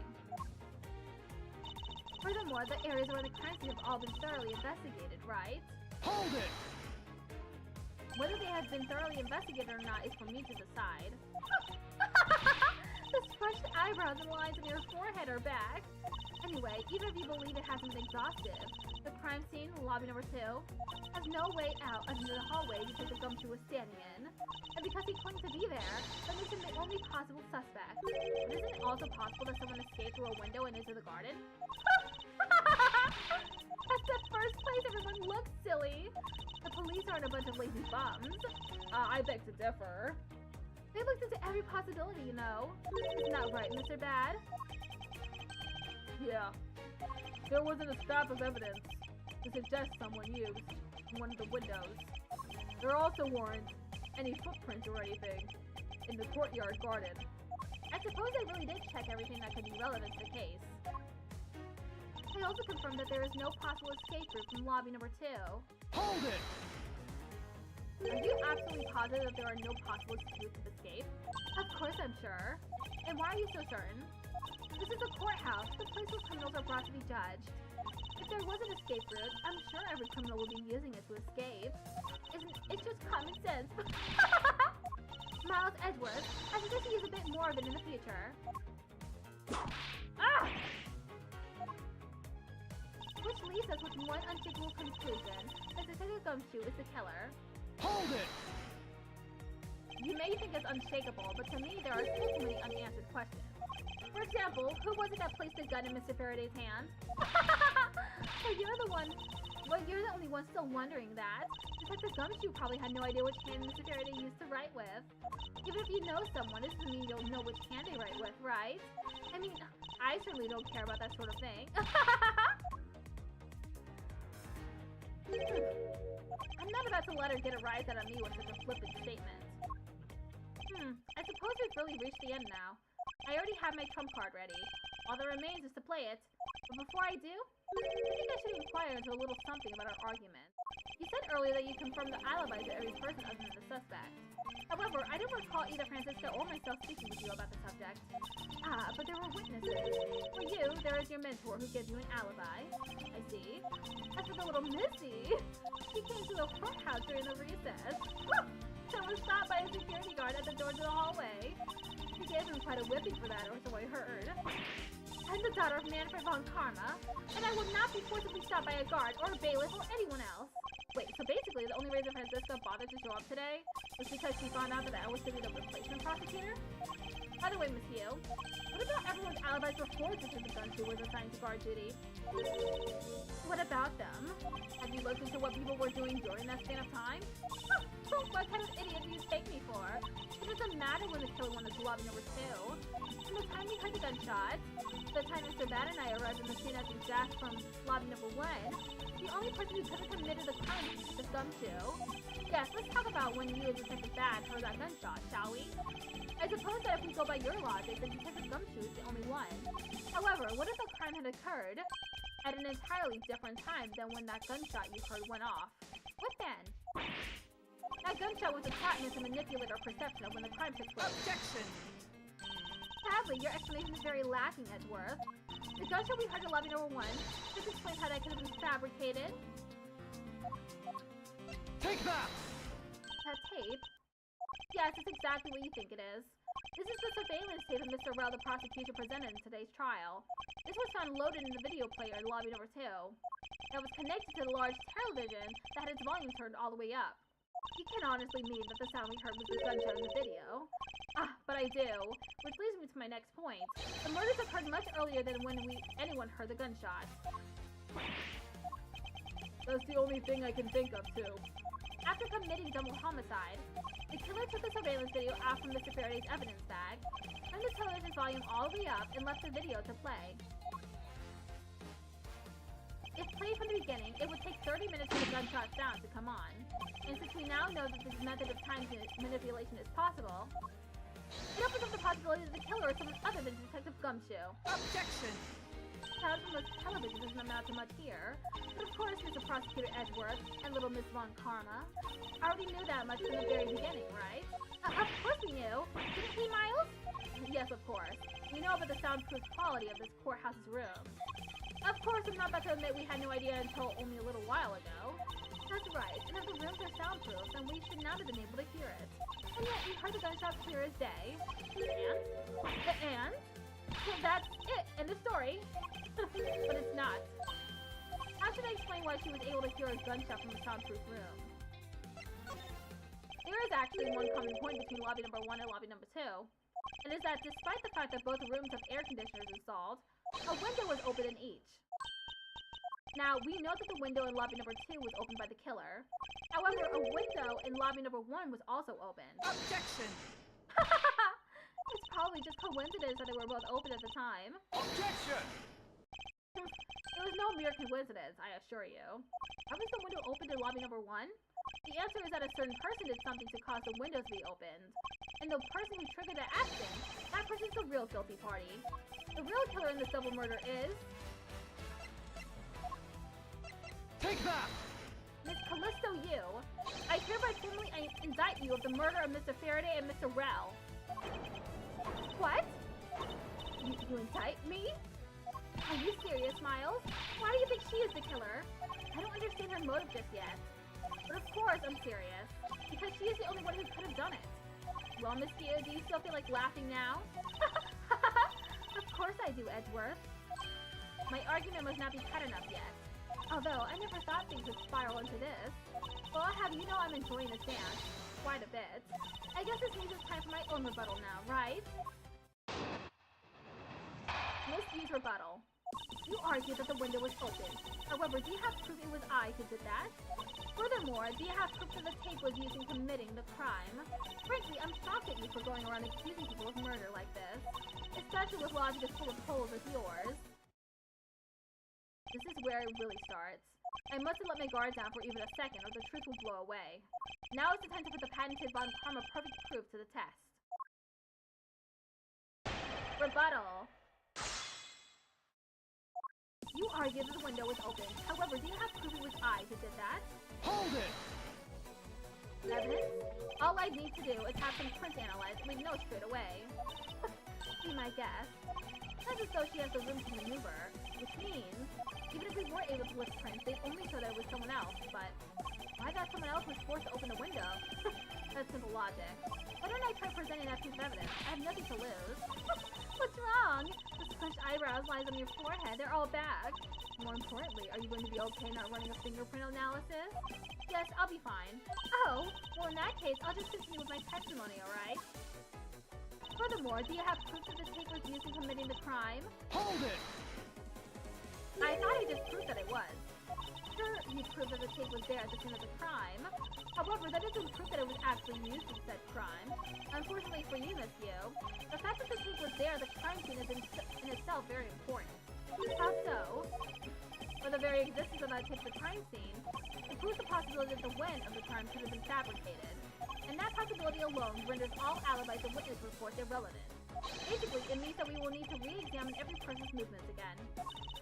Whether the tape was used in a crime or not, that we can re-evaluate afterwards. So in conclusion, you're admitting that you can't prove that it was at this point. Frankly, I'm shocked at you for going around accusing people of murder like this. Hold it! Even if you're shocked, that is of no concern to me. I do things my own way. Oh? I see that you're not laughing for a change. Because I'm shocked. Again, you being shocked is of no concern to me. Let us continue with the testimony. Alright, but let me just say one thing. You shouldn't go around accusing people. Especially with logic as full of holes as yours. Hold it! Full of holes? Well, I suppose it might be. Oh, admitting to your faults now, are we? At this point in time is what I meant to say. Should I take that to mean that you're just a sore loser?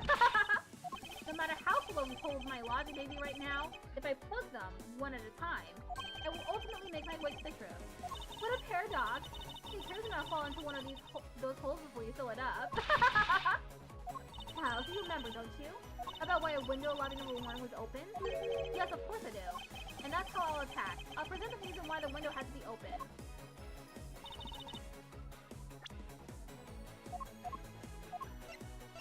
Objection! I'm sure you've seen this before, haven't you, Miss Yu? Edgeworth, I never knew you were into wearing that kind of perfume. It's not exactly what I recommend for boys, you know? That is not mine! That's right, it's mine, and I received it from Detective Bad, you see. Miss Yu, you can pretend all you like, but we know at least this much is for sure. That you are the one who gave this bottle of perfume to Detective Bad. And that you're super easy to rile up. So, what about the perfume? While you were in lobby number 1, you made a big show of spilling some of this perfume. That's according to Detective Bad. Oh, I know. You also knew that if you spilled it, you would naturally move to open a window. Objection! Come on now, I've already told you that's all just a big coincidence. After we opened the window in lobby number 1, I just left it open, you know? So maybe it was just dumb luck that we heard the gunshot through the window. Objection! The timing of when you are going to spill the perfume is something you can control. And the most important fact about this case is when people were made to hear the shot. Furthermore, it would have been pointless if you didn't have an alibi for yourself at the time. You mean? Miss Yu, you were the one who called Detective Bad into lobby number 1, when you saw him bring Detective Gumshoe into the hallway. Is that correct? All of today's premeditated events could only have been thought of by you, Miss Yu.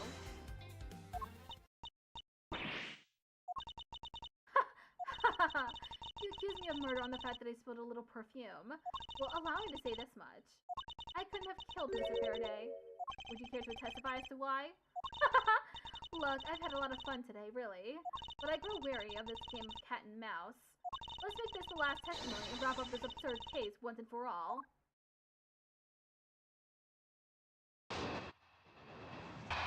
Why it couldn't be me? Accusing someone of murder over a spilled bottle of perfume is a bit over the top. But I suppose forgery evidence is to be expected of the cycle of Von Karma. In any case, it simply could not have been me who killed Mr. Faraday. After all, I don't even know where the knife that was used to kill him came from. Miles, her testimony is flawless. Yes, but no matter what sort of trick she may try to pull, she won't escape me. And if I'm lacking in information, I'll just draw it out of her. Rebuttal. Accusing someone of murder over a spilled bottle of perfume is a bit over the top. Hold it! I think I already explained the significance of that earlier. You only confirmed that I did spill some perfume. That's all. That you would accuse me of murder based on a simple spill. Don't you dare complain when I sue you for defamation of character. Do as you like. But as for me, I believe that you are the true culprit in this case. Ah, you're enthusiastic. Of course I should have guessed. But I suppose forgery of evidence is to be expected of the disciple of Von Karma. Hold it! I formally request that you dismiss your attack against my mentor. Yes, I will sue you for defamation. All I'm doing is telling the truth. Well, maybe more like spreading gossip. Although your adamant denials are, shall we say, just adding fuel to the fire. How dare you? Say such a thing! Calm down, little girl. Don't let her get to you. Ah, why did you have to ruin my fun? Well, shall I continue? In any case, it simply could not have been me who killed Mr. Faraday. Hold it! And why exactly could you not have killed him? I was just about to testify to that. You're such an impatient man. I'm not really into that, you know, Edgeworth. Ah! Your purposes have no bearing on what is at hand. Feeling a little uncomfortable, are we? Objection! It's you! You'll desist in this tomfoolery and return to your testimony. And Miles, if you're going to lose your cool, then I won't show you any mercy. Sorry. Miss Yu, please continue with your testimony. Sir, as I was saying, I couldn't have possibly killed Mr. Faraday. After all, I don't even know where the knife that was used to kill him came from. Hold it! At this rate, she'll inevitably escape. But if she really was the one who killed Mr. Faraday, then she must have known about the existence of the knife. I'm sorry, Miss Yu. Maybe you weren't aware? However, the knife that was used to kill Mr. Faraday was taken from his evidence bag. Miles, what do you think you're doing? I'm drawing the truth out of her, that's what I'm doing. Huh? I don't recall a knife being presented at the trial earlier today.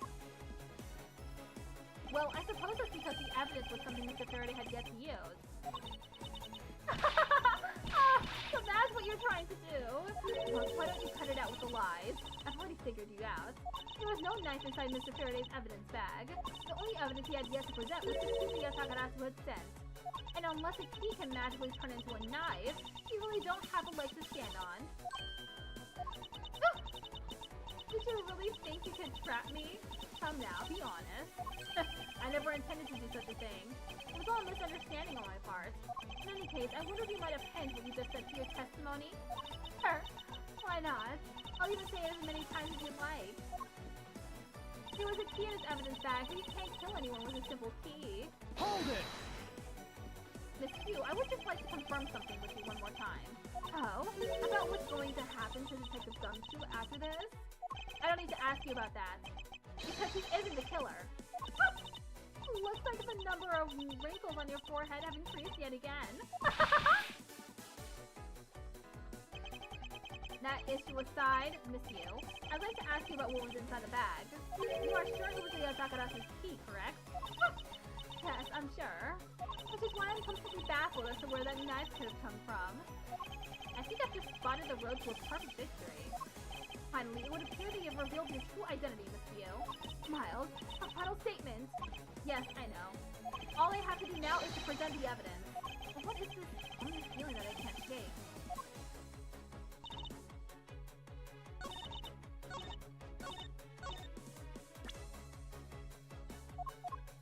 Objection! Miss Yu, I wonder if you might take a look at this photo for me. This is a picture of the key the Yatakarasu sent to the police. However, while it may look like a key at first glance, it in fact has a secret ability to transform into a knife. Which means that what was inside Mr. Faraday's bag was both the Yatakarasu's key and the murderer's knife. You know that the key was inside Mr. Faraday's bag, did you not? Yes. Well, with the Yatakarasu's key alone, it's more than possible to kill Mr. Faraday. Do you understand now? Just knowing of the existence of the Yatakarasu's key. Objection!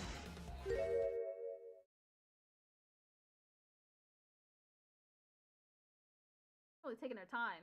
I still haven't had a good look at it. Showing it to me from that far away, you could be lying for all I know. You would even now still feign ignorance? I'm not feigning anything. But we can't have you accusing me of a crime with false evidence now, can we? I mean, Mr. Von Karma. I've heard some very interesting rumors about him. Are you mocking my papa? Don't you dare sully the good name of my mentor. Now take a good look. This piece of evidence is more than real. Wow, who knew there was such a trick to this thing? Are you satisfied now? But of course, you knew from the very beginning, didn't you? You knew that the knife and the Yatakarazu's key are one and the same. Otherwise, someone like you, who isn't a member of law enforcement and who would never have been privy to this trick, would have never known about it to begin with. Furthermore, the something that the Yatakarazu sent to the police, how did you have knowledge as to what it was? Actually, I heard it from Mr. Faraday. Before he dragged Mr. Rel off, he told me. Oh, that's right. I almost forgot. He almost told me about the key turning into a knife at that time. But he didn't tell me about how the key actually transforms. Objection! What you are saying is simply not possible. Oh, and why not? Because Mr. Faraday himself didn't know about the hidden knife within the key. But within these pages, he mentions nothing but a knife. Objection! I'm not sure he would have written everything in his organizer, you know? Wouldn't something of this importance be better left to oral communication? Objection! Unfortunately, that is also impossible, because Detective Bad didn't know about the knife aspect either. What would have been highly classified information even with the police force. It is something that even the lead detective in the case didn't know. Why would Mr. Faraday have felt the need to share such information with the opposition?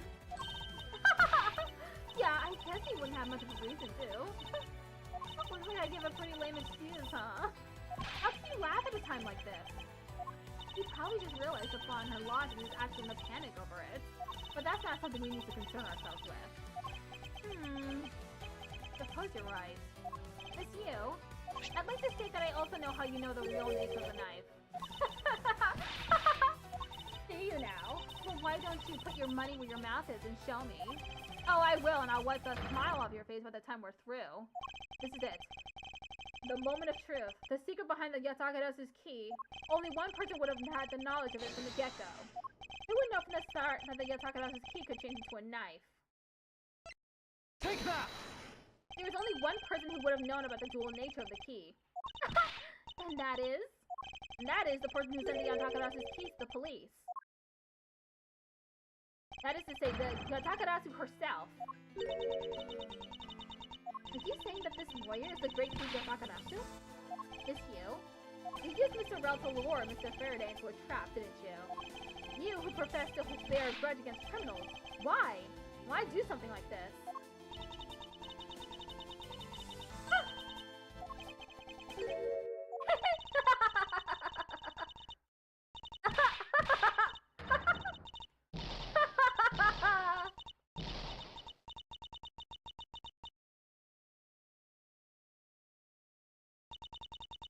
Who would have thought that you, a stupid rookie prosecutor, would see through me? You're sending the biggest chill down my spine right now, Edgeworth. Feeling a thrill. It's even greater than when I sneak into some place. You killed Faraday? Why? Answer me, Callisto Yu. Callisto Yu? Huh. That's not my real name. Because my real identity is, yes, the great thief Yatakarasu. Let me tell you something, Edgeworth. Mr. Faraday was one difficult man to deal with. For you see, he had discovered my true identity, which is why I had to erase him from the world of law. I made Rel an offer, and a quittal for a little favor in return. All he had to do was accuse Mr. Faraday of being the Takarasu in court. But once we entered the recess, Rel was dragged off of Mr. Faraday, which threw my plan into a complete mess. I chased after them and eavesdropped on them through a crack in the door. That Rel takes to only two things, money and authority. This is all thugs do. I feared my plan was going to be ruined if Mr. Faraday held on to Rel any longer. Plus, if I had let them continue on the way they were, I would have been found out. That's why I had no choice. I had to kill them both. But didn't you say that you despise criminals? Do I really? You! Have you forgotten about the KG-8 incident too? Maybe. I sort of wondered what... So then, what was your plan to kill Mr. Faraday with the very evidence that you sent? Well, I had a good idea of what Mr. Faraday was going to do. I anticipated that Mr. Faraday was going to prove that Rel wasn't the Takarasu by using the Takarasu's key as evidence, and that he would bring it with him. Which is why I thought to use the knife portion. With a weapon as well disguised as this, no one would be the wiser. Because who in their right mind would think something like this could be a weapon? I casually entered lobby number 2 on the pretext that I had to talk with Mr. Faraday. And in order to get in with him, I pretended to be worried about something. He then let me hold the Takarasu's key, just like that. He never noticed that I had changed the key into a knife inside that plastic bag. And he didn't have the chance to take note of the knife that took his life. How could you kill him? I knew him for a long time, you know. At the very least, I thought to give him a quick and painless death. But if you killed Mr. Faraday first, there was no need for you to kill Mr. Rel as well. I believe I mentioned why when we were placing Detective Gumshoe under arrest. Something about having accidentally created an eyewitness, and how that led the killers to think about setting them up as though they killed each other. Then the trick with the surveillance tape. Yes, I hadn't actually planned to use a gun. The risk was too high that I'd be caught. However, that's when I remembered the existence of that surveillance tape. Which is why I had Rel help me set up the crime scene, and after all was said and done, I rewarded him for all his hard work with a bullet. You're a defense attorney, aren't you? How could you betray a client? Client? Do you want to talk about who was a client of whose first? It was me. I was a client in the murder of the Cadopian embassy staff member, Dead Man. You ordered a hit job? You still haven't figured it out, Mr. Bad? I had Dead Man killed because he was about to give away info about the smuggling ring. Now, who exactly do you think would benefit from such an assassination? It can't be. You're... That's right. I'm a member of the smuggling ring. What? How could this... You don't mean... You're working with Manny Kojin too, do you? Maybe, maybe not. Guess you'll never know. Takarasu claims to be noble, but you're just another cold-blooded murderer. That's right, little girl. Takarasu is just another killer. Be quiet. You. Takarasu! You can run for the law, but you'll never escape it. So just humbly accept the judgment of this court. Hey, Edgeworth. Did you know? Yeah, Takarasu has 3 legs. Do you know why that is? No? Well, let me tell you. It means that the Takarasu has more than one razor-sharp way to do her work.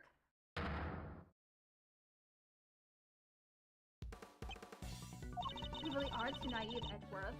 You even handed the Takarasu's key right to me without a second thought. Everything may not have gone according to plan, but I'll still gladly take it. You mean... he was your real target? And even after I gave you such great advice, didn't I tell you to always keep a good eye on a criminal?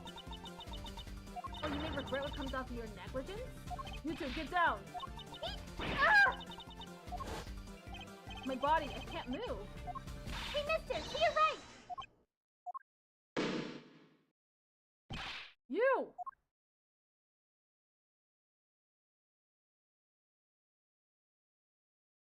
Are you alright, Francisca? I'm perfectly fine, Miles. Her voice is shaking, but it looks like she's unharmed. Where did Kay go? That's a gunshot.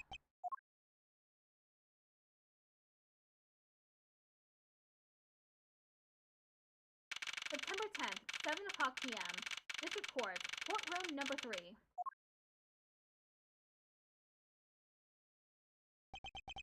Sorry, but it looks like she got away. I called the precinct. They should have a perimeter set up soon. Detective Bad, are you alright? I heard a gunshot. I'm okay. Just got another hole in my jacket. You may say he's fine, but he looks quite shaken. But more importantly, Mr. Edgeworth, Miss Von Karma, are you two hurt? I'm absolutely fine. I'm also alright. Thanks to Kay. Speaking of Kay, where is she? I don't know. She just sort of disappeared. I'll go look for her. Oh, and hey, Detective Gumshoe? Yes, sir! Detective Bad, sir! I'm sorry I doubted you. Don't worry, sir! It's not your fault! Well, I lied to you guys too, after all. I heard about what happened. Okay. Lying while giving testimony is still unforgivable. But in this case, you were protecting Kay and her feelings. Looks like you just might have what it takes to be a real detective. Now, don't you ever lose that detective spirit, okay? You got it, Pops! Pops? Watched one too many detective dramas recently, have we? We have single-handedly destroyed the cheery atmosphere with one snarky comment. I should get back to the investigation. I swear, I'll catch you if it's the last thing I do. Be careful, Detective Bad, and take care. Thanks. Well, I'm off. Maybe we'll run into each other again someday.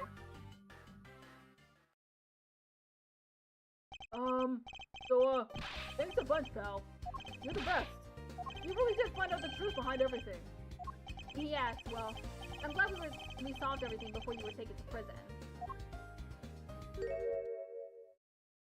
I can't believe how much trouble I caused you with my testimony, Detective Gumshoe. Oh, it was no problem, really. I mean, I lied too, so I didn't help anything. It's really not your fault, Your Honor. Well, even if we didn't have his Honor's testimony, I think that lawyer would have found another way to get you convicted on her behalf. Yeah, I can't believe I was about to get fired during my first week as a detective. Well, so long as you're not fired, you should work hard, give all that you have, and perform your duties well. Oh, and one more thing. Kay left a present for you with me. She did? Oh, what is it? What was it that Kay left for me? The proof of their friendship? Take that! It's a courthouse special Swiss roll! Can I really have it? Yes, it's a present meant for you, after all. Thanks a bunch! You have no idea how happy this makes me, pal. I'm gonna eat this right now! Sure, go ahead. The Swiss rolls Detective Gumshoe and Kay bought together. While the one Kay saved never reached her father, it would appear that her sentiments have touched the heart of this detective. He's so happy, it's as though he's having a welcome back celebration of his own. Well, I was asked by Kay to give it to him. Whoop! That was good, pal! I can't believe I got to eat 2 of these delicious things in one day! It's like I'm in Swiss roll paradise or something! I've got to thank Kay myself. Hey, wait! Where is she? You only noticed just now? Was this line not present when we discussed her earlier? Mr. Bad left to go search for her earlier. Maybe you should go join him. Yeah, you betcha, pal. I'm gonna go help him. Oh, but first, you know what, pal? Actually, I guess I shouldn't be so rude to you anymore, huh? I'm gonna stick right by your side from now on, Mr. Edgeworth, sir. I sense nothing but a most troublesome relationship from that ominous statement. We should go home too, Miles. We have to hurry and report what has happened to Papa. Agreed. Well, I'm afraid we must be going now, Detective. Roger, sir. And don't you worry. I'll investigate the next case we're on real well. I'll, be counting on you. The scent of trouble is definitely in the air. Thus, like a bad dream, my first outing at court came to a disturbing end. A few months later, I was finally able to properly stand in court as a prosecutor. But the detective in charge of the investigation was, as I dreaded, Detective Gumshoe. After that, he became my direct subordinate. I have tried, but words fail to describe the immeasurable suffering he has caused me. But I suppose that's just how things are. As for the little girl who suddenly disappeared, she is now working for her dad's killer?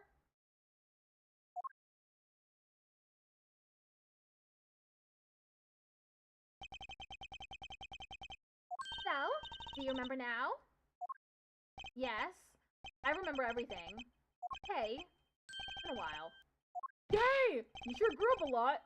Of course! But thank goodness! I thought you two had totally forgotten about me! You know, I was really worried about you after all that. Where have you been all this time? Sonny, I didn't know you cared! After my father died, I went to go live with my mother's relatives. I lived really far away, so I wasn't really able to come back here all that much. Oh, is that what happened? Well, I'm just glad you're alright. So, does it all make sense now? You betcha it does. Oh, you know what? I was going through my father's bookshelves recently, and... Hold it! Actually, there are still a number of things that don't make sense, Kay. Huh? First of all, why did you come all this way to see me? And second, why are you calling yourself the Yatakarasu? The Yatakarasu is Callisto Yu, the woman who killed your father. No, you're wrong. The real Yatakarasu was my father. Mr. Faraday with the Yatakarasu? Like I said, I was going through my father's bookshelf recently, and I found a secret diary hidden among his books. I have no regrets in choosing to walk the path of the Yatakarasu. That was written in this diary, and that's how I know for sure.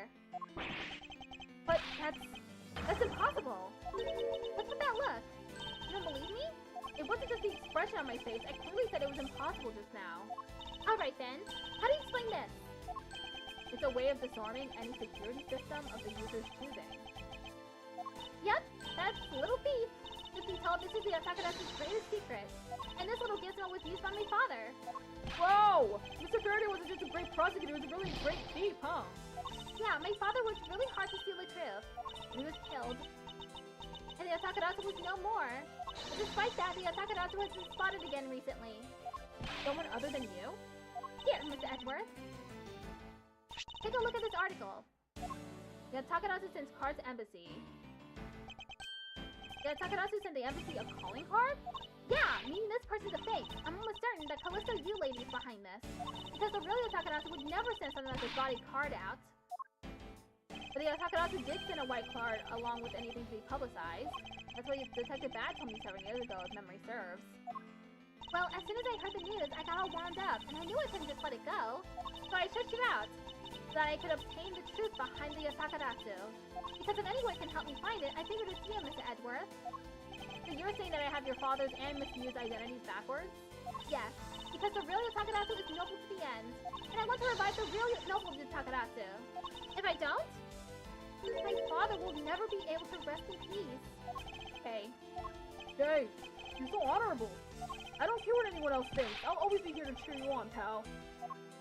Even if you are honorable, a thief is a thief. And if you are plotting to commit a crime, then I'm afraid it can be complicit. Mr. Edgeworth! Ugh, you guys are not making it easy for me. Who am I supposed to support now? Mr. Edgeworth, what I want from you is not to steal something. What I want is the arrest of that evil woman. That evil woman? You mean Callisto Yu? I think it's too hard for me to catch her all by myself, but I thought that since you were able to expose her for who she is, then maybe... Please, Mr. Edgeworth, won't you help me? Come to think of it, I do believe I owe you. Huh?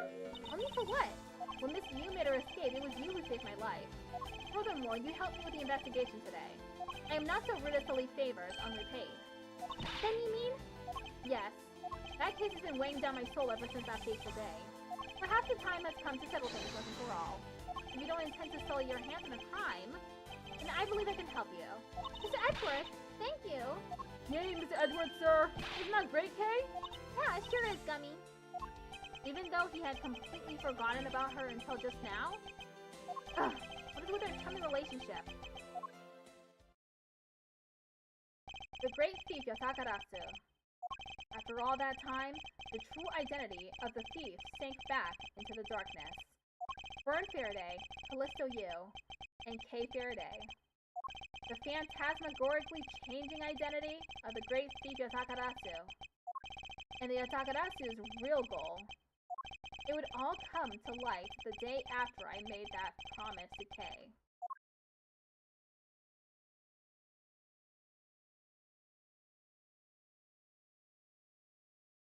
The end.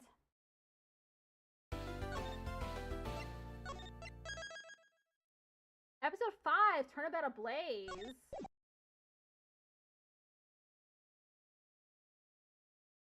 And that's the last one for this game. And then after that, I'm playing the second game.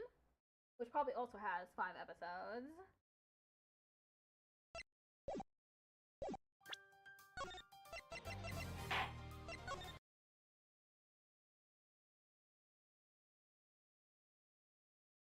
Okay.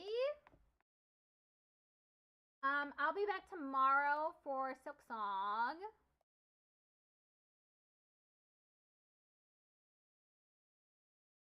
I'll see y'all tomorrow. Goodbye.